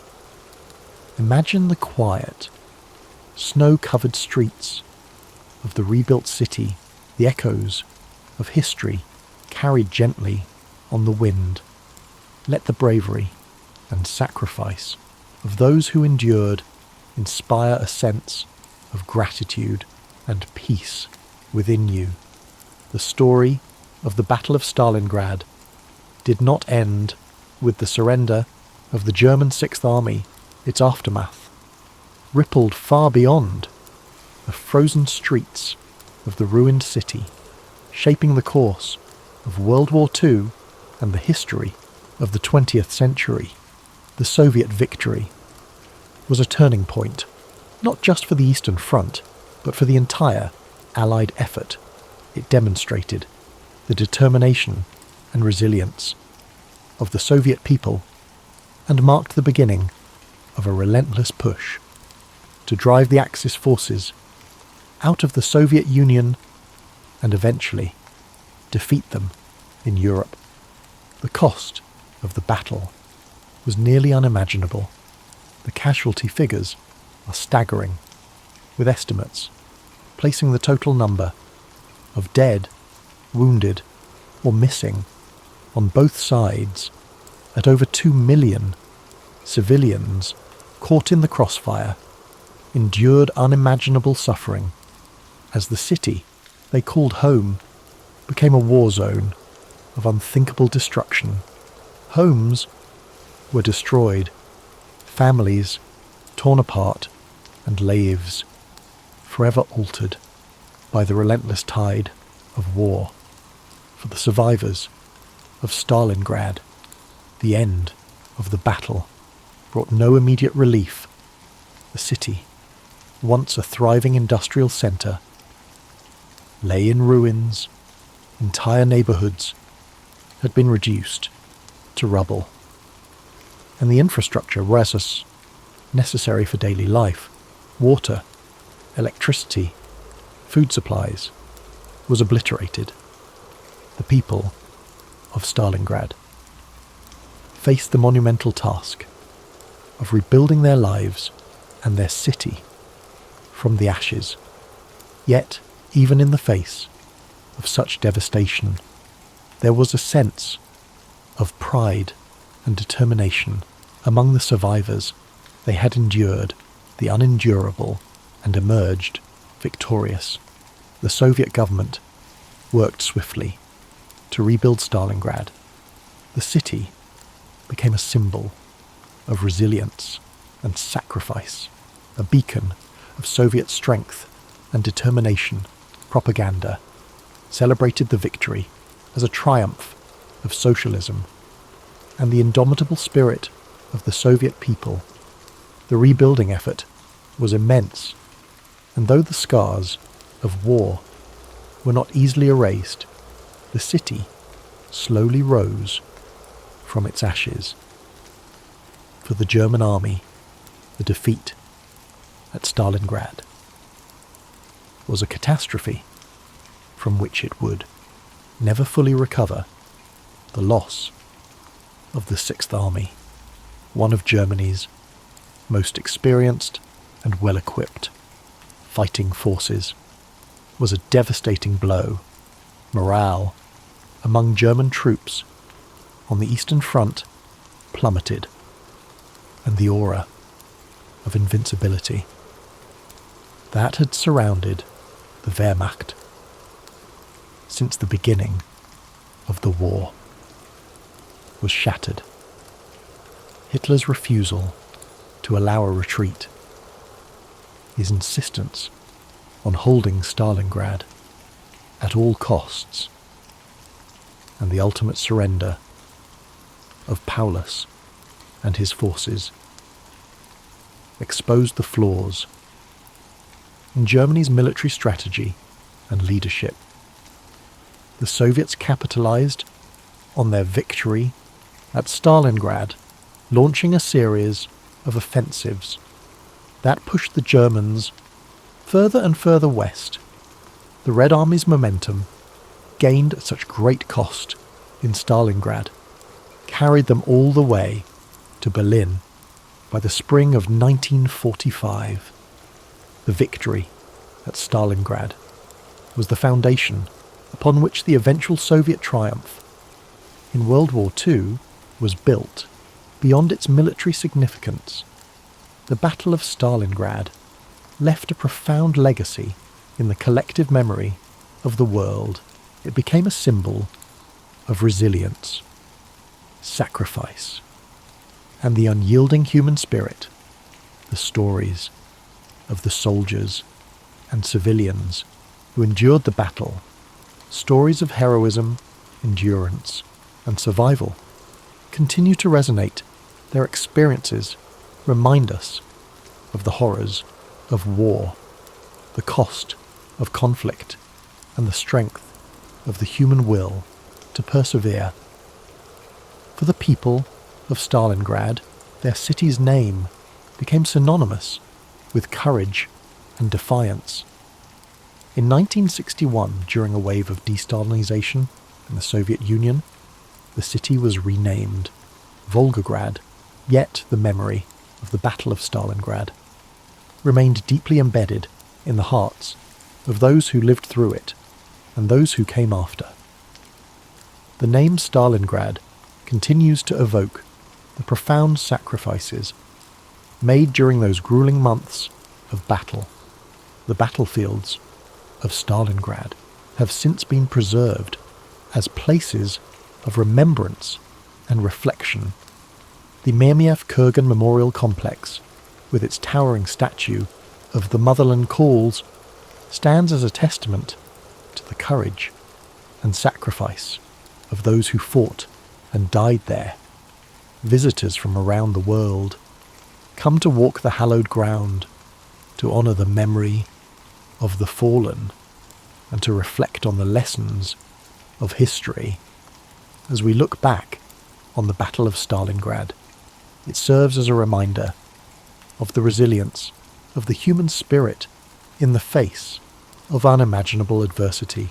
It is a story of sacrifice and survival, of hope and determination, and of the enduring belief in the possibility of a better future. As you rest tonight, let the story of Stalingrad remind you of the strength that lies within us all. Imagine the quiet streets of the rebuilt city, the soft whispers of the Volga River, and the stillness that now blankets a place once filled with chaos. Let the courage and sacrifice of those who endured inspire peace and gratitude in your heart. The legacy of the Battle of Stalingrad extends beyond its historical and military significance. It has become a symbol of human endurance, the cost of war, and the hope for reconciliation. The rebuilding of Stalingrad, later renamed Volgograd, was not merely a physical endeavour, but an emotional and cultural journey. Every stone laid, every home rebuilt, was a testament to the resilience of the people who survived the horrors of war. In the aftermath of the battle, the city became a focal point for the Soviet Union's narrative of victory and sacrifice. Monuments were erected to commemorate the bravery of those who fought, such as the eternal flame that burns in memory of the fallen. The massive statue of the Motherland Calls, one of the tallest statues in the world, towers over the landscape as a powerful reminder of the battle's significance. It is not just a symbol of victory, but a tribute to the unbreakable will of the defenders and the civilians who endured unimaginable suffering. For decades, the memory of Stalingrad shaped the Soviet Union's identity and its portrayal on the global stage. The battle was celebrated in films, literature, and art, each retelling emphasizing the unity and determination of the Soviet people. The city became a pilgrimage site for veterans, their families, and historians seeking to understand the profound impact of this defining moment in history on a more personal level. The stories of those who fought and survived the battle have been passed down through generations. Veterans shared their experiences with their children and grandchildren, ensuring that the sacrifices made at Stalingrad would never be forgotten. These personal accounts, filled with both sorrow and pride, add depth to the historical narrative and remind us of the humanity behind the statistics. Globally, Stalingrad has become a symbol of resistance and perseverance. Its name is invoked in discussions of strategy, endurance, and the high cost of war for historians and military scholars. The battle offers countless lessons on tactics, leadership, and the interplay of morale and logistics for ordinary people. It stands as a reminder of what can be achieved when the human spirit refuses to yield. In recent years, efforts have been made to preserve the memory of Stalingrad while fostering a spirit of reconciliation. Memorials and museums now serve not only as places of remembrance, but also as venues for dialogue and education. They encourage visitors to reflect on the consequences of war and the importance of working toward peace. The city of Volgograd, while forever tied to its past, is also a thriving modern metropolis. Its people have rebuilt their lives and created a vibrant community that honours its history.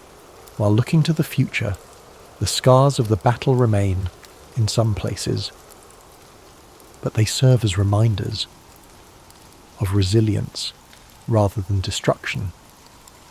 The lessons of Stalingrad resonate today, reminding us of the importance of unity in the face of adversity, the necessity of standing firm for what is right, and the value of seeking peace, even in the darkest times. It teaches us that the human spirit, when fueled by determination and hope, can endure even the greatest challenges. As you settle into rest, let the story of Stalingrad fill you with a sense of reflection and gratitude. Picture the calm, serene city of Volgograd today, its streets filled with life, its people moving forward while carrying the memory of their past. Imagine the stillness of the fields and the gentle flow of the Volga River, now a place of peace and renewal. The story of the Battle of Stalingrad is rich with details and facts that help us understand the scale of the conflict and the impact it had on the course of World War II. As we reflect further on this pivotal event, let's explore some key facts that bring its history into sharper focus. The Battle of Stalingrad lasted for 200 days, from August 23rd, 1942 to February 2nd, 1943. It is considered one of the longest and bloodiest battles in the history of warfare. The total number of casualties is estimated at over 2 million, making it one of the deadliest battles in human history. These figures include soldiers from both sides, as well as countless civilians caught in the crossfire. The German Sixth Army, led by General Friedrich Paulus, was one of the most formidable forces in Hitler's military. At its peak, the Sixth Army was comprised of over 300,000 soldiers. By the end of the battle, nearly 91,000 German soldiers were taken prisoner, including General Paulus himself. The Soviet strategy of hugging the enemy, staying in close combat to neutralize the Germans' artillery and air superiority, played a critical role in the city's defense. This tactic turned the urban ruins of Stalingrad into a deadly maze for the German forces. Vasily Zaitsev, a Soviet sniper, became a symbol of the defenders' resilience. During the battle, he is credited with killing over 225 German soldiers, including enemy snipers, which boosted the morale of his comrades. Operation Uranus, a Soviet counteroffensive launched in November 1942, was a brilliantly executed maneuver. By attacking the weaker flanks of the German forces held by Romanian and Italian troops, the Soviets were able to encircle and trap the German Sixth Army within the city. The German soldiers trapped in the encirclement known as the Kessel, or cauldron, endured horrific conditions. They faced starvation, freezing temperatures, and relentless Soviet assaults. Supplies delivered by air were woefully inadequate, leading to widespread suffering and death. One of the defining moments of the battle was Hitler's refusal to allow Paulus to retreat or break out of the encirclement. This decision sealed the fate of the Sixth Army and marked a significant turning point within the war. When General Paulus surrendered on February 2nd, 1943, it was the first time in history that a German field marshal had been captured alive. This was a major humiliation for Hitler and a symbolic victory for the Allies. The Soviet victory at Stalingrad marked the beginning of a series of offensives that pushed the German forces back across Eastern Europe. It was a critical turning point that shifted the momentum of the war in favour of the Allies. The city of Stalingrad, renamed Volgograd in 1961, has become a place of remembrance. Monuments like the Mamayev Kurgan and the Motherland Calls serve as powerful tributes to those who fought and died during the battle. Despite its association with destruction and suffering, Stalingrad is also a symbol of resilience, unity, and the indomitable human spirit. Its story continues to inspire people around the world, reminding us of the importance of courage and perseverance. As you reflect on these facts, let the weights of history settle gently. In your mind, each detail, each moment of bravery, endurance, and sacrifice adds to the tapestry of this remarkable story. Imagine the quiet streets of Volgograd today, a city that has risen from the ashes of war, standing as a testament to the enduring strength of the human spirit. The first voice came not with thunderous clarity, but as a whisper easily mistaken for wind through the garden. I was 13, gathering herbs behind my father Jacques d'Arc's house in Domremy.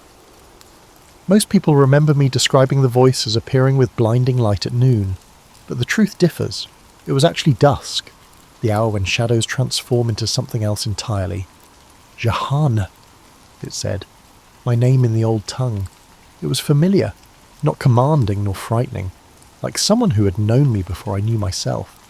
I dropped my basket, herbs scattering across soil, still warm from the day's sun. No one had prepared me for this moment, even though our priest, Father Vafronte, frequently spoke about saints and visions. People imagine I was overcome with religious ecstasy, but my initial reaction was irritation.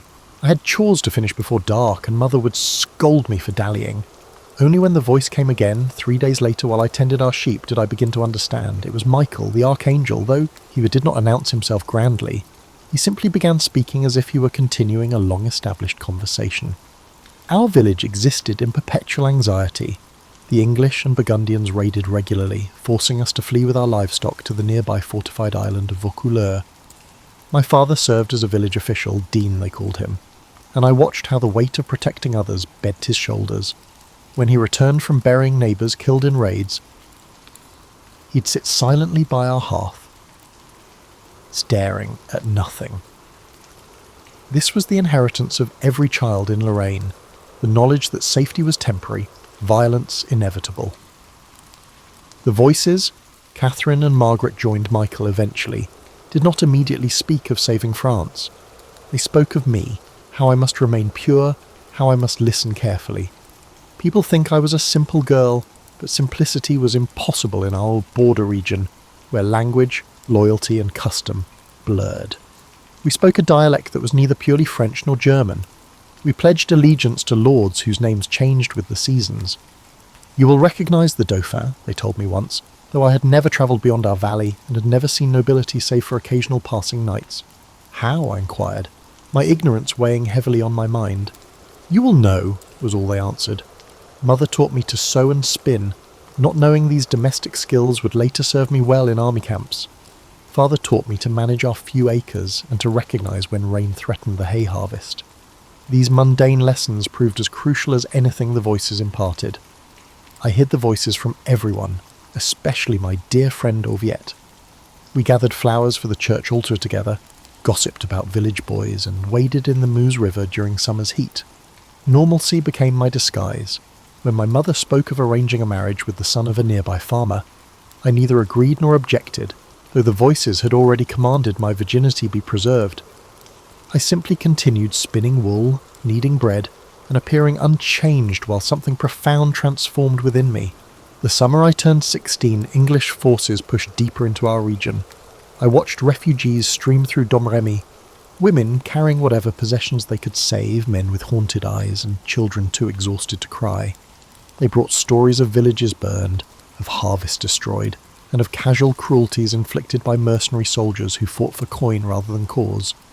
One night while our family sheltered in the church during a raid, I watched a woman rock her dead infant, refusing to acknowledge the child had stopped breathing hours before.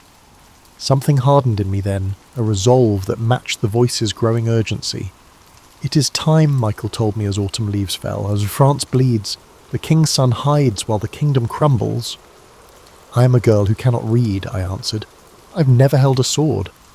"Yet you will lead armies," Catherine replied. I laughed aloud at this absurdity, earning a questioning look from my brother Pierre as we gathered kindling in the forest. "You were chosen before birth," Margaret added, "not for your knowledge, but for your heart." As winter approached, Burgundian soldiers burned part of our village. I helped neighbours salvage what remained of their homes by digging through ash for cooking pots and for anything usable. The voices grew more insistent, speaking not just in quiet moments, but during daily tasks, during mass, and during rare moments of village celebration. "Go to Vaucouleurs," they commanded.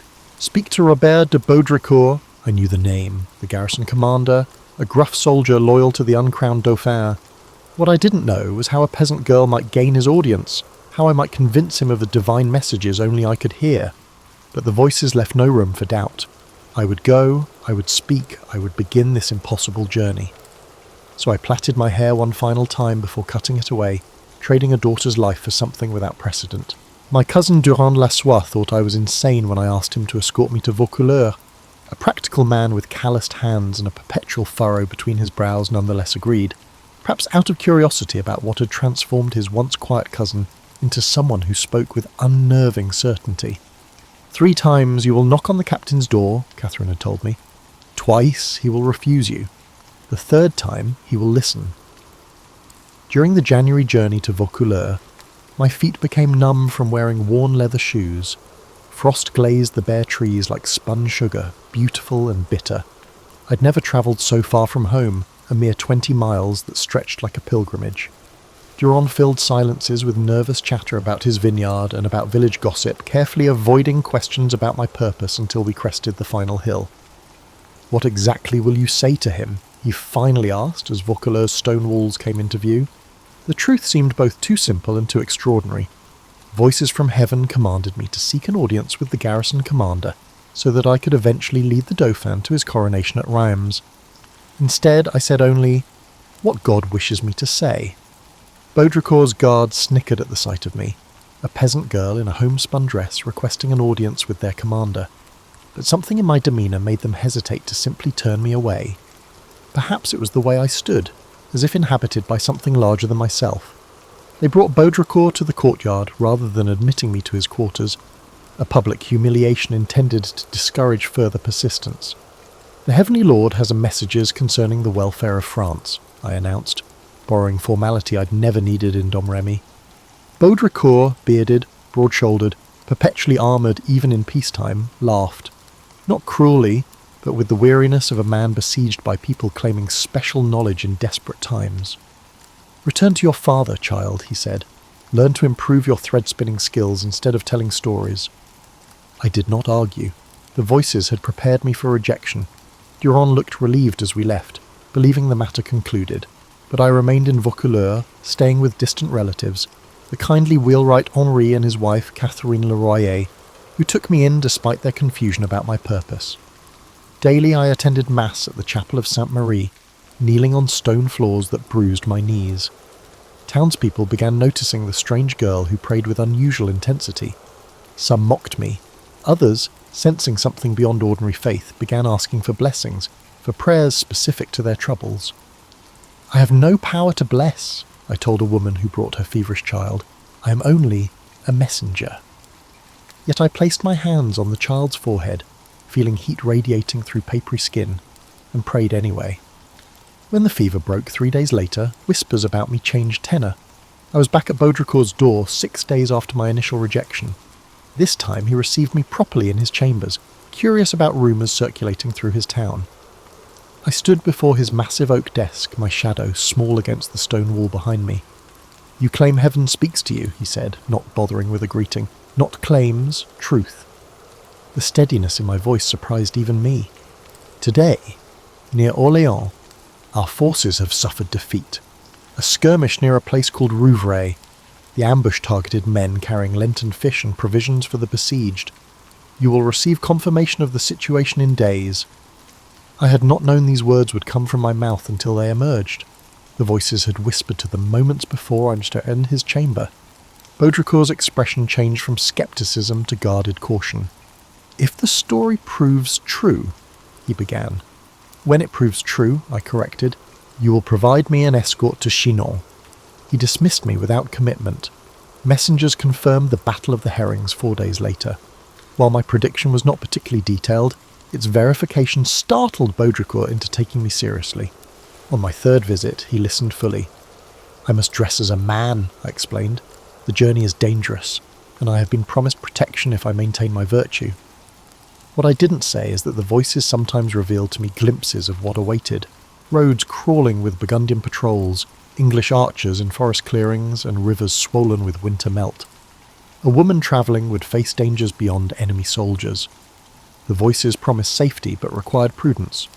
Baudricourt commissioned male clothing for me, a dark woolen tunic, leggings, and boots that needed stuffing at the toes. Baudricourt cut my hair even shorter, cropping it close to my scalp. When I dressed in these garments for the first time, the Le Royer watched with troubled fascination. Henri crossed himself. Catherine wiped tears. "You look," Henri started, unable to find appropriate words. "Like God's instrument," I finished for him, though I felt only like myself, simply clad differently. Jean de Metz and Bertrand de Poulengy, 2 of Baudricourt's men, volunteered to accompany me to Chinon. Both later claimed divine inspiration moved them to offer an escort, but I saw more earthly calculation in their eyes, curiosity about whether the strange girl might truly have heavenly favour, whether their fortunes might rise by proximity. The night before departure, Baudricourt summoned me once more. The chamber's single candle cast dramatic shadows across his face, deepening already severe features. "If you are deceiving us, if you lead my men into danger through false prophecy—" He let the threat hang unfinished. "I move only as directed," I answered. "Your men's safety is precious to heaven." He handed me a sword then, not ceremoniously, but with a practicality that acknowledged the dangers ahead. "Can you use this?" I had never held a sword before. Its weight surprised me, the pommel cool against my palm. "I will not need to," I said. "Others will fight. I carry the standard." This answer, so specific yet so odd, seemed to finally convince him. He nodded once, reclaimed the sword, and uttered words that would become famous, despite their lack of theatrical flair in their actual delivery. "Go then, and let come what comes." The following morning, February 23rd, I departed Vaucouleurs with my small escort. Townspeople gathered to watch, some touching my garments as if I were already a saint. A woman pressed a rosary into my hand. A blacksmith crossed himself as I passed. I did not look back at the town's gate, even though homesickness was already pulling at me, not for Domremy, but for a simplicity that I had now irrevocably lost. Ahead lay 11 days of hard travel through enemy territory, and beyond that challenges I could scarcely imagine. But Michael's voice accompanied me, steady as my heartbeat. "France's liberation begins with each step you take." The journey to Chinon tested faith more than physical endurance. We travelled mainly at night, avoiding main roads where English and Burgundian patrols sought travellers to rob or ransom. During daylight hours, we hid in abandoned shepherds' huts or dense woodland.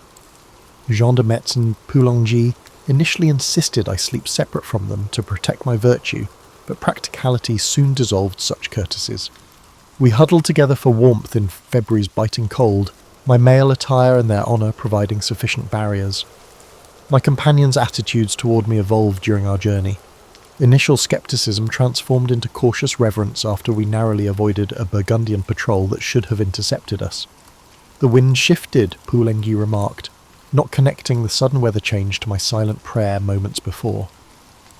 Later, when we reached a swollen river that maps showed no crossing for miles, a local boy appeared as if conjured, guiding us to a hidden ford. My escorts exchanged meaningful glances, but I knew these were not miracles, merely the everyday workings of divine guidance. "Will you truly recognize the Dauphin?" Jean asked one evening, as we warmed our hands over a small, carefully shielded fire. "They say he often hides among his courtiers to test visitors." "God will identify his anointed," I answered, though privately I wondered how this recognition would manifest. The voices remained frustratingly vague on practical details. We reached Chinon on March 6th, but 2 more days passed before gaining entrance to the castle. We lodged in the town below, where I endured the first of many examinations by church officials Boursin sent to determine whether my claims were divine inspiration, demonic influence, or simple madness. "How can we know God speaks through you?" demanded an elderly priest with yellowed fingers and breath sour from fasting. "By the signs that follow," I replied, remembering Catherine's coaching. "God does not ask for blind faith, but provides confirmation for those who truly seek. What signs have you performed?" "None yet. Signs are not tricks of the conjurer, performed on demand. They unfold as needed." He seemed satisfied with this answer, which surprised me. Later I learned he reported favourably on my orthodoxy, noting, "I answered questions about faith with simple clarity, rather than elaborate theological constructions that might suggest educated heretical influences." When I eventually gained entry to the castle, I faced a planned challenge. Charles, not yet crowned and increasingly doubtful of his legitimacy, had arranged for another man to sit on the throne while he stood among dozens of richly dressed courtiers. The great hall blazed with hundreds of candles, their light reflecting off jewelled fingers and golden threads woven through noble garments. The assembled court watched expectantly, many smirking at the prospect of a peasant girl's confusion. I had never seen such finery, such concentrated wealth. For a moment my confidence wavered. These were people whose everyday garments cost more than my family earned in years. What arrogance brought me here? Then Margaret whispered, not in my ear, but directly within my mind, "Remember your purpose. You are not sent to be dazzled by earthly riches." Without hesitation, I walked directly through the crowd toward a plainly dressed man standing among the courtiers. Kneeling before him, I said what the voices prompted. "God gives you life and glory, gentle Dauphin." Charles's face registered shock, quickly controlled. "I am not the king," he protested, maintaining the charade. "I did not call you king," I answered. "You are the Dauphin, but you will be king when properly consecrated at Reims, as is God's will." The court murmured. Charles gestured for seclusion, guiding me to a window ledge where we could converse discreetly. "If you truly come from God," he said quietly, "tell me something only divine knowledge could reveal." I repeated words Michael had given me during our journey. "You made a private prayer at All Saints last November, asking God for confirmation of your right to the throne, questioning whether your mother's reputation spoke truth about your birth. God answers now. You are the legitimate heir to France. Your suffering is seen, your doubts are understood, but you must claim what heaven has preserved for you." Charles paled visibly. He later confirmed that he had prayed this prayer in solitude, that I knew its contents convinced him when nothing else might have. Yet despite this private conviction, Charles remained publicly cautious. I was subjected to further examinations, including 3 weeks of questioning by theologians at Poitiers who probed for heretical beliefs or signs of demonic influence. They examined my body for witches' marks, questioned my insistence on male attire, and tested my knowledge of Christian doctrine. What history rarely records is the humiliation of these examinations and the indignity of learned men debating whether my virginity indicated divine protection or simply a lack of opportunity, as well as whether my voices were angels or clever demons. One elderly theologian suggested I might simply suffer from female hysteria due to my unmarried state. "Perhaps," I replied evenly, "but does hysteria typically predict military outcomes or recognize disguised kings?" During these weeks of examination I grew increasingly frustrated by delays. Orléans remained under siege, its situation deteriorating. The voices became more urgent. sometimes waking me from sleep with commands to move quickly. Time slips away, Michael warned. France's heart weakens with each passing day. I petitioned Charles repeatedly for action, facing resistance from his advisor Georges de la Trémoille, who viewed me as a threat to his influence. The maid makes bold claims, he told Charles within my hearing, yet prophecies are cheap while soldiers' lives are dear.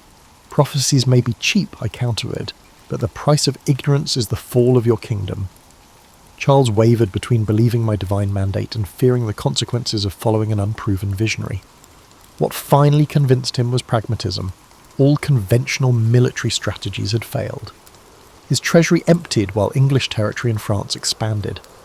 What harm could come from allowing me to attempt lifting the siege at Orléans? Should I fail, my losses would be minimal compared to the daily losses already incurred. If I succeeded, the reward was incalculable. In late April, after nearly 7 weeks of delay and examination, Charles finally granted me my mission. I was provided armour made to my measurements, lightweight plates that nonetheless felt foreign against my body. The sword given to me was serviceable but ordinary, not the special blade I had described seeing in my visions. There is a sword meant for me, I explained to Charles, buried behind the altar at Sainte Catherine de Fierbois. It bears 5 crosses on its blade and has lain there since Charles Martel's time. Charles, still testing the limits of my strange knowledge, sent men to investigate this oddly specific claim. They indeed found an ancient sword buried exactly where described, its existence unknown to the local priests. This sword became my physical token of divine sanction. However, I primarily carried a standard instead of wielding weapons. The standard was my design, a white field adorned with fleur-de-lis, bearing the names Jesus Maria, and depicting God holding the world with angels at his side. This banner would precede me into battle, a visible reminder that our cause carried heavenly blessing. Before departing Chinon, I dictated a letter to the English commanders surrounding Orléans, warning them to depart France or face divine judgment. The scribe who recorded my words kept glancing up in disbelief as increasingly forceful language flowed from the peasant girl before him. Surrender to the maid sent by God, the King of Heaven. You will not hold the kingdom of France from God, the King of Heaven, Son of St. Mary, King Charles, the true heir. Will hold it, for God wills it. When read aloud afterward, the words sounded strange to my ears, both mine and not mine, carrying an authority I'd never possessed in Domremy. The courtiers exchanged troubled glances, uncertain whether they witnessed inspired prophecy or dangerous delusion. However, Charles had chosen to support my journey. Charles had gathered equipment and assembled troops. The impossible campaign was about to begin. On the evening before our departure for Orléans, I stood alone on the castle ramparts, watching spring stars emerge. Homesickness washed over me unexpectedly, not for my village specifically, but for anonymity, for the peace of tending sheep on quiet hillsides. Having doubts? Catherine asked, her voice gentle within my mind. No doubts, I answered silently. It's simply a conscious understanding of what you can't take back. The path narrows before you, she acknowledged, but remember why you were chosen, not for skill with sword or strategy, but for perfect faith in God's plan. I nodded, though no human eyes witnessed this private exchange. Perfect faith. It was not blindness to danger nor an absence of fear, but a willingness to proceed despite both. With that understanding, I descended to prepare for departure, ready to transform from examined curiosity to battlefield commander. We departed Tours on April 27th with supplies and reinforcements for the besieged city, but conflict emerged immediately between military commanders and me, a teenage girl claiming divine guidance. The army's veteran captains, Jean de Dunois, La Hire, and Etienne de Vignoles, regarded me with open scepticism. They had weathered years of defeats and developed cautious strategies. Avoid confrontation, preserve remaining forces, and accept that Orléans would eventually fall like other strongholds before it. God did not send me to follow cautious men, I informed them during our first council. Orléans will not fall. We will not merely deliver supplies, we will break the siege entirely. La Hire, a notorious soldier known for creative profanity, stared at me in disbelief. With what? Divine wind to blow the English away? They outnumber us. They have secured their positions. They outnumber David against Goliath, I replied. Numbers mean nothing against God's will. These exchanges established our working relationship. They planned according to military experience, and I insisted on more aggressive action than conventional wisdom suggested was prudent. The compromise that emerged involved approaching Orléans from an unexpected direction, crossing the Loire rather than confronting the stronger English positions directly. This decision, portrayed in chronicles as my strategic brilliance, actually resulted from practical necessity combined with fortunate timing. Spring rains had made the river higher than usual, limiting crossing points but also focusing English defensive positions. My inspiration to approach from the east simply utilised terrain the English had deemed too difficult to defend heavily. We reached the Loire's southern bank on April 29th, where I dictated another letter to the English commanders, this one delivered by herald directly to their lines. You men of England who have no right in this kingdom of France, go away into your country in God's name. And if you do not do this, await tidings from the maid, who will come to see you shortly to your very great injury. The English soldiers who heard this message reportedly laughed, asking if the French had grown so desperate they now sent girls to fight their battles. William Glasdale, their commander, sent back a message threatening to burn me as a witch and hang those who followed me as heretics if captured. Fear clenched my stomach upon hearing this, not of burning specifically, but of failure, of leading others to death through misplaced confidence. That night I prayed longer than usual, seeking reassurance from my voices, who had grown somewhat quieter since my departure from Chinon. The English threatened fire, I whispered to the darkness of my tent. All human flesh fears flames, Margaret answered compassionately. But remember, the true fire is God's purpose burning through you. It consumes doubt and illuminates the path. On April 30th, we successfully transported supplies into Orléans via river barges, bringing desperately needed provisions to the city's defenders.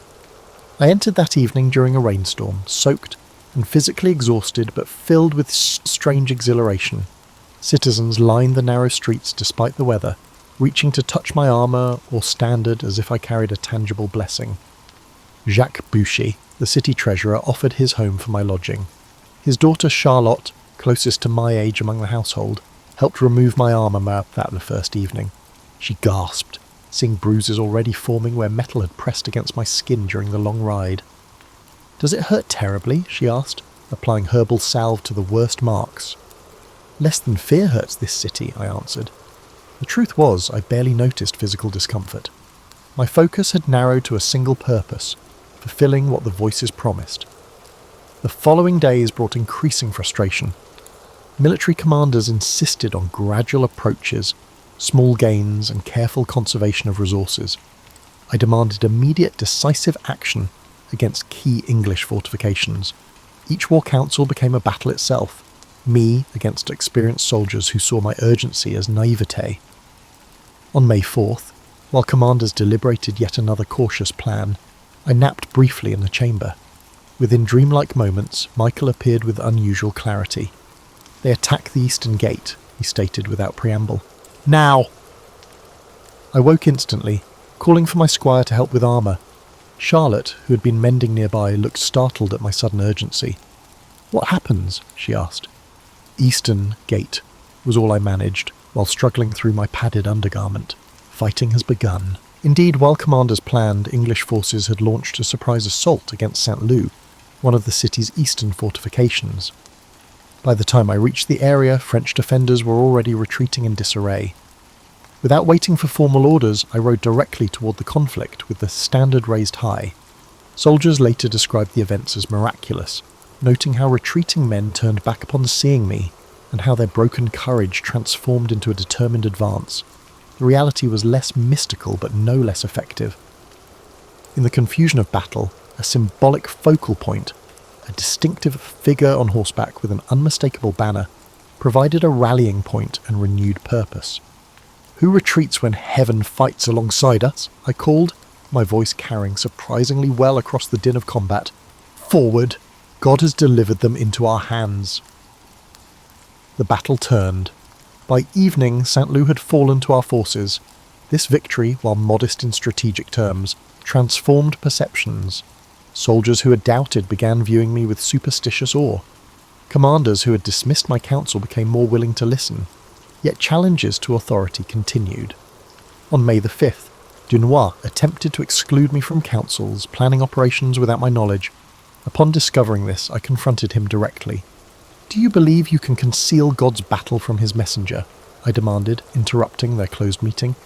"Why do you plot in shadows when heaven watches regardless?" Dunois, intelligent, politically astute, recognised the changing mood among troops.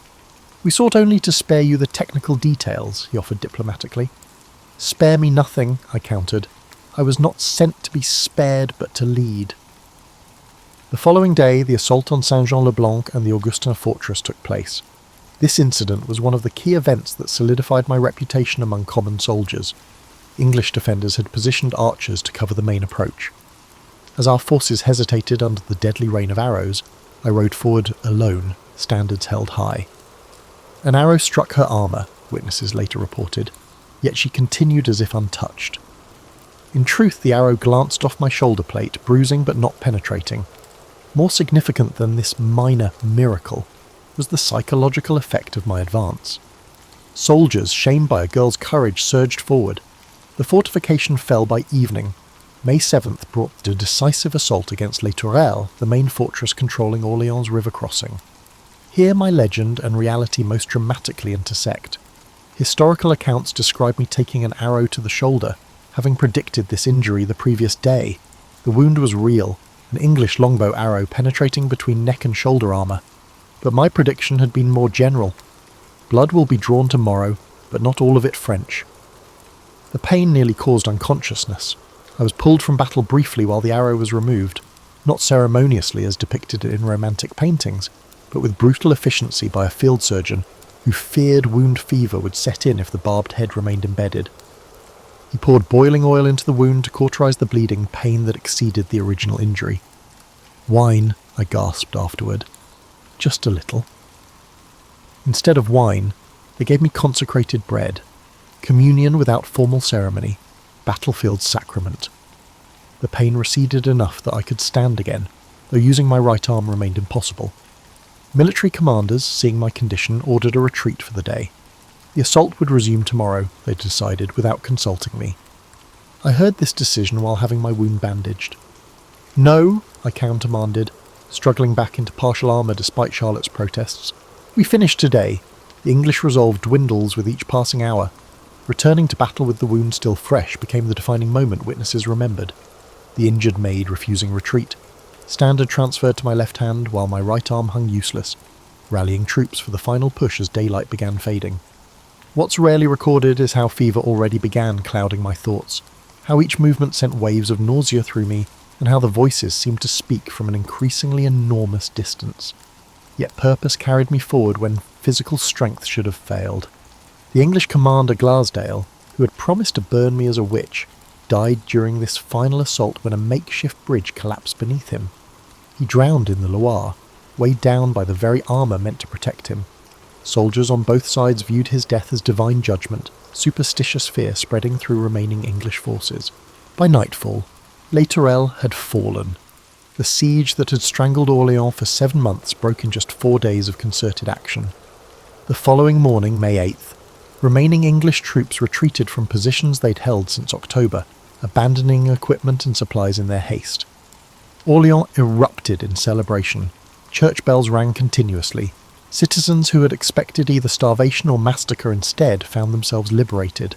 They credited the maid, the peasant girl from Domremy who had promised deliverance and against all rational expectation delivered it. That night, fevered and weak from blood loss, I struggled to understand what had truly happened. Had God performed miracles through me? Or had my presence simply catalysed human courage that already existed, waiting only for symbol and purpose to crystallise action? Both, Catherine whispered, as I drifted between consciousness and dream. The greatest miracles work through natural channels, not to pipe them. Citizens began calling me La Pucelle d'Orléans, the Maid of Orléans, a title that would follow me through history. Yet alone in prayer that night, I remained simply Jeanne, aching, feverish, wondering what further price fulfilling heaven's commands might require. By nightfall, Les Tourelles had fallen. The siege that had strangled Orléans for 7 months broke in just 4 days of concerted action. The following morning, May 8th, Remaining English troops retreated from positions they'd held since October, abandoning equipment and supplies in their haste. Orléans erupted in celebration. Church bells rang continuously. Citizens who had expected either starvation or massacre instead found themselves liberated. They credited the maid, the peasant girl from Domremy who had promised deliverance and, against all rational expectation, delivered it. That night, fevered and weak from blood loss, I struggled to understand what had truly happened. Had God performed miracles through me? Or had my presence simply catalysed human courage that already existed, waiting only for symbol and purpose to crystallise action? Both, Catherine whispered, as I drifted between consciousness and dream. The greatest miracles work through natural channels, not to pipe them. Citizens began calling me La Pucelle d'Orléans, the Maid of Orléans, a title that would follow me through history. Yet alone in prayer that night, I remained simply Jeanne, aching, feverish, wondering what further price fulfilling heaven's commands might require. Throughout this journey, I maintained my male attire and slept fully armoured most nights, surrounded by guards. This practice, later used as evidence of impropriety during my trial, served practical purposes beyond the voice's commands. Travelling with thousands of soldiers while identifiably female invited dangers obvious to any woman, divine protection notwithstanding. The armour provided a physical barrier against casual assault. Male clothing minimised unwanted attention during necessary activities. We reached Reims on July 16th. The city welcomed Charles without resistance, its citizens lining streets to witness what many had thought impossible months earlier. I wrote to Philip of Burgundy that same day, urging reconciliation with Charles, calling on him to make good peace that will last with the rightful king. This letter received no immediate response but represented my growing political involvement beyond battlefield leadership. The coronation ceremony on July the 17th exists in popular imagination as a triumphant culmination, the maid standing proudly beside her king as divine prophecy is fulfilled. Reality contained more nuance. I indeed stood near the altar holding my standard, but experienced the ceremony with complicated emotions. Initially, relief predominated. I had accomplished the primary mission the voices had given me. Charles knelt before the Archbishop, received sacred anointing from the Holy Ampulla, and rose as King Charles VII, his legitimacy no longer questionable. As the Archbishop placed the crown on his head, I spontaneously broke into tears. "Now God's work is accomplished," I told him afterward, during the celebration feast where I was granted a position of honour. "You are the true King of France by holy coronation as well as by birth." Charles, emotionally moved despite his typically reserved nature, asked what reward I desired for my service. Courtiers leaned forward, anticipating requests for titles, lands and wealth, the normal currency of royal gratitude. "Grant tax exemption to Domremy," I requested instead. "My people are poor and have suffered much from the war's passage." This modest request enhanced my reputation for saintly disinterest in worldly gain, as it cost the crown almost nothing and showed my lack of personal ambition. The voices never promised a personal reward for completing heaven's tasks. My future remained conspicuously absent from their pronouncements. That evening, alone in chambers provided within the Archbishop's palace, I experienced something unprecedented, silence from the voices that had guided me since age 13. I prayed for hours, seeking their familiar presence, but encountered only ordinary stillness. "Have I failed in some manner?" I finally asked aloud, desperate for a response. Catherine's voice, when it finally came, sounded distant, as if speaking across enormous separation. "The path divides before you. One direction leads to earthly glory but spiritual peril. The other is bodily suffering but heavenly triumph." Which should I choose? I begged, but received no answer. The voice's diminishing clarity troubled me deeply as we departed Reims on July 20th. For years they had provided unmistakable direction. Now, at the moment of greatest public acclaim, their guidance grew ambiguous precisely when political complexity demanded the clearest understanding. Charles and his advisers favoured consolidating recent gains, negotiating with Burgundy and avoiding confrontation with primary English forces. I advocated for an immediate advance on Paris, aiming to strike while our momentum remained strong and English authority appeared weakest. These divergent strategies reflected fundamental differences in perspective. Charles thinking in political terms of alliances and sustainable power, and me still operating from a divine mandate to drive foreign forces from France entirely. God did not deliver victory at Orléans so you could stop halfway to complete liberation, I argued during councils. Paris is the kingdom's heart, reclaim it and the English position collapses. What I couldn't share was my growing fear that time was running out, and that the fading of the voices signalled an impending end to divine favour. This created urgency I couldn't fully explain to military commanders accustomed to deliberate campaigns. As we travelled through recently liberated territories, common people flocked to see me, reaching to touch my armour, begging blessings for children, and offering tokens of appreciation. Women wept openly, seeing in me something that transcended conventional limitations placed on our gender. Men removed caps respectfully, as if in the presence of something holy. This veneration discomforted me increasingly. I am not a saint, I told Charlotte d'Albret, a noblewoman who had joined our travelling court and attempted to collect my discarded garments as relics. I am only God's messenger, nothing in myself. Yet God chose you, she countered. That distinction itself makes you extraordinary. This growing cult of personality served immediate political purposes, rallying support for Charles, demonstrating divine favour for his rule, but created complications I was ill-equipped to navigate. Each miraculous attribution, each story embellished in retelling, placed me further from the simple girl who had left Domremy, believing heaven's instructions were straightforward. By late July, Charles had begun secret negotiations with Burgundy, seeking diplomatic resolution while publicly maintaining military pressure. This strategy made political sense, but contradicted the voices' increasingly sporadic instructions for complete liberation through direct action.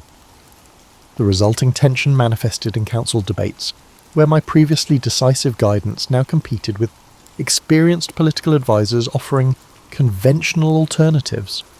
"You were not sent to negotiate half measures," Michael told me during rare communication. "We must fully cleanse France of foreign presence." Yet when I repeated such sentiments to Charles and his councillors, they increasingly regarded them as militarily unrealistic and politically naive. The Maid had served her purpose in delivering coronation. Now practical governance required compromises heaven seemed unwilling to acknowledge. This divergence would soon lead to Paris, and decisions that would alter my path irrevocably. August found us advancing incrementally toward Paris while Charles simultaneously pursued negotiations with Burgundy. This contradictory approach, military pressure paired up with diplomatic outreach, created strategic confusion. Were we truly attempting to recapture Paris, or merely demonstrating military capability to strengthen Charles's negotiating position? The Duke of Bedford, English regent for their child King Henry VI, recognised our momentum and retreated from direct confrontation, reinforcing Paris while yielding smaller surrounding territories. On August 14th, Charles signed a 15-day truce with Burgundy, supposedly creating space for peace negotiations, while actually providing English forces critical time to strengthen Paris's defences. I opposed this truce vehemently, sensing opportunities slipping away. "While you exchange pleasant messages, our enemies rebuild walls and restore courage," I warned Charles. "The moment for decisive action passes with each day of delay." The voices, though less frequent, reinforced this urgency. "Paris must not remain in enemy hands," Margaret insisted during prayer. "The city's liberation will break English resolve completely." Charles wavered between my continued insistence on divine mandate and his councillor's emphasis on political reality. The compromise that emerged satisfied no one. Our forces would advance to Paris's outskirts but avoid full assault while negotiations continued. By late August, we established positions at Saint-Denis, within sight of Paris's northern walls. The city's proximity affected me strangely. After months of campaigning focused on this objective, actually seeing its towers and spires created an almost physical yearning to complete what the voices had promised. Daily, I rode reconnaissance along positions facing the city, studying defences, planning approaches, and praying for clear instruction that came with decreasing reliability. The truce with Burgundy expired without meaningful agreement. On September 8th, I convinced our commanders to attempt an assault against Paris's defences near the Saint-Honoré Gate, despite Charles withholding full support for the operation. This partial commitment meant attacking with insufficient forces against prepared positions, a military mistake justified only by my increasingly desperate insistence that heaven would provide necessary advantage. "God will blind their gunners," I promised troops assembled for the assault. "Divine protection covers us as we reclaim the kingdom's heart." The attack commenced at noon. Initial progress seemed to confirm divine favour.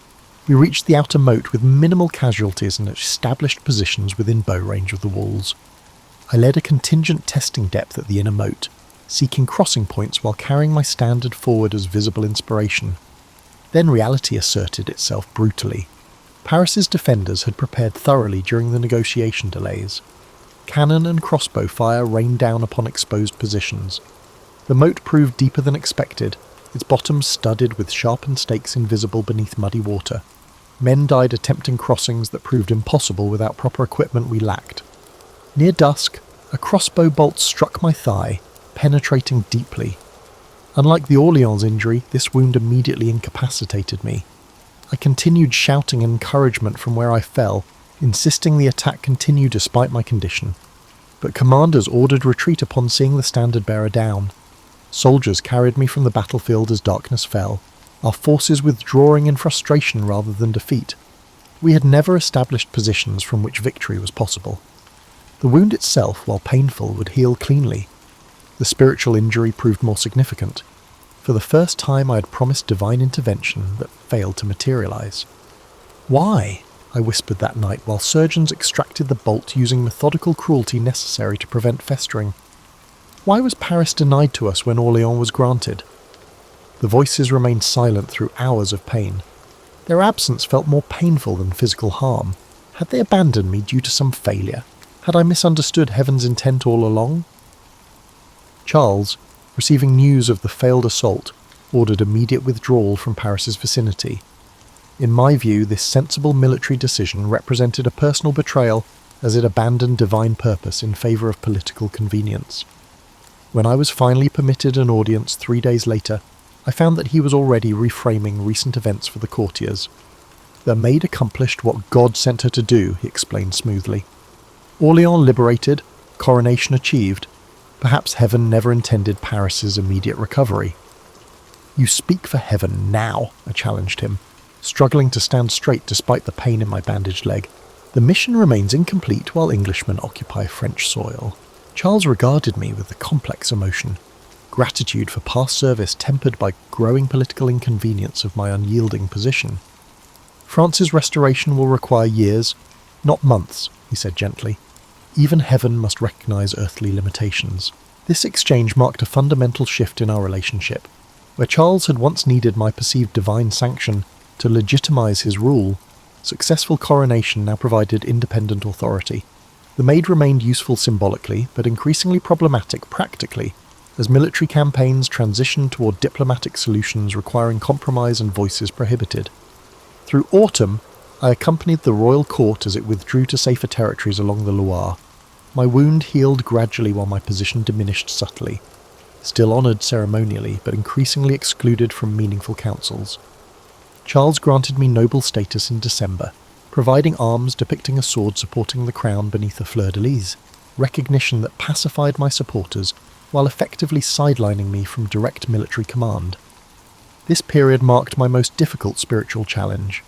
The voices returned intermittently, but spoke with disturbing inconsistency. Michael demanded continued aggressive action, while Catherine counselled patience. Margaret sometimes suggested accepting a ceremonial role within Charles's court, but she also insisted that my work remained unfinished. These contradictions created profound doubt I had never experienced during the clarity of earlier missions. Had some of the voices I heard been false all along? Was I now mishearing divine instruction? Or was heaven itself divided on France's proper path forward?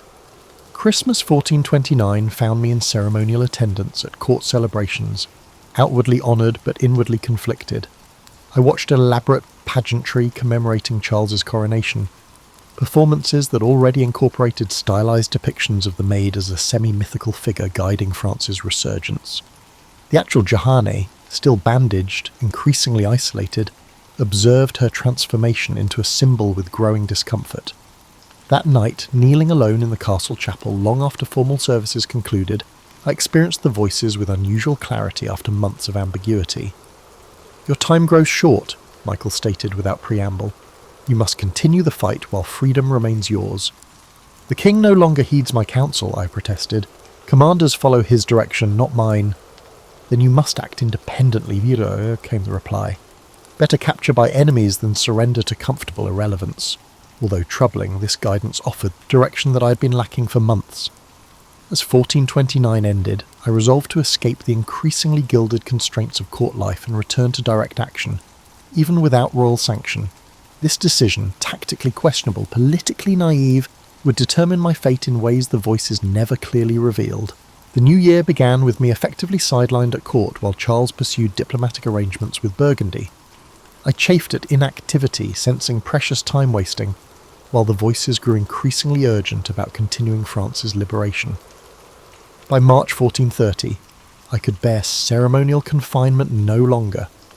Without royal permission, technically desertion, though my status remained ambiguous, I departed secretly with a small company of loyal followers.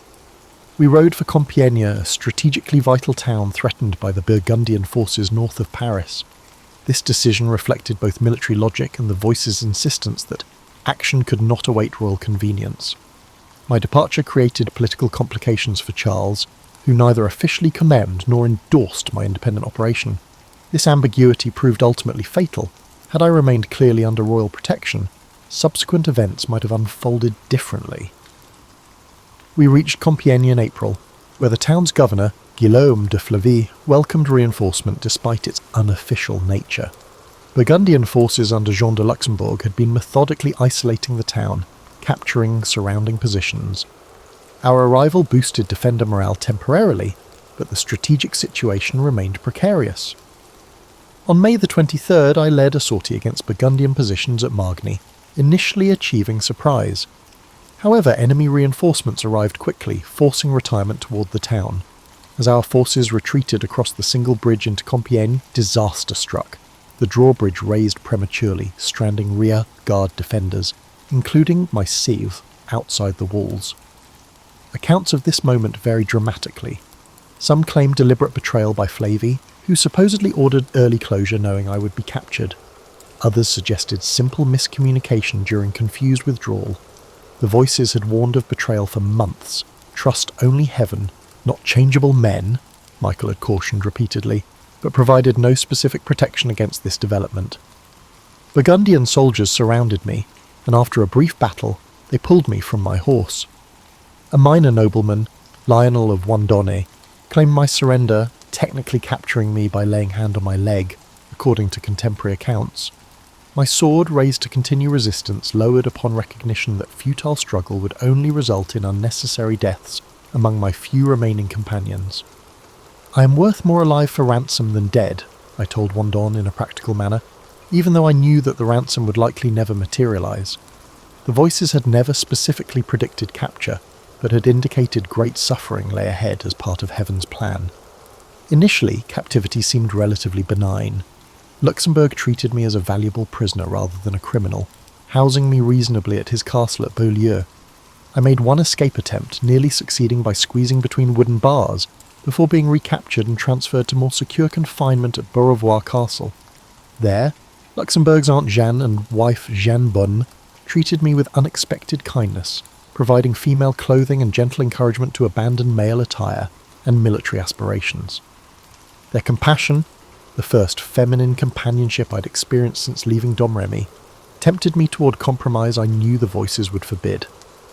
Why must I maintain a male appearance now that fighting has ended? I asked during prayer, receiving Catherine's uncompromising response. Your mission hasn't changed with capture. Male attire remains both practical protection and a visible sign of a divine exception to worldly constraints. News reached me at Beaurevoir that Compiègne's situation worsened daily.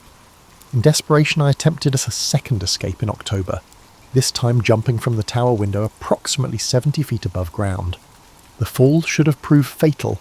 That I survived with only bruising and temporary unconsciousness was later presented as either a miracle or evidence of demonic protection, depending on the interpreter. By November, political machinations surrounding my captivity clarified horribly.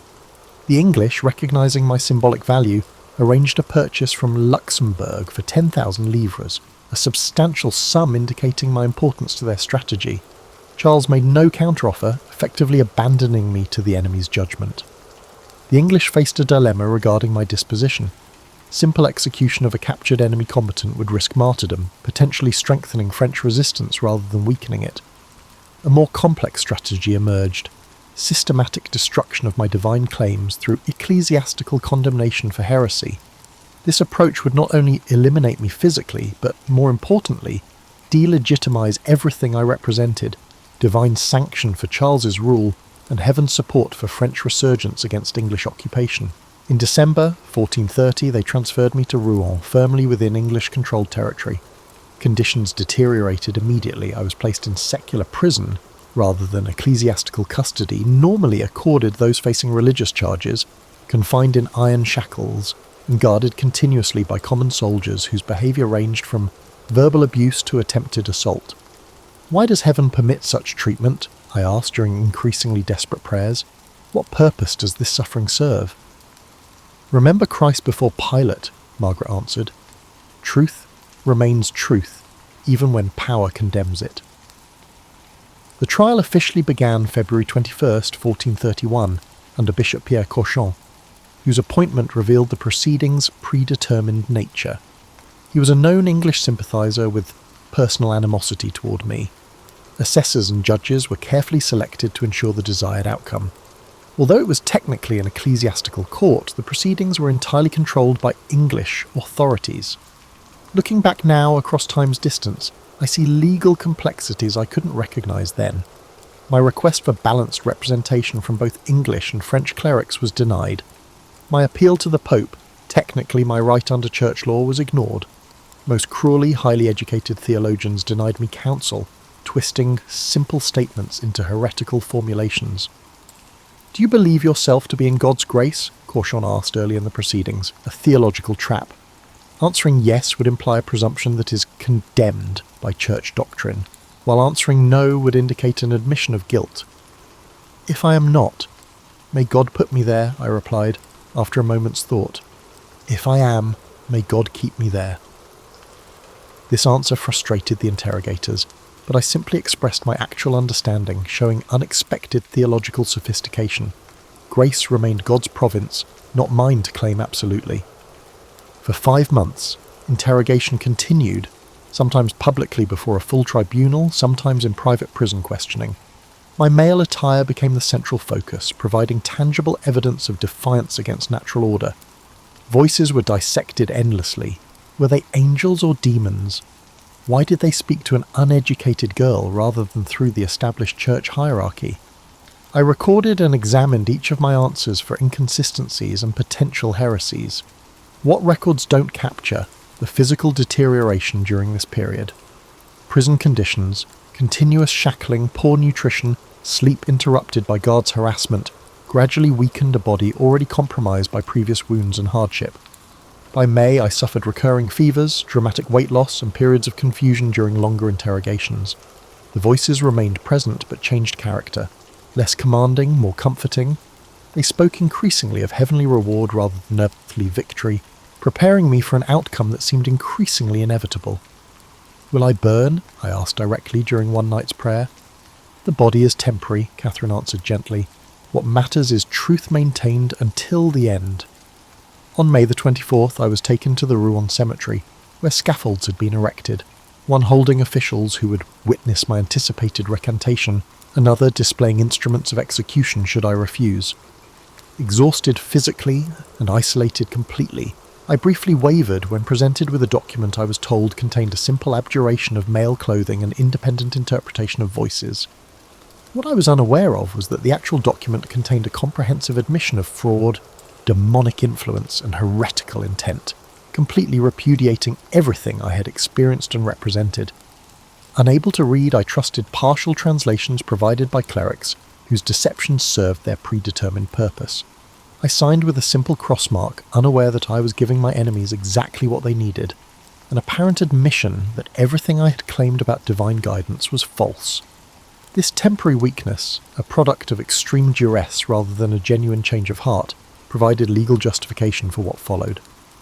Returned to prison rather than transferred to ecclesiastical custody as promised, I found myself still surrounded by hostile guards, still denied female companionship that would have made feminine clothing practically sustainable.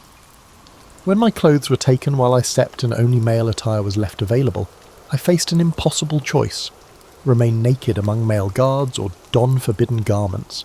The voices spoke with unusual clarity that morning. Better modest impropriety than immodest vulnerability. I dressed in male clothing, knowing this relapse provided the final justification enemies sought. When judges returned to document this transgression, I formally recanted my previous abjuration, stating clearly that voices were indeed divine, that the mission had been heaven-sent, and that temporary weakness had betrayed truth. I would rather do penance once, with death, than bear imprisonment suffering continuously, I told them with renewed clarity, despite knowing the consequence. On May the 30th, 1431, the final sentence was announced. Declared a relapsed heretic, I would face public execution by burning, the most painful death authorities could legally impose, deliberately chosen to create maximum suffering they hoped would produce a final public confession. That morning I made a final confession to a sympathetic priest and received communion despite being formally excommunicated, a small act of compassionate defiance by a cleric who recognised injustice unfolding. Wearing the traditional long white garment for heresy executions, a cart transported me through Rouen streets toward the old marketplace, where execution awaited. The crowd's mood surprised me, not triumphant but sombre, many openly weeping. These were not my French compatriots, but Norman subjects under English rule, yet something about my situation transcended political loyalty. Later accounts would claim English authorities grew concerned that sympathy might transform into riots, and that martyrdom was being created despite their careful legal manoeuvring. At the execution ground, officials had me a final opportunity to recant before tying me to a tall stake erected atop a substantial pyre. The method was deliberate. Slow death by suffocation and burning rather than quicker execution methods available. Jesus! I called repeatedly as flames were lit, no longer concerned with appearing strong before enemies, simply seeking comfort in the name that had guided my journey from its beginning. The voices spoke one final time as smoke began rising. Your suffering ends today. Your vindication begins. The physical agony that followed transcends description.